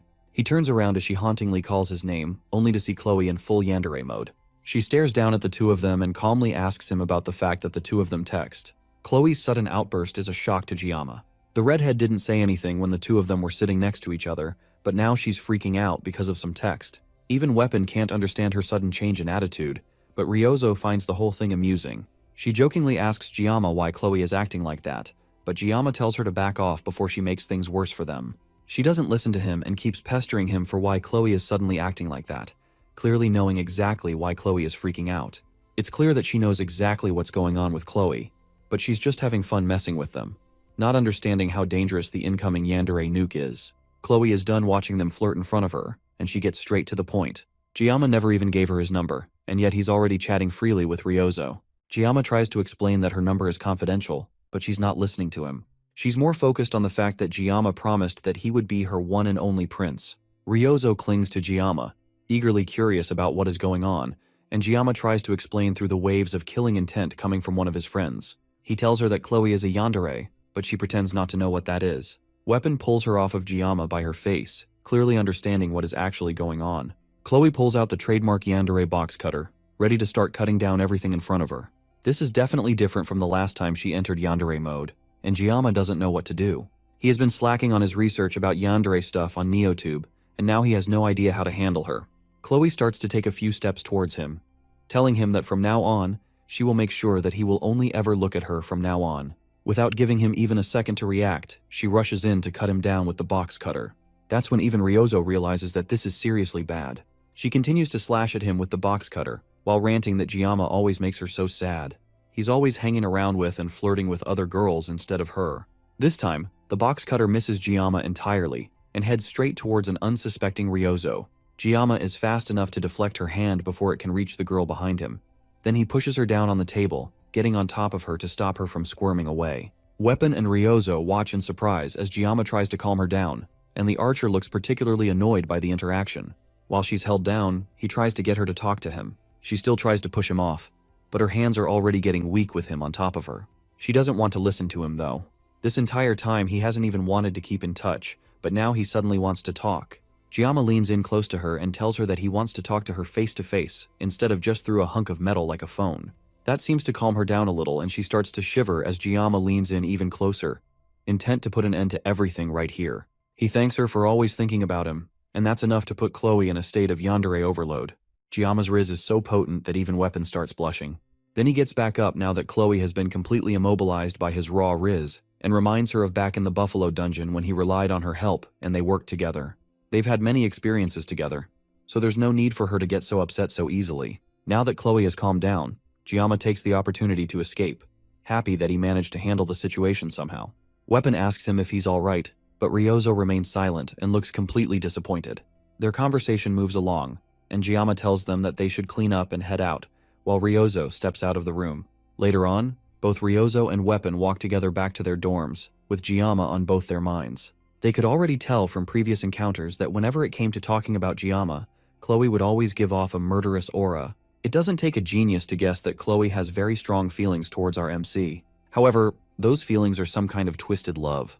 What was even more shocking, though, was seeing Giamma holding his sashimi knife behind his gentle words and actions. He hopes to persuade his way out of dangerous situations, but it's clear that Giamma was ready to switch persuasion for violence if it came to it. He knows how to use the threat of violence if needed, and at a glance, that might make him seem like a villain. But in reality, those are the qualities of a ruler. Weapon was already convinced before, but now he knows for sure that Giamma is destined for greatness. As these thoughts go through his head, he notices Ryozo furiously tapping on her phone. She's been making grumpy faces for a while now, and it's clear that something is bothering her. She doesn't want to tell him what her problem is, so he instead asks her why she's fiddling on her phone so much. She's deleting a video from her NeoTube channel that her subscribers weren't watching called The Perfect Way to Deal with a Yandere, the same video series that Giamma was using to deal with Chloe. Not that Weapon knows that anyways. The video is clearly doing well with over 200,000 views, but she's still intent to delete it, claiming that she doesn't need it anymore. Weapon changes the topic, and the two continue to chat as they make their way through the campus. Elsewhere, at the Academy Library, Giamma looks through a series of books, alongside his fellow cadets. Starting next Wednesday, there's a scheduled deserted island survival training on Avalon Island that will hold for 3 days and 2 nights. Going by the name, it sounds like a serious survival camp, but cadets can only make teams from 1 to 4 people. The school even posted an official announcement with all the details to every cadet. The whole thing is more like a school event, similar to camping or a ski trip. Giamma is in the library, picking up various survival guidebooks to get a better understanding of how to survive during the training trip. Since it's called survival, the Academy will evaluate each cadet's self-sufficiency, but the end result won't affect their grades. Now that he thinks more about it, even for Giamma, who was a player of the game, the training event left a lasting impression on him. It's part of the main storyline where the main character will acquire the hilt of Balmung, which is the main weapon of the protagonist. During the island training, an incident will also happen that sparks the feelings between Abel and Leon. He was really into the event at the time, but now he's not that jealous anymore. Since entering the school and the endless peril that he has had to endure, it has made him cynical about love. Since the Academy elders are after him and there is the mysterious instructor too, there's way too much for him to worry about to think about sparking a romance. No matter how pretty she is, this isn't a situation where he can catch feelings. Love can wait for his next life. In this current life, as a swordsman, what he's more interested in is the holy demon sword, Balmung. Maybe it's because he's a swordsman, but he honestly can't help wanting it. As a former player, he already knows where Balmung is and what it can do, but finding scattered Balmung pieces is also a key part of the story's narrative, and even if he knows where all the pieces are, he still can't get them. The condition to obtain Balmung, which chooses its own master, is to manifest the blessing of miracle. That means that the weapon is literally designed exclusively for the protagonist.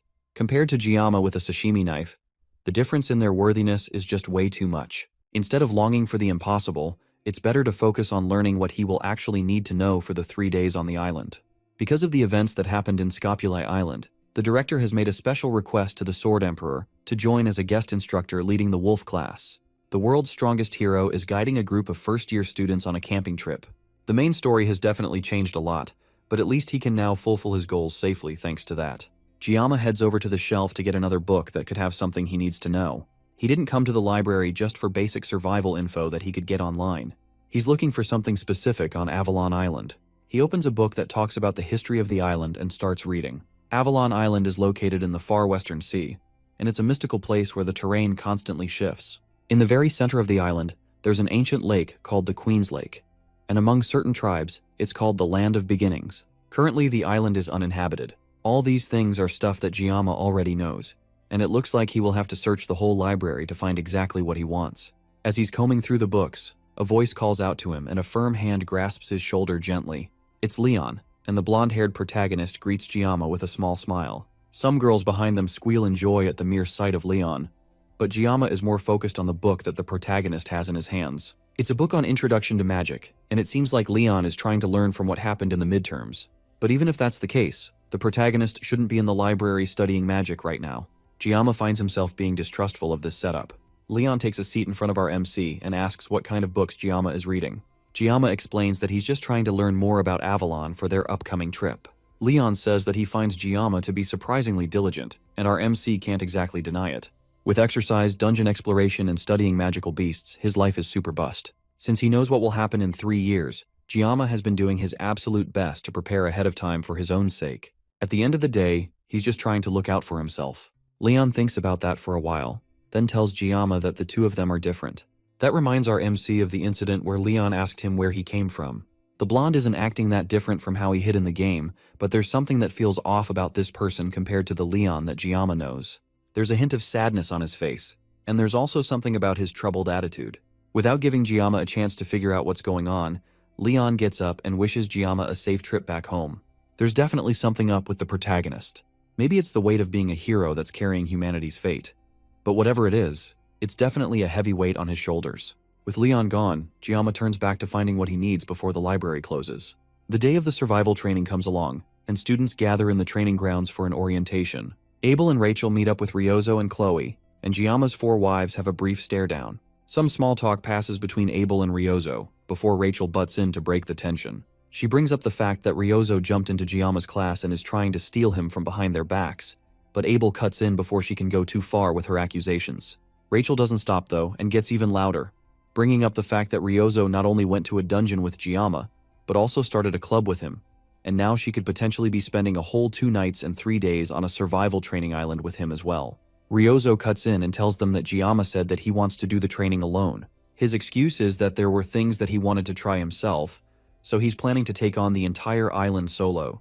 That gets Rachel excited since it means that Giamma will be completely alone for the entire 3 days. Rachel comes up with a little game for the 4 of them to play while scouting through the island. Jiyama only said that he wanted to go alone, but there was no rule that he can't be followed. So Rachel comes up with a game called the Rachel Game that will give one lucky girl a chance for some alone time with Jiyama. Avalon Island has constantly changing terrain, and even if they use the spatial gate to go onto the island, they will all get dropped in random locations. It'll be hard just trying to meet up, and even harder to form teams. So the Rachel Game will have one single rule. Whoever finds Jiyama first wins the game, and the remaining 3 must give up. The girl that finds Jiyama will get the chance to completely monopolize Jiyama. If they meet up with each other, they can team up or separate by their own choice, but they should never get in each other's way. All the girls agree, but Abel turns beet red at the thought of monopolizing Jiyama. She refuses to join in on the game, but that's just better for the rest of them, because it means that there's less people to compete against. Meanwhile, Jiyama, the man on all the ladies' minds, is struggling with staying awake because of how long he spent in the library the previous day. He noted down everything he would need to know on his phone, and came prepared with 24 sashimi knives as well as a hidden secret weapon. Medea kept messaging him like a mum, making sure that he goes to the island prepared, and even reminding him to take underwear. It's almost like she's his grandma in the school. Before leaving though, Jiyama takes a moment to scan the school and the teachers present on the training grounds. The traits he's looking for are a tall female instructor with purple hair and eyes. He doesn't know what her intentions are, but if she's after him, then the deserted island survival training would be the perfect opportunity to get rid of him. The mysterious nature of the island where the terrain constantly changes also makes cleanup easier. The same thing obviously applies to Jiyama as well, but he isn't comfortable with using a knife on a person. That doesn't mean he can just sit back and let himself get killed either. But the major issue is finding the teacher that meets the requirements. But the people of this must have all been dipped in food coloring at birth because there are a surprising number of women with purple hair and eyes. His thoughts are interrupted by Siegfried and Abel, who are passing by on their way through the training grounds. The Sword Emperor reminds Jiyama that he must continue to work hard and get good results, but that he must also remember to get plenty of rest and enjoy the training. After a little bit more small talk, the two walk away, but Abel takes an especially long moment to stare at Jiyama before leaving with a huff. Jiyama doesn't think much of it, and laughs as he remembers from the game's story that she will soon get a boyfriend. As he's watching her leave, he doesn't notice Ryozo sneaking up to him with a mischievous glint in her eyes. At least that's what she thinks until Jiyama turns around sharply and strikes her with a strong flick to the forehead. She cries and jumps back, not expecting him to hit her out of the blue with such a strong attack. She was only game to wish him luck in the training, but now she's too pissed off to even look at him. Jiyama doesn't really understand Ryozo. He couldn't sleep much these days because she's always hanging around him, and if he ignores her and doesn't react, then she'll just get more restless and paces around like crazy. He has no idea what caught her attention so strongly, but Ryozo is still technically a heroine. He doesn't want to be closer to her than he has to. The spatial gate to Avalon Island opens, and the students are told to carefully pass through to the island for their test. Jiyama steps up to the gate, determined to make sure that this time he will find what he's looking for, and he will get through this event quietly without any trouble. The gate brings him through, and he arrives in the sacred land of Avalon. Specifically, he arrives in front of the Tree of Beginnings, Yggdrasil. This isn't time for sightseeing, though. There is a survival test to pass, and everyone is working hard, so there's no time for him to slack off. Thankfully for him, he took a photo of the island's map back at the library. Then he marked the location where he can get the blessing of regeneration, after comparing his memories of when he played the game himself. The map looks familiar enough, and Jiyama assumes that the blessing's location is near the lake at the island's center. This means that he needs to get as close to the World Tree's lakeside as he can. Then from there, he can cross both the rocky area and the forest area. There are 3 days left of the island training, and the academy didn't just send them out to play around. They gave the cadets a mission to find orbs hidden around the island. It's pretty much a treasure hunt like the ones that normal schools do on field trips. And the more orbs a student finds, the better the grades at the end of the test. Apparently, the orbs can also be used as enhancement material, which only makes Jiyama more interested in grabbing some for himself. Following one of the survival books that he read in the library, he pulls out the secret weapon that he brought specifically for the test. It's a medium-sized machete that he found in the hiking section at a supermarket. It's usually used for cleaning weeds and logging, but most importantly, it's long enough for him to not trigger the blessing of the sword god. He bought this machete specifically for the training, since he hopes to save the 50 seconds of the blessing of painlessness for something huge to take care of. As he's testing out the machete, a small rabbit peeks its head out of a bush and stares at him curiously. Jiyama originally thinks that this is the perfect time for him to gather some food, but his thoughts are broken when the rabbit comes out from the bush, revealing itself as a creature much larger than Jiyama. It's a menacing creature for sure, but Jiyama has taken down a cow king, so a little rabbit should be easy. He doesn't even need to activate the blessing of the sword god to take this monster out. Elsewhere, Abel also comes across a rabbit. That's thankfully normal size and a lot cuter than the monster that Giamma came across. Abel originally considers trying to help it find safety, but the rabbit chomps down on her hand before running away. Abel chases after it and pulls out her sword, now determined to turn the cute rabbit into an ingredient for her dinner. This is a perfect chance for her too, since she can use the rabbit to test her special training result. The rabbit runs faster and even turns around to smirk at her, as if it were looking down on her, and it reminds her of Giamma, who also regularly hid his true abilities. She speeds up to catch it, but the terrain suddenly changes, causing her to lose her balance and fall into a lake. The rabbit watches her with a look of disappointment from above the water's surface, and once again, she remembers Kang Giamma. The boy that fills her mind is also having his own struggles with the monster-sized rabbit. He worked out so much to be able to keep his body in shape, but even now, without the word God's blessing, he's barely able to keep up with a simple rabbit. Giamma drops to his knees and accepts defeat. It's better to starve instead of wasting more energy for no gain. He gives the rabbit the opportunity to leave, but before it goes, it gives Giamma a mocking smile. That causes Giamma to immediately change his mind and activate his blessing, and he takes out the rabbit immediately. Elsewhere, Rachel rushes through the forest, eager to find Giamma before anyone else. She has been going around in circles, but she can't get discouraged yet. After all, she was the one that made up this game, and she was talking up a big game the whole time. She turns and runs in a different direction, hoping to waste less time by just moving without thinking. Her voice is so loud that Ryozo at some other part of the island can hear her as she runs through the forest. She's also eagerly looking for Giamma, and she's determined to not be the loser if she's going to end up playing this game with everyone else. From what she landed somewhere on Avalon Island's beach, and immediately worked to adjust her goals for the special environment. The only place on the island that never changes is the World Tree, and knowing Giamma's personality, and the fact that he wanted to go solo, she figures out that he is most likely heading to the center of the island. It's going to be a pain to search for him, but she doesn't want anyone else to get to him first. Chloe is also having a great time desperately searching for Giamma. She's barely even paying attention to the monsters and animals trying to attack her as she dashes through the forest looking for him. She's one of the best scouts out of all the first, and on this island, she's confident that she can find him first, and he will only have eyes for her. She notices someone in the distance and runs even faster, hoping that it's her Giamma. Meanwhile, Giamma rests beside a campfire and roasts the rabbit that he killed earlier. He spent the entire day skinning the hide off the monster, and now he doesn't have to worry about food anymore. He hears something running through the forest and turns his attention to it immediately. It doesn't seem like a wild animal, and Giamma wonders if it could be someone targeting him. Right now, he can't afford to let his guard down, especially since he knows that there are people who want him dead in the academy. Thankfully, he has saved his blessing for a moment like this, and readies himself for a fight as the person gets closer. Chloe rushes through the trees towards her target, but it turns out to be Rachel instead of Giamma. The two of them immediately start arguing, angry that they seem to keep running into each other. Meanwhile, Giamma has to stop himself from narrowly cutting Abel in half as she falls in front of him. The two of them freeze and stare at each other, and the silence is only broken when Abel's stomach growls. Even though she didn't want to participate in the game, somehow Abel accidentally found Giamma first. She takes a long look around his makeshift campsite, and it looks like Giamma is thriving. He has a fur coat that looks warm and plenty of jerky to ensure that he doesn't go hungry. Even in this survival test, Abel continues to lose to him, no matter what she does. It's embarrassing to think about. And because of her dive into the lake earlier, she's also extremely cold. Giamma comes up behind her and gives her the fur coat to cover herself with. The whole reason she found him was because she couldn't resist the smell of the food that he was cooking, but the blanket he gave her is at least warm enough to calm her down. She also has a twisted ankle from earlier when she was chasing the rabbit. Giamma doesn't waste any time as soon as he notices it and goes to bandage her ankle to take care of her injuries before it gets infected. Once her wounds are patched up, he asks her why she's wandering around alone. The Rachel game immediately comes to her mind, but she obviously can't tell him that. Instead, she tells him that she's more comfortable alone, which makes her similar to Giamma in a way. She remembers the fact that she so boldly told the girls that she wouldn't be joining in on their game, but now that she's here with him, she can't resist the urge to win.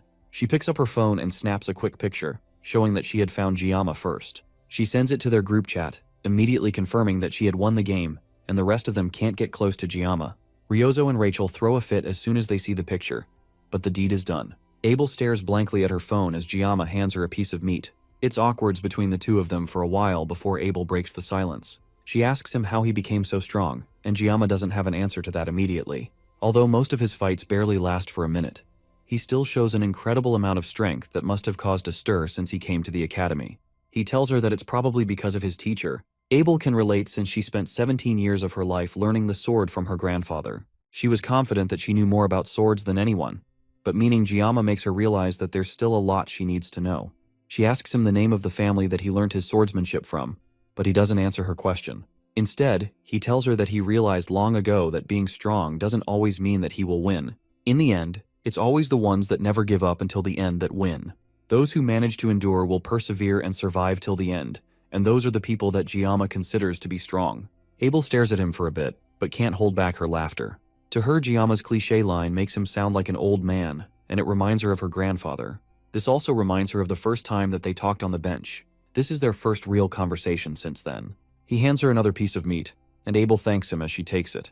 She gets so comfortable that she doesn't even realize when she sleeps off and wakes up the next morning. By then, Giamma had already left, and he left all his food and supplies behind without a word. Her leg has also completely healed, all thanks to his help the previous night. Abel can't help but cry as she realizes that this is the first time she has ever felt truly cared for by someone else. No matter what happened in her life, she always had to face it alone. Even when she encountered huge obstacles, she managed to overcome them eventually, but it was always alone. That was the duty of someone who carries the family name of Nibelung. But now, Kang Giamma has done all of this for her, while seemingly expecting nothing in return. All this time, she has envied and been jealous of people who offer kindness without expecting anything in return. And now he does this for her. With newfound energy, she picks up her sword and prepares to set off.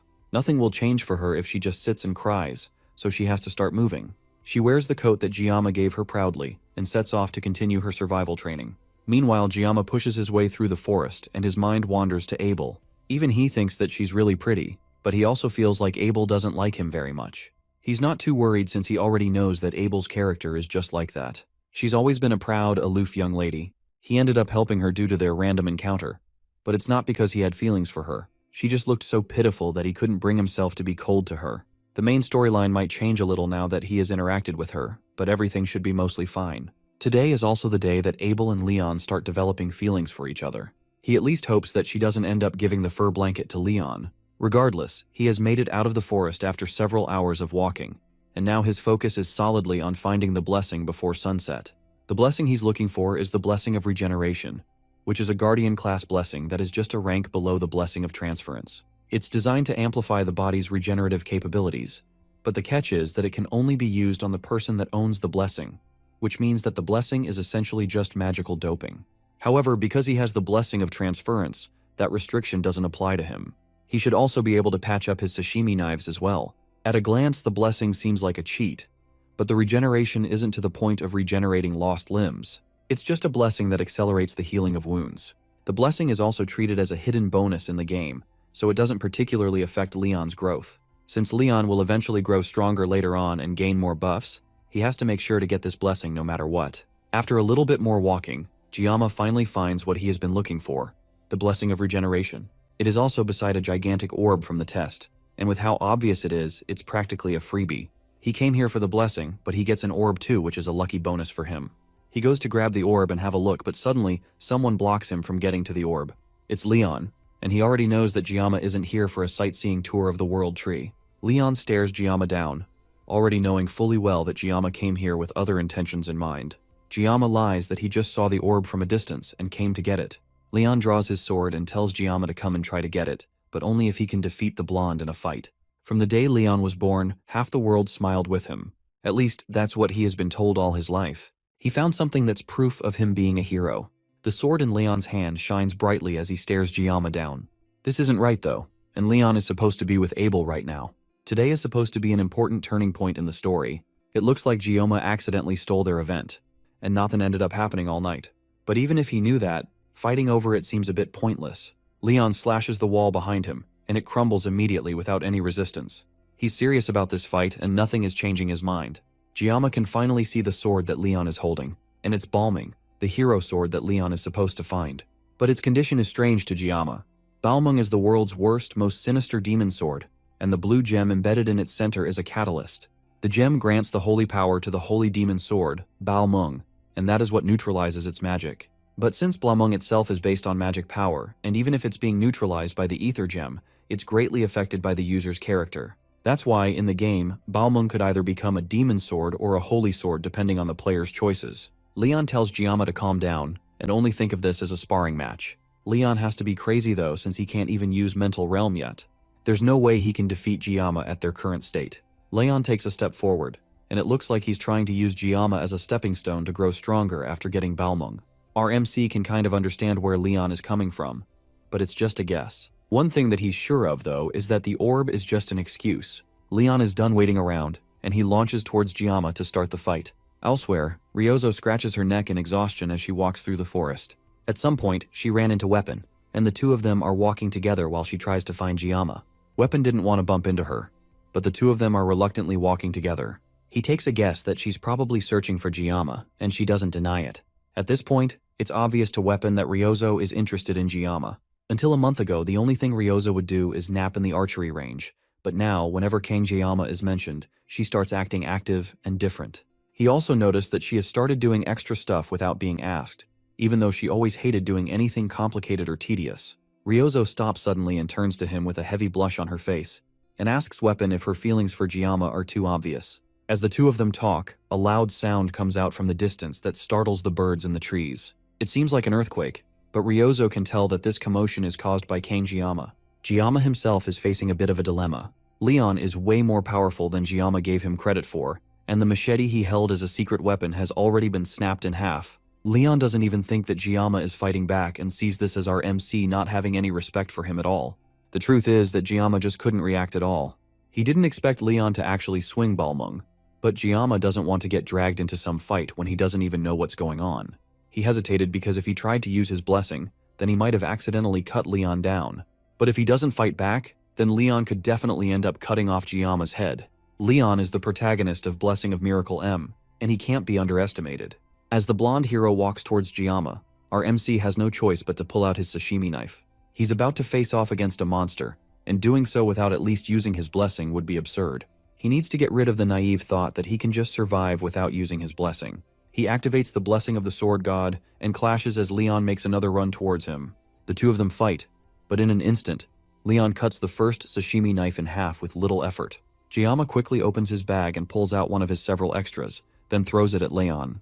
The blonde easily cuts all the knives before they can reach him, then rushes at Giamma again, cutting through several pillars behind him on his way. Giamma manages to dodge the attack, and then turns around to put some distance between them. Leon is definitely on a whole different level from the midterms, but even the protagonist's buff has its limits. Another massive slash from Balmung sends the terrain flying in different directions. Leon has used almost all his energy in this fight, but through the destroyed landscape and dust, Giamma walks towards him, completely untouched. He asks Leon why he's going this far, and Leon stops for a moment to think. The world has always told him that he will be the one to bring happiness to everyone. But now since Giamma showed up, it seems like everything he has been working to build doesn't matter anymore. Now this whole fight is supposed to show Giamma who is who between them. Leon activates his sword once again and charges up an even more devastating strike than before bringing it down towards Giamma. Our MC rushes towards Leon as the massive strike falls towards him, and the two of them clash for a moment. As the energy clears from Balmung, a small chunk of it chips off. Leon stops moving for a moment and stares down at his damaged sword. It looks like the destiny Leon was meant to have is now too far out of reach for him. From where he's standing, Giamma is the one that should have been chosen. As Giamma puts away his knife, the wind rustles around them, and as the dust clears, Leon is gone. That was an unexpected duel for Giamma, but it looks like he wanted to use it as a way to help him grow as a hero and strengthen himself. Giamma doesn't plan on losing to anyone, no matter their motivation. Leon didn't even come at him in a way that would allow him to end the fight easily, and he lost several sashimi knives in the fight. If Giamma had gone lightly and made even one wrong move, then he would have been dead. He tried his best not to target Leon, but thanks to that, he ended up dodging all over the place without putting in a real fight. Even so, Leon's growth is at a level is fitting for the protagonist. With that said, Giamma ended up slicing a bit of Balmung, but as long as he gets it repaired and collects more parts later, then reaching its final form shouldn't be a problem. At least he didn't end up cutting down Leon himself. That would have been an entirely different problem. With no other surprise attacks on the way, Giamma goes to take the orb for the survival training and pick up his new blessing as well. He picks up the blessing, and a system message pops up for him, confirming that he has acquired it as one of his abilities. It's a passive ability, and to test it, Giamma cuts into his own skin with a stone. Immediately, the wound disappears without even a scar, which is exactly what Giamma wanted this whole time. Still, getting this in the first place was tough. He heads back into the forest and rests by a campfire as he gathers his thoughts. He still can't get over the sudden duel he had with Leon for no reason. The only thing he can think of is that the fight happened because he accidentally stole Leon's special time with Abel, but Leon even said that their battle was going to happen sooner or later. Things were so tense that Giamma couldn't even question it, but now he desperately wants to know what the blonde protagonist meant by that. He already knows that Leon is an existence of this world, but that still doesn't answer the question of what exactly he is. And even beyond that, the one that brought Giamma into this world in the first place is a whole other mystery. He can't do anything to figure it out, and for now, all he can do is what he feels he needs to do. Even in his past life, he had a fiery personality. He has been holding it back a lot lately, but he could never ignore injustice. He used to get into a lot of fights with rude customers, but he never backed down no matter how tough they were. Maybe that is Giamma's own weird sense of justice. At first, he tried not to interfere with the main storyline, but before he knew it, protecting himself became the top priority, even though his actions were just to get a blessing. That shouldn't change the main plot. And yet today, he ended up fighting Leon. And now, he's also under the threat of assassination too. His life is really on the line, and if he continues down this path, he might end up cutting down a real person and not a monster. He still doesn't want to do that, and his mind starts to weigh down as he realizes that things might really come down to that. As he's thinking to himself, Ryozo appears behind him and mockingly encourages him to stop talking to himself and just act naturally instead of overthinking things. He turns towards her, but she's gone when he looks. It seems like this was just a hallucination, but he knows that if Ryozo were really with him, that's probably what she would say. He takes a moment to think about what the others are doing, and in that brief moment, he realizes that right now he's thinking about his friends. The word sounds so cheesy, but right now it gives him comfort. As the night goes on, Giamma eventually falls asleep. Suddenly, the leaves in the bushes around him crunch silently as a group of dangerous-looking people make their way towards him with sharp objects in their hands.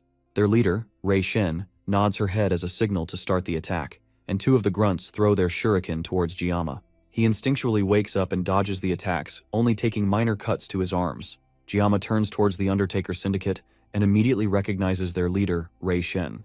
In the story, she eventually becomes the first half-demon that Leon ever faces. Originally, she was the daughter of a noble, but after her family betrayed her and kicked her out, she became a contract killer. Her hatred grew with time, and then she eventually became a villain that got defeated by Leon. In other words, she's a character doomed to tragedy. As sad as her tale is, Giamma can't find any sympathy for a killer who gave up her humanity. The group of assassins approach him as Giamma cautiously tries to keep his distance. The men can immediately tell that Giamma isn't normal, and even in a situation like this where he's surrounded by strong fighters, Giamma is making a face like he wants to cut them all down. Rei Shen is the first to speak to him, and she asks him which organization he's from. Giamma doesn't answer, mostly because he has no idea what to say to that. Why would hitmen be asking him that kind of question? Maybe they think he isn't a cadet because he seems so skilled. From what the other men are saying, it seems like this is the first time that Rei Shen has been interested in someone they are about to kill. They know that he's the top freshman, but they didn't think that he would put up a fight at all. Giamma still doesn't respond to their provocations, and instead, he simply watches them. Then he figures out that since these people have come for him, then whoever sent them must at least be an elder in the academy. That shocks all of them because they didn't expect Giamma to be investigating them. He knows that the Undertaker Syndicate are just butchers who kill people for money, and the more he talks about them, the angrier they get. Giamma walks right up to Rei, getting right in her face and looking down at her as if to mock her. One of the grunts finally has enough of the disrespect and turns to attack Giamma, but in a split second, our MC activates the blessing of the sword god and makes quick work of the side character. The man makes fun of Giamma for just running around dodging as his head slides off from his neck, which has been cleanly cut by Giamma. Just like that, he dies before he even knows that he has been attacked. With this, Giamma has finally cut down a person in a place that isn't the Academy's subspace. As the group panics and tries to figure out what to do, Giamma's assimilation rate starts to go up rapidly, going from 12 to 88. In another reality, Chef Kim checks his phone and sees that it's already past midnight. He decides it's time for him to find what he's looking for quickly and call it a day. He's looking for his humanity, but he can't seem to find it anywhere. As he searches through the fridge, he sees some boxes of juice that spell out the words, "Blessing of the Sword God." As he looks at the weirdly organized boxes, he changes back to Kang Giamma, but he still can't find what he's looking for. He sees some more boxes of juice, and they seem to be spelling out a message for him. The message tells him to cut it all down, no matter what it is, and as soon as he reads it, a bright red light comes flooding from the fridge, engulfing him and bringing him back to reality. His left eye starts to darken as a manic glare comes over his face, and it's clear that Giamma is ready to take out anything and everyone in his way. The other goons don't get the hint that they are already dead, and they try to rush towards him so they can bring him down, but Giamma doesn't waste a second as he meets them halfway and cuts 3 of them down with one clean strike. Another pair of assassins come at him with their swords drawn, and our MC easily jumps over their attacks, twisting in midair before slicing them in the back, killing them easily. The men try to encourage each other to not get taken down by one brat and rush to attack him all at once, while Ray Shen, their leader, watches from behind as blood, guts, and body parts go flying in all directions. As she watches her men get mercilessly cut down, she starts to question if the person they are going up against is really a cadet. He's clearly in an entirely different league than all of them combined, and at this rate, they are all going to be wiped out. The goon closest to her yells out in fear, calling for his captain to tell him what to do. But before Ray can even process what he's saying, Giamma swiftly appears beside him and ends his life in one swift motion.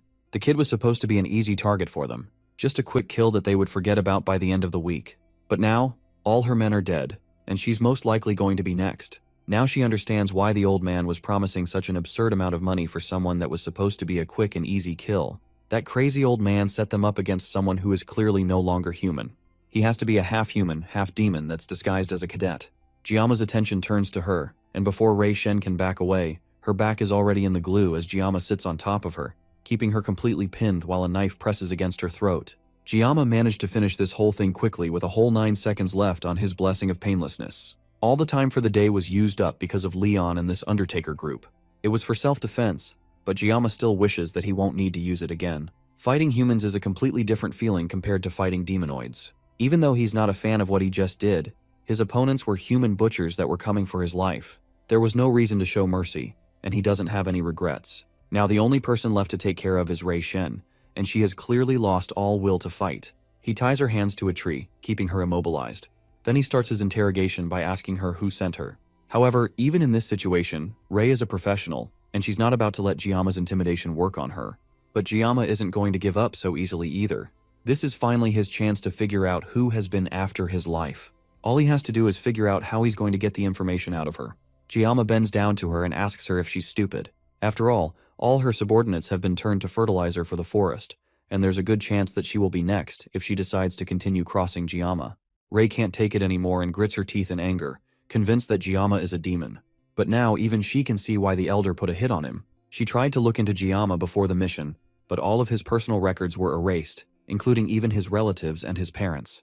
That causes Giamma to pause in confusion, and the rest of Ray's ranting falls on deaf ears. He has no idea what she means by his family records being erased. He tries to remember his relatives and his parents, but suddenly realizes that he can't even remember what his family looks like. He desperately asks her to explain herself, while pulling out his sashimi knife from its cover. He was originally planning to find out the name of the person that hired the mercenary group, then he would have let her go peacefully. But now that she has revealed something so distressing, it looks like he has no choice but to take this more seriously. He tells her plainly that if she doesn't cooperate with him, then she will end up losing an arm and a leg and any other limb Giamma wishes. As long as she can still talk by the end of it, he doesn't care how mangled she ends up being. Suddenly, the area fills with immense magical pressure, pushing both Giamma and Ray down. Giamma turns around and sees that the blood of the corpses seem to be rising into the air and heading towards Ray. Suddenly, the stoic look on Ray's face changes to raw terror as she sees the blood gathering around her body. Elsewhere, Siegfried takes the break as an opportunity to go fishing with his brand new fishing rod. He hasn't gotten a single bite since he started, but it's still nice to enjoy the rare peace and quiet. A disturbance in the water makes him momentarily think that he's about to get a catch, but instead, the fishes are thrown into the air as if something terrible were shaking the island itself. He can immediately tell that something is wrong. There is a terrifying amount of magic power in the air that is comparable to a demon commander. As the blood wraps completely around Ray, she starts to groan in pain as she begs Giamma to help her. Her skin starts to turn purple and her eyes look broken as she pleads with Giamma not to let her die. Then, suddenly, a massive blast blows up the area that Ray was just laying, and the massive explosion is bright and loud enough to illuminate the whole island. The smoke of the explosion clears, and Ray is standing in the wreckage. Except this is clearly not Ray. Whoever this new person is, her skin is burning in different parts, all the way up her body. And the first thing she does is stretch and comment that she hasn't been in the human world for 700 years. This level of magic power makes the mermaid that almost killed Giamma look like a small fish. That, as well as the impure flame that covers her body, makes Giamma certain of who he's looking at. This person is the Demon King's Army 5th Legion commander, the succubus demon, the bewitching flame Agor. It looks like just after slowly turning into a demon, Giamma is about to face off against a demon commander. The dream demon laughs in glee as even the birds in the sky fall to the ground from the immense heat that her appearance caused. She asks Giamma if this is not how humans greet each other, After all, it's been 700 years since she last stepped out of the demon realm, so she's not used to human customs anymore. Regardless of whether she's right or wrong in how she introduced herself, she does it again, even saying that it's nice to meet him before asking for his name. Giamma is still stunned to silence as she continues to ask him questions that he can barely even hear anymore. Right now, he's struggling to dig up his memories, in the hopes that even the smallest and seemingly useless fragments can serve as a mirror to let him see into the future. The biggest advantage Giamma has right now, that has allowed him to survive in this world for so long, are his memories from playing Blessing of Miracles M from his past life. From what he remembers, the succubus Agor is a fire-type demon and one of the Legion commanders. Although her physical strength is pretty average among the other commanders, she excels in mental magic. That's the basic details he can remember reading about Agor on the game's wiki, back when he quit the game, but he has no idea why Agor would come down to the human world after 700 years. Even more, she used possession to descend through Lei Shen as a host. He doesn't have any more time to think about it as Agor speaks to him again. She asks if he is the one that killed all the mercenaries littered on the floor. From the moment she descended, she realized that Giamma is no ordinary human, and the fact that he's even still standing with a sane mind after seeing her is proof that he has outstanding capabilities. However, even with that, just from his physical appearance, she can tell that he's just a whelp, but he will most likely turn out well in the future. If that's the case, she comes to him with a proposal to make a contract with her. As she says that, she activates her mind control powers, completely bewitching Giamma as he looks at her. He tries to ask her what she's doing to him, but she cuts him off before he can say anything. Giamma should be honored after all that a Legion commander would give him the special chance to become her slave. In the end, she knows that even though humans may act noble, they only end up judging each other and creating their own pecking orders. They chase after their own interests and kill others to cause pain. Instead of allowing him to live in a world like that, Agor is giving Giamma a chance to dream a dream of glory with her. The mind control starts to take effect as her words sink into his mind. The more he thinks about it, the more he can't help but agree with her. After all, humans only judge others and stand in their own way. If he wants to survive, then accepting Agor's offer would be the right thing to do. On top of that, his ultimate goal of survival will be much easier if he sides with the Demon King's army. But his opponent is a demon, and not just any demon, but the succubus queen, Agor. That's why he has to fight her influence and make his decisions on his own. As his mind just barely manages to cut through her powers, Agor notices that he has undone her high-level magic. She starts to wonder if he broke free because she is currently inhabiting a pathetic vessel. She only made that contract with Lei Shen because of all her whining, but now she's starting to regret her decision. As she continues to complain about her host, Giamma starts to laugh. He finds her nonsensical barking funny and couldn't hold back his amusement.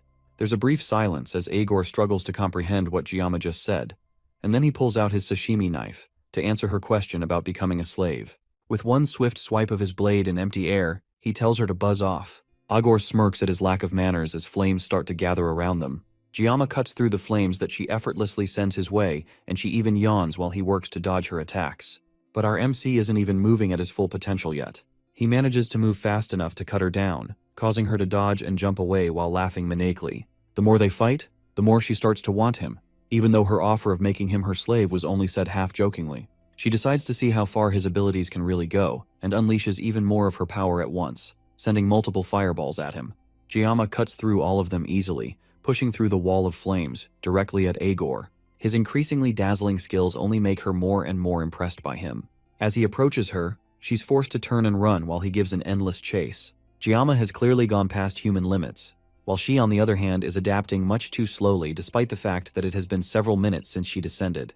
Our MC manages to catch up to her and turns to bury his knife in her back. This time Agor is genuinely concerned by just how fast Giamma is to be able to catch up to her so quickly. The two of them collide, releasing a massive explosion that destroys the earth around them. As the smoke clears, Agor stands above Giamma, easily holding back his knife that was about to stab into her just a moment ago. She comments on him having an impatient personality and asks him if he's in a hurry. He doesn't have to go anywhere since Agor has all the time in the world for him. Giamma is in a hurry though, and he knows that there is no time to waste. With all his strength, he cuts through her grip, freeing his hand and pushing in for another attack. His body starts to glow with his aura as he pushes himself even harder to settle this fight. There's no time to waste, and the clock is slowly ticking down until his blessing of painlessness ends, leaving him completely vulnerable. Agor notices that he's somehow getting even faster, despite already overcoming what is humanly possible. The two of them continue to clash, sending sparks of flames shining all over the place as the seconds tick away. Their battle gets brighter and brighter until finally, his blessing of painlessness wears off, leaving Giamma completely exhausted as he pants heavily, barely being able to stand as she towers over him. Agor meanwhile has nothing to show for the brutal fight besides a severely cut-up hand covered in flames. If it weren't for the clause that the humans and demons signed 700 years ago, this battle would have gone a lot differently. As she stares at her hand, she just can't get used to seeing her own red blood pour out of her multiple wounds. It almost feels like she has become human herself. And just like that, she uses her flames to completely heal up her arm, leaving her good as new. She approaches Giamma, who can barely even stand upright anymore, and tells him that it would be a waste to leave him as just a human. He has a burning determination that consumes his body, and it captivates her. He may be lacking in manners, but Agor likes his fiery passion, and at his age, he might even have more potential than the other kid that was prophesied to be the vessel of the past hero. Agor laughs as Giamma continues to glare at her defiantly. Now that she has almost adjusted to her new body, she starts to see Giamma differently and wonders if he will be the one to fulfill the wishes of the demons. To find that out, Agor decides to give him one last test to see if he really is what she's searching for. She charges up even more flames around him as she rises up into the air and tells our MC that if he can survive her next attack, then he passes. The flames rise and form a ball in the Legion commander's hand, looking brighter and hotter than anything she has used so far. Giamma's eyes start to glaze over as she charges up the attack. It's clear that he has no energy in him anymore. Agor tells him that he has to endure at least this much as she tosses the mini-sun over towards him. At the same time, someone else rushes in from the side, leaping up towards them and stepping in front of the blast to block it from hitting Giamma. It's Siegfried, and he arrived just in time to save his young student from certain death. As he uses all his strength to block the burst of fire heading towards Giamma, he tells our MC to pull himself together and snap out of his daze. Agor is mildly annoyed by the old man's sudden interference in their battle, and she tells Siegfried not to butt in between them. However, the old man absolutely cannot let Giamma fall in battle, especially with all the potential he has shown. Since the Swordmaster has chosen to put his life on the line for Giamma, Agor is more than willing to put him through the challenge to see if he can actually protect the younger boy. Meanwhile, Giamma's consciousness floats in an empty space as he struggles to regain himself. His first thought is asking if he's dead, as he hears coughing coming from somewhere in front of him. He's just barely able to come to his senses and sees someone standing in front of him. The first thing he sees is a flaming knob where an arm is supposed to be, and as his vision clears, he sees the Sword Emperor standing in front of him with a missing arm. Despite his missing limb, the Sword Emperor is still determined to make sure that a peerless talent like Kang Giamma isn't lost in vain to a pointless battle like this. With all his strength, he used his sword and his bare hand to completely block an attack from a Legion commander, and even as he lost his entire arm, he still stands in front of a student like a protective shield.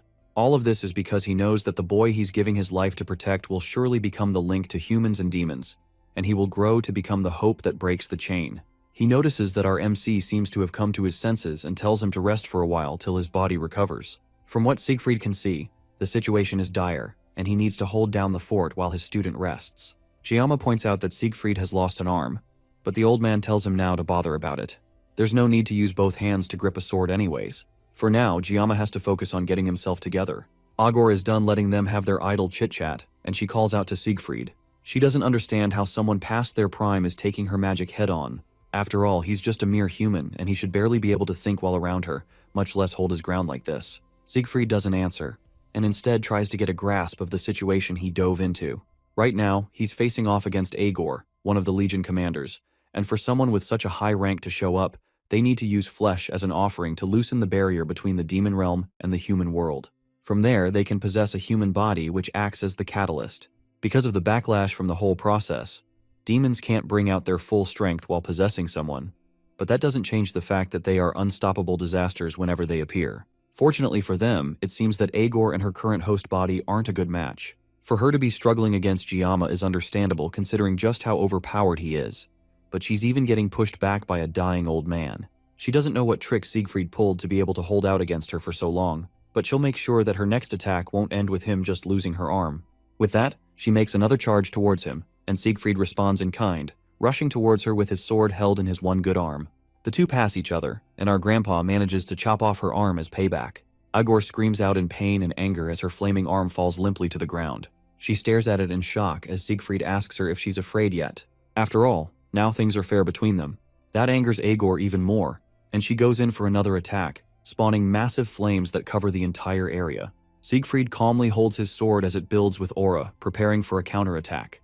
He doesn't know exactly why she crossed from the demon realm into the human world, but he can see clearly that her eyes are filled with fear. As the flames move towards him like a molten whip, the old man cuts it away easily and dodges the attack. Then he leaps away from where he's standing, moving faster than Agor can see. The succubus still doesn't think that Siegfried is much of a threat, and she's so busy mocking him that she narrowly allows her head to get cut off by his sword. In an instant, Siegfried appears beside her, swiping his sword at her neck, which she very narrowly manages to dodge. Siegfried has such a dense aura around him that she can't even sense his movements around her. That's when she takes a moment to seriously look at his face and realize that Siegfried is a descendant of Aaron, one of the heroes of old. That may be the case, but Agor tries to calm herself before panic washes over her. After all, Siegfried is still just a human with a body far past its prime. There's no need for her to get so worked up over someone like this. She flies up into the sky to put some distance between them, then summons a barrage of flaming spears above her head. Descendant of Aaron or not, there's no way a body as frail as Siegfried's will be able to dodge this next attack. The spears fill the sky and the heat is so overwhelming that even the clouds start to give way. She laughs like a maniac as both Giamma and Siegfried realize that this next one is going to be tough to dodge. Without giving them more than a second to think, she unleashes the flaming rain down to the ground. Siegfried may be old, but he still has some spring in his step, moving fast enough to dodge the rain of fire. Giamma can do nothing but watch and call out for his teacher. He's like to help him, but right now it's taking all the strength he has left to barely stay conscious. If he lets go of his sashimi knife, he might never be able to grab hold of it again. Giving up his blessing in this situation would basically be suicide. Siegfried continues to jump and avoid the molten spears as they rip apart the ground around him. With his one good arm, he slashes his sword at any attacks that come to close, perfectly cutting the fire spears in half. Even Agor commends him on his impressive display with such an old body. She upgrades him from a meddling bug to a scurrying rat in her eyes, but the attacks are still falling and they don't seem to have an end. Siegfried hasn't just been blindly dodging them this entire time though. He's been getting closer to her with each step, and now he's within jumping distance. As he closes the gap, he agrees with her that demons are absurdly stronger than humans. In fact, in his youth, he resented the world after coming to terms with that fact and understanding that his effort alone wouldn't be enough to overcome it. But he has realized something now that he has reached old age. Agor mocks him as he speaks, but even though her words are dismissive, she can't ignore the raw skill that shows off just how experienced the old man is with the sword. Siegfried is almost within striking distance, and she still hasn't found a weakness to exploit. Then she notices it right as he gets closer. His left side where his arm is missing is wide open and a sitting duck for an attack. She smirks as an idea comes to her head and tells Siegfried to keep babbling. The old man leaps into the air, getting closer to her, and with his sword primed for the final slash, he screams out to Agor. He tells her that humans can develop and evolve even in hopeless situations, and that's what demons fear the most. That's why they are constantly trying to invade the human world. With that, Siegfried finally makes it into stabbing distance and raises his hand above his head for the final strike. Once he's close enough, Agor starts to laugh. With a quick move of her hand, she stabs at his foot with a spear of fire that bursts from the ground. With that, Siegfried's heroic leap is hindered, leaving him wide open for a finishing attack.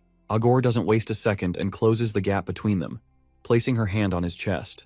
She's tired of listening to his babbling, and there's only one way she can put an end to it. With that, she shoots a burst of fire from her palm that tears straight through the Sword Emperor's stomach. The beam then explodes, completely engulfing the older man in bright flames as Agor walks away, once again looking bored of the whole fight. Siegfried spits out blood and falls to his knees as he coughs in pain. His body is on fire, his arm is missing, and there's a bowling ball-sized hole in his stomach. Honestly, the old man has definitely had better days. Now that he's well and truly defeated, Agor gives him every neat's dream and places a flaming foot on his head, pinning him to the ground. Left with no strength in his body, it looks like Siegfried has no words left to speak. Agor knows humans well, and whether it's 700 years ago or today, the heroic types are always so cliché. The mighty Sword Emperor can't even open his mouth to argue as she tears him down with her words. Giamma calls out for his teacher again, still barely able to move or do anything to save him. Agor almost forgot about the kid, but her attention goes back to him after his cry. For the first time since they met, she calls him by his name and approaches him to continue their conversation from before Siegfried arrived. Now that the intruding matter has been taken care of, it's time for her to give him the results of the test she gave him earlier. The Sword Emperor tries in vain to yell for his student to run, but it's already too late. Giamma passed her test, and as a reward, he gets another taste of mind control. His already weakened mind can barely hold back as the Legion commander places her flaming hands on his body. In her eyes, Giamma will definitely serve as the perfect host for the hopes of demonkind. She lovingly tells him that they will see each other in hell, while Siegfried yells for her not to turn her back on the enemy to go after a young cadet. Agor laughs at his attempts to save our MC as she prepares a seal on her tongue. She doesn't feel like hanging out with an old man like Siegfried, and her attention is fully on Jayama. She leans in and places her tongue on his forehead, giving him a devil mark as a seal of approval for passing her test. With that, Jayama falls to the ground, seemingly completely taken over by the demon woman's magic. The demon mark seems to take root in his head and spreads all over his body, completely covering him with her power. The system immediately detects the unauthorized external intrusion and starts to freak out. It activates its self-defense program automatically. But just like with the Sword God's blessing, the program cannot execute because the user's level and the word line are too low. So instead, the system uses Yggdrasil as a catalyst to temporarily increase Jayama's level. Then it uses its restraint to readjust and synchronize the word line. If you have no idea what this means, dear user, it means that our OPMC is about to get absolutely busted, and Agor is cooked. Jayama's synchronization level increases from 12.7 all the way to 99%, and then finally 100. With that, the condition for his mysterious locked power has been met, and Jayama is about to wake up. Meanwhile, Siegfried still tries to fight against the overconfident demon, but in his weakened and bruised state, he's barely a threat. He's a lot slower, but even Agor can't help but commend the fact that he's still moving despite his injuries. It's not too much for her to understand though, since bugs are known to keep moving even after their heads are cut off. Siegfried still tries to fight back as Agor playfully dodges his attacks. Even if it costs him his life, he's determined to take both of Agor's legs with him as he dies. His blade shines with his aura, and Agor takes note of the color. It's just like 700 years ago in war when the Sword Saint used their aura as well. He evolved his aura right up to his dying breath to fight her. It looks like she has no choice but to kill the old man for good before he becomes a problem later. She rushes at him for one final battle, and Siegfried prepares to meet her head-on. But they are both interrupted as a blast of magic comes down from the sky, socking Agor to her core. She turns around in rage to find the origin of the magic, and her eyes widen in shock. She first thinks that what she's looking at is Jayama, but this definitely can't be the boy. The feeling that runs through her body as she sees the glowing form of whatever is coming towards them. She hasn't felt this unpleasant feeling for 700 years. The system forcibly raised and manifested the level of all of Jayama's blessings, including the blessing of painlessness and the blessing of regeneration. Then it used the blessing of transference to halt the world line's pain and damage with the other two blessings. Agor grits her teeth in anger as she stares at the person that dares to interfere with her plans. Then she calls the person in the air above them, Joaquin. Jayama descends from the sky towards them, and the blessing of the Sword God has been temporarily disabled in this new form. Instead, it announces that the gods should bear witness as he wields the blessing of pseudo-invocation. Elsewhere on the island, Abel rests her sword against her back as she walks through the dense forest. Today is the last day of the training exercise, but something is clearly wrong. It's almost 7 o'clock in the morning as Ryoho checks her phone to make sure that she's not going insane. Weapon wakes up behind her and asks her what she's doing walking around when it's not even dawn yet. But she tells him that dawn is already over. Sunrise was a long time ago. And yet the sky is pitch black, as if it were still the middle of the night. Regardless of what's going on though, it's about time for the cadets to head back to the academy, and they will all eventually meet up there. Even Chloe and Rachel, who are fast asleep while dreaming of Kang Jayama. The other cadets are also waking up and realizing that it's time for them to reunite at the return point, and Ryoho is sure that many others have already gathered there since yesterday. No matter what is going on, Ryoho is sure that this isn't a good sign for them. Back at the battlefront, the smoke doesn't show any signs of clearing as Jayama calmly floats down to the demon and human who were just about to kill each other not too long ago. Agor still can't believe that Joaquin of all people would suddenly appear out of nowhere. And for the first time in the entire battle, the fear that Siegfried has been seeing in her eyes is now written clearly on her face. But as our MC's feet touch the ground while crackling with electricity, Agor gets her first good look at the person that has appeared in front of them. It's not the Joaquin that she's been scared of for 700 years, but instead Jayama, who she was just playing with like 5 minutes ago. Now that she has a clear look at him, she realizes that it was careless to think that this would be Joaquin.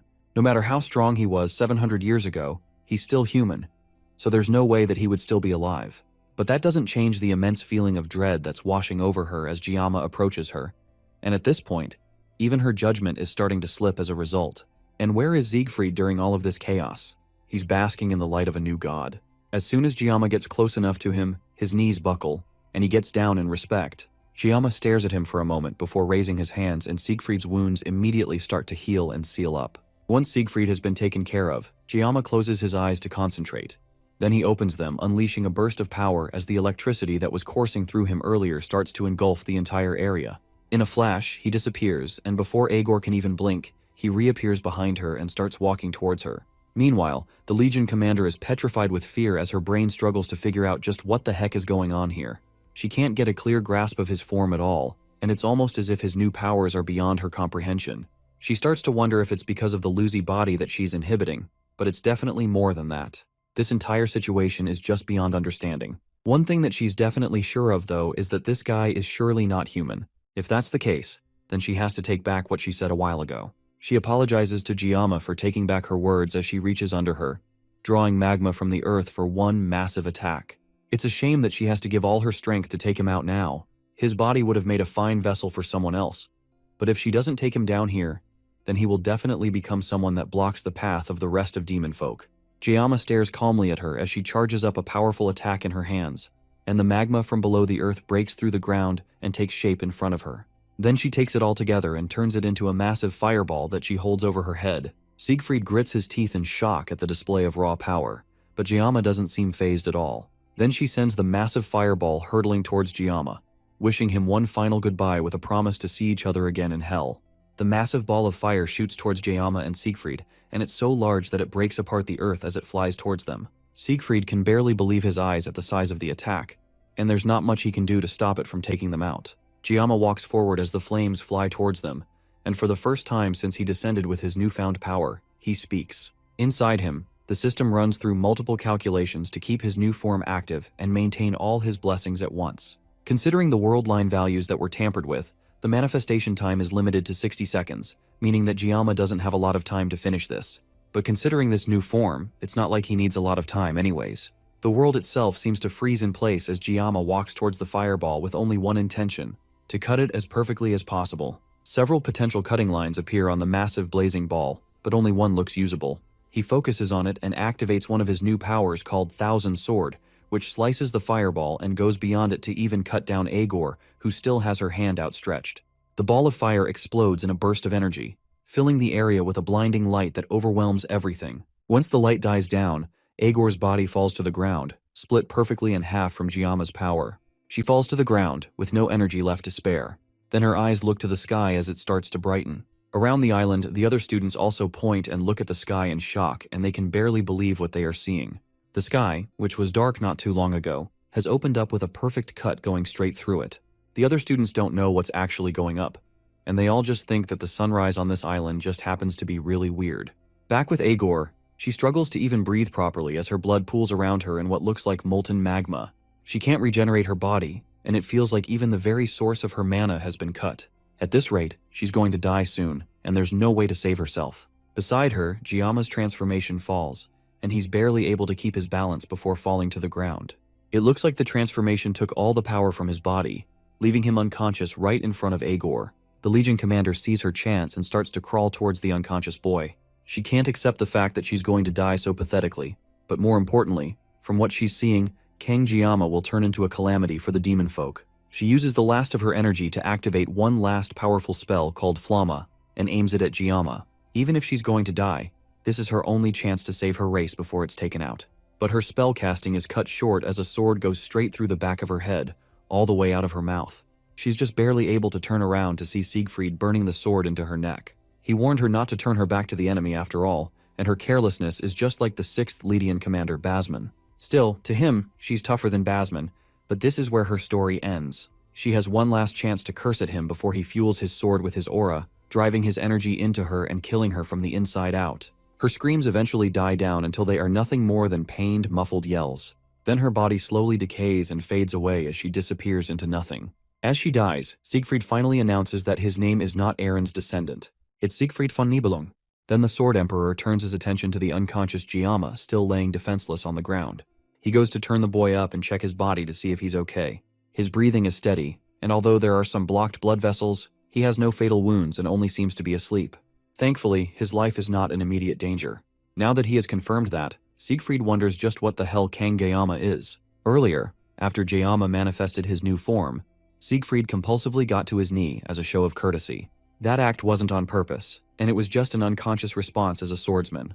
Long ago, since ancient times, humans have believed that an incomprehensible will resides within all creations. Storms and floods, lightning out of a clear sky, Comets falling from the night sky, and even supernatural or superhuman forces have always been objects of fear for humanity. But ironically, people worshipped these transcendental powers in hopes of receiving blessings and protection. Over the years, people began to call such things calamities or gods.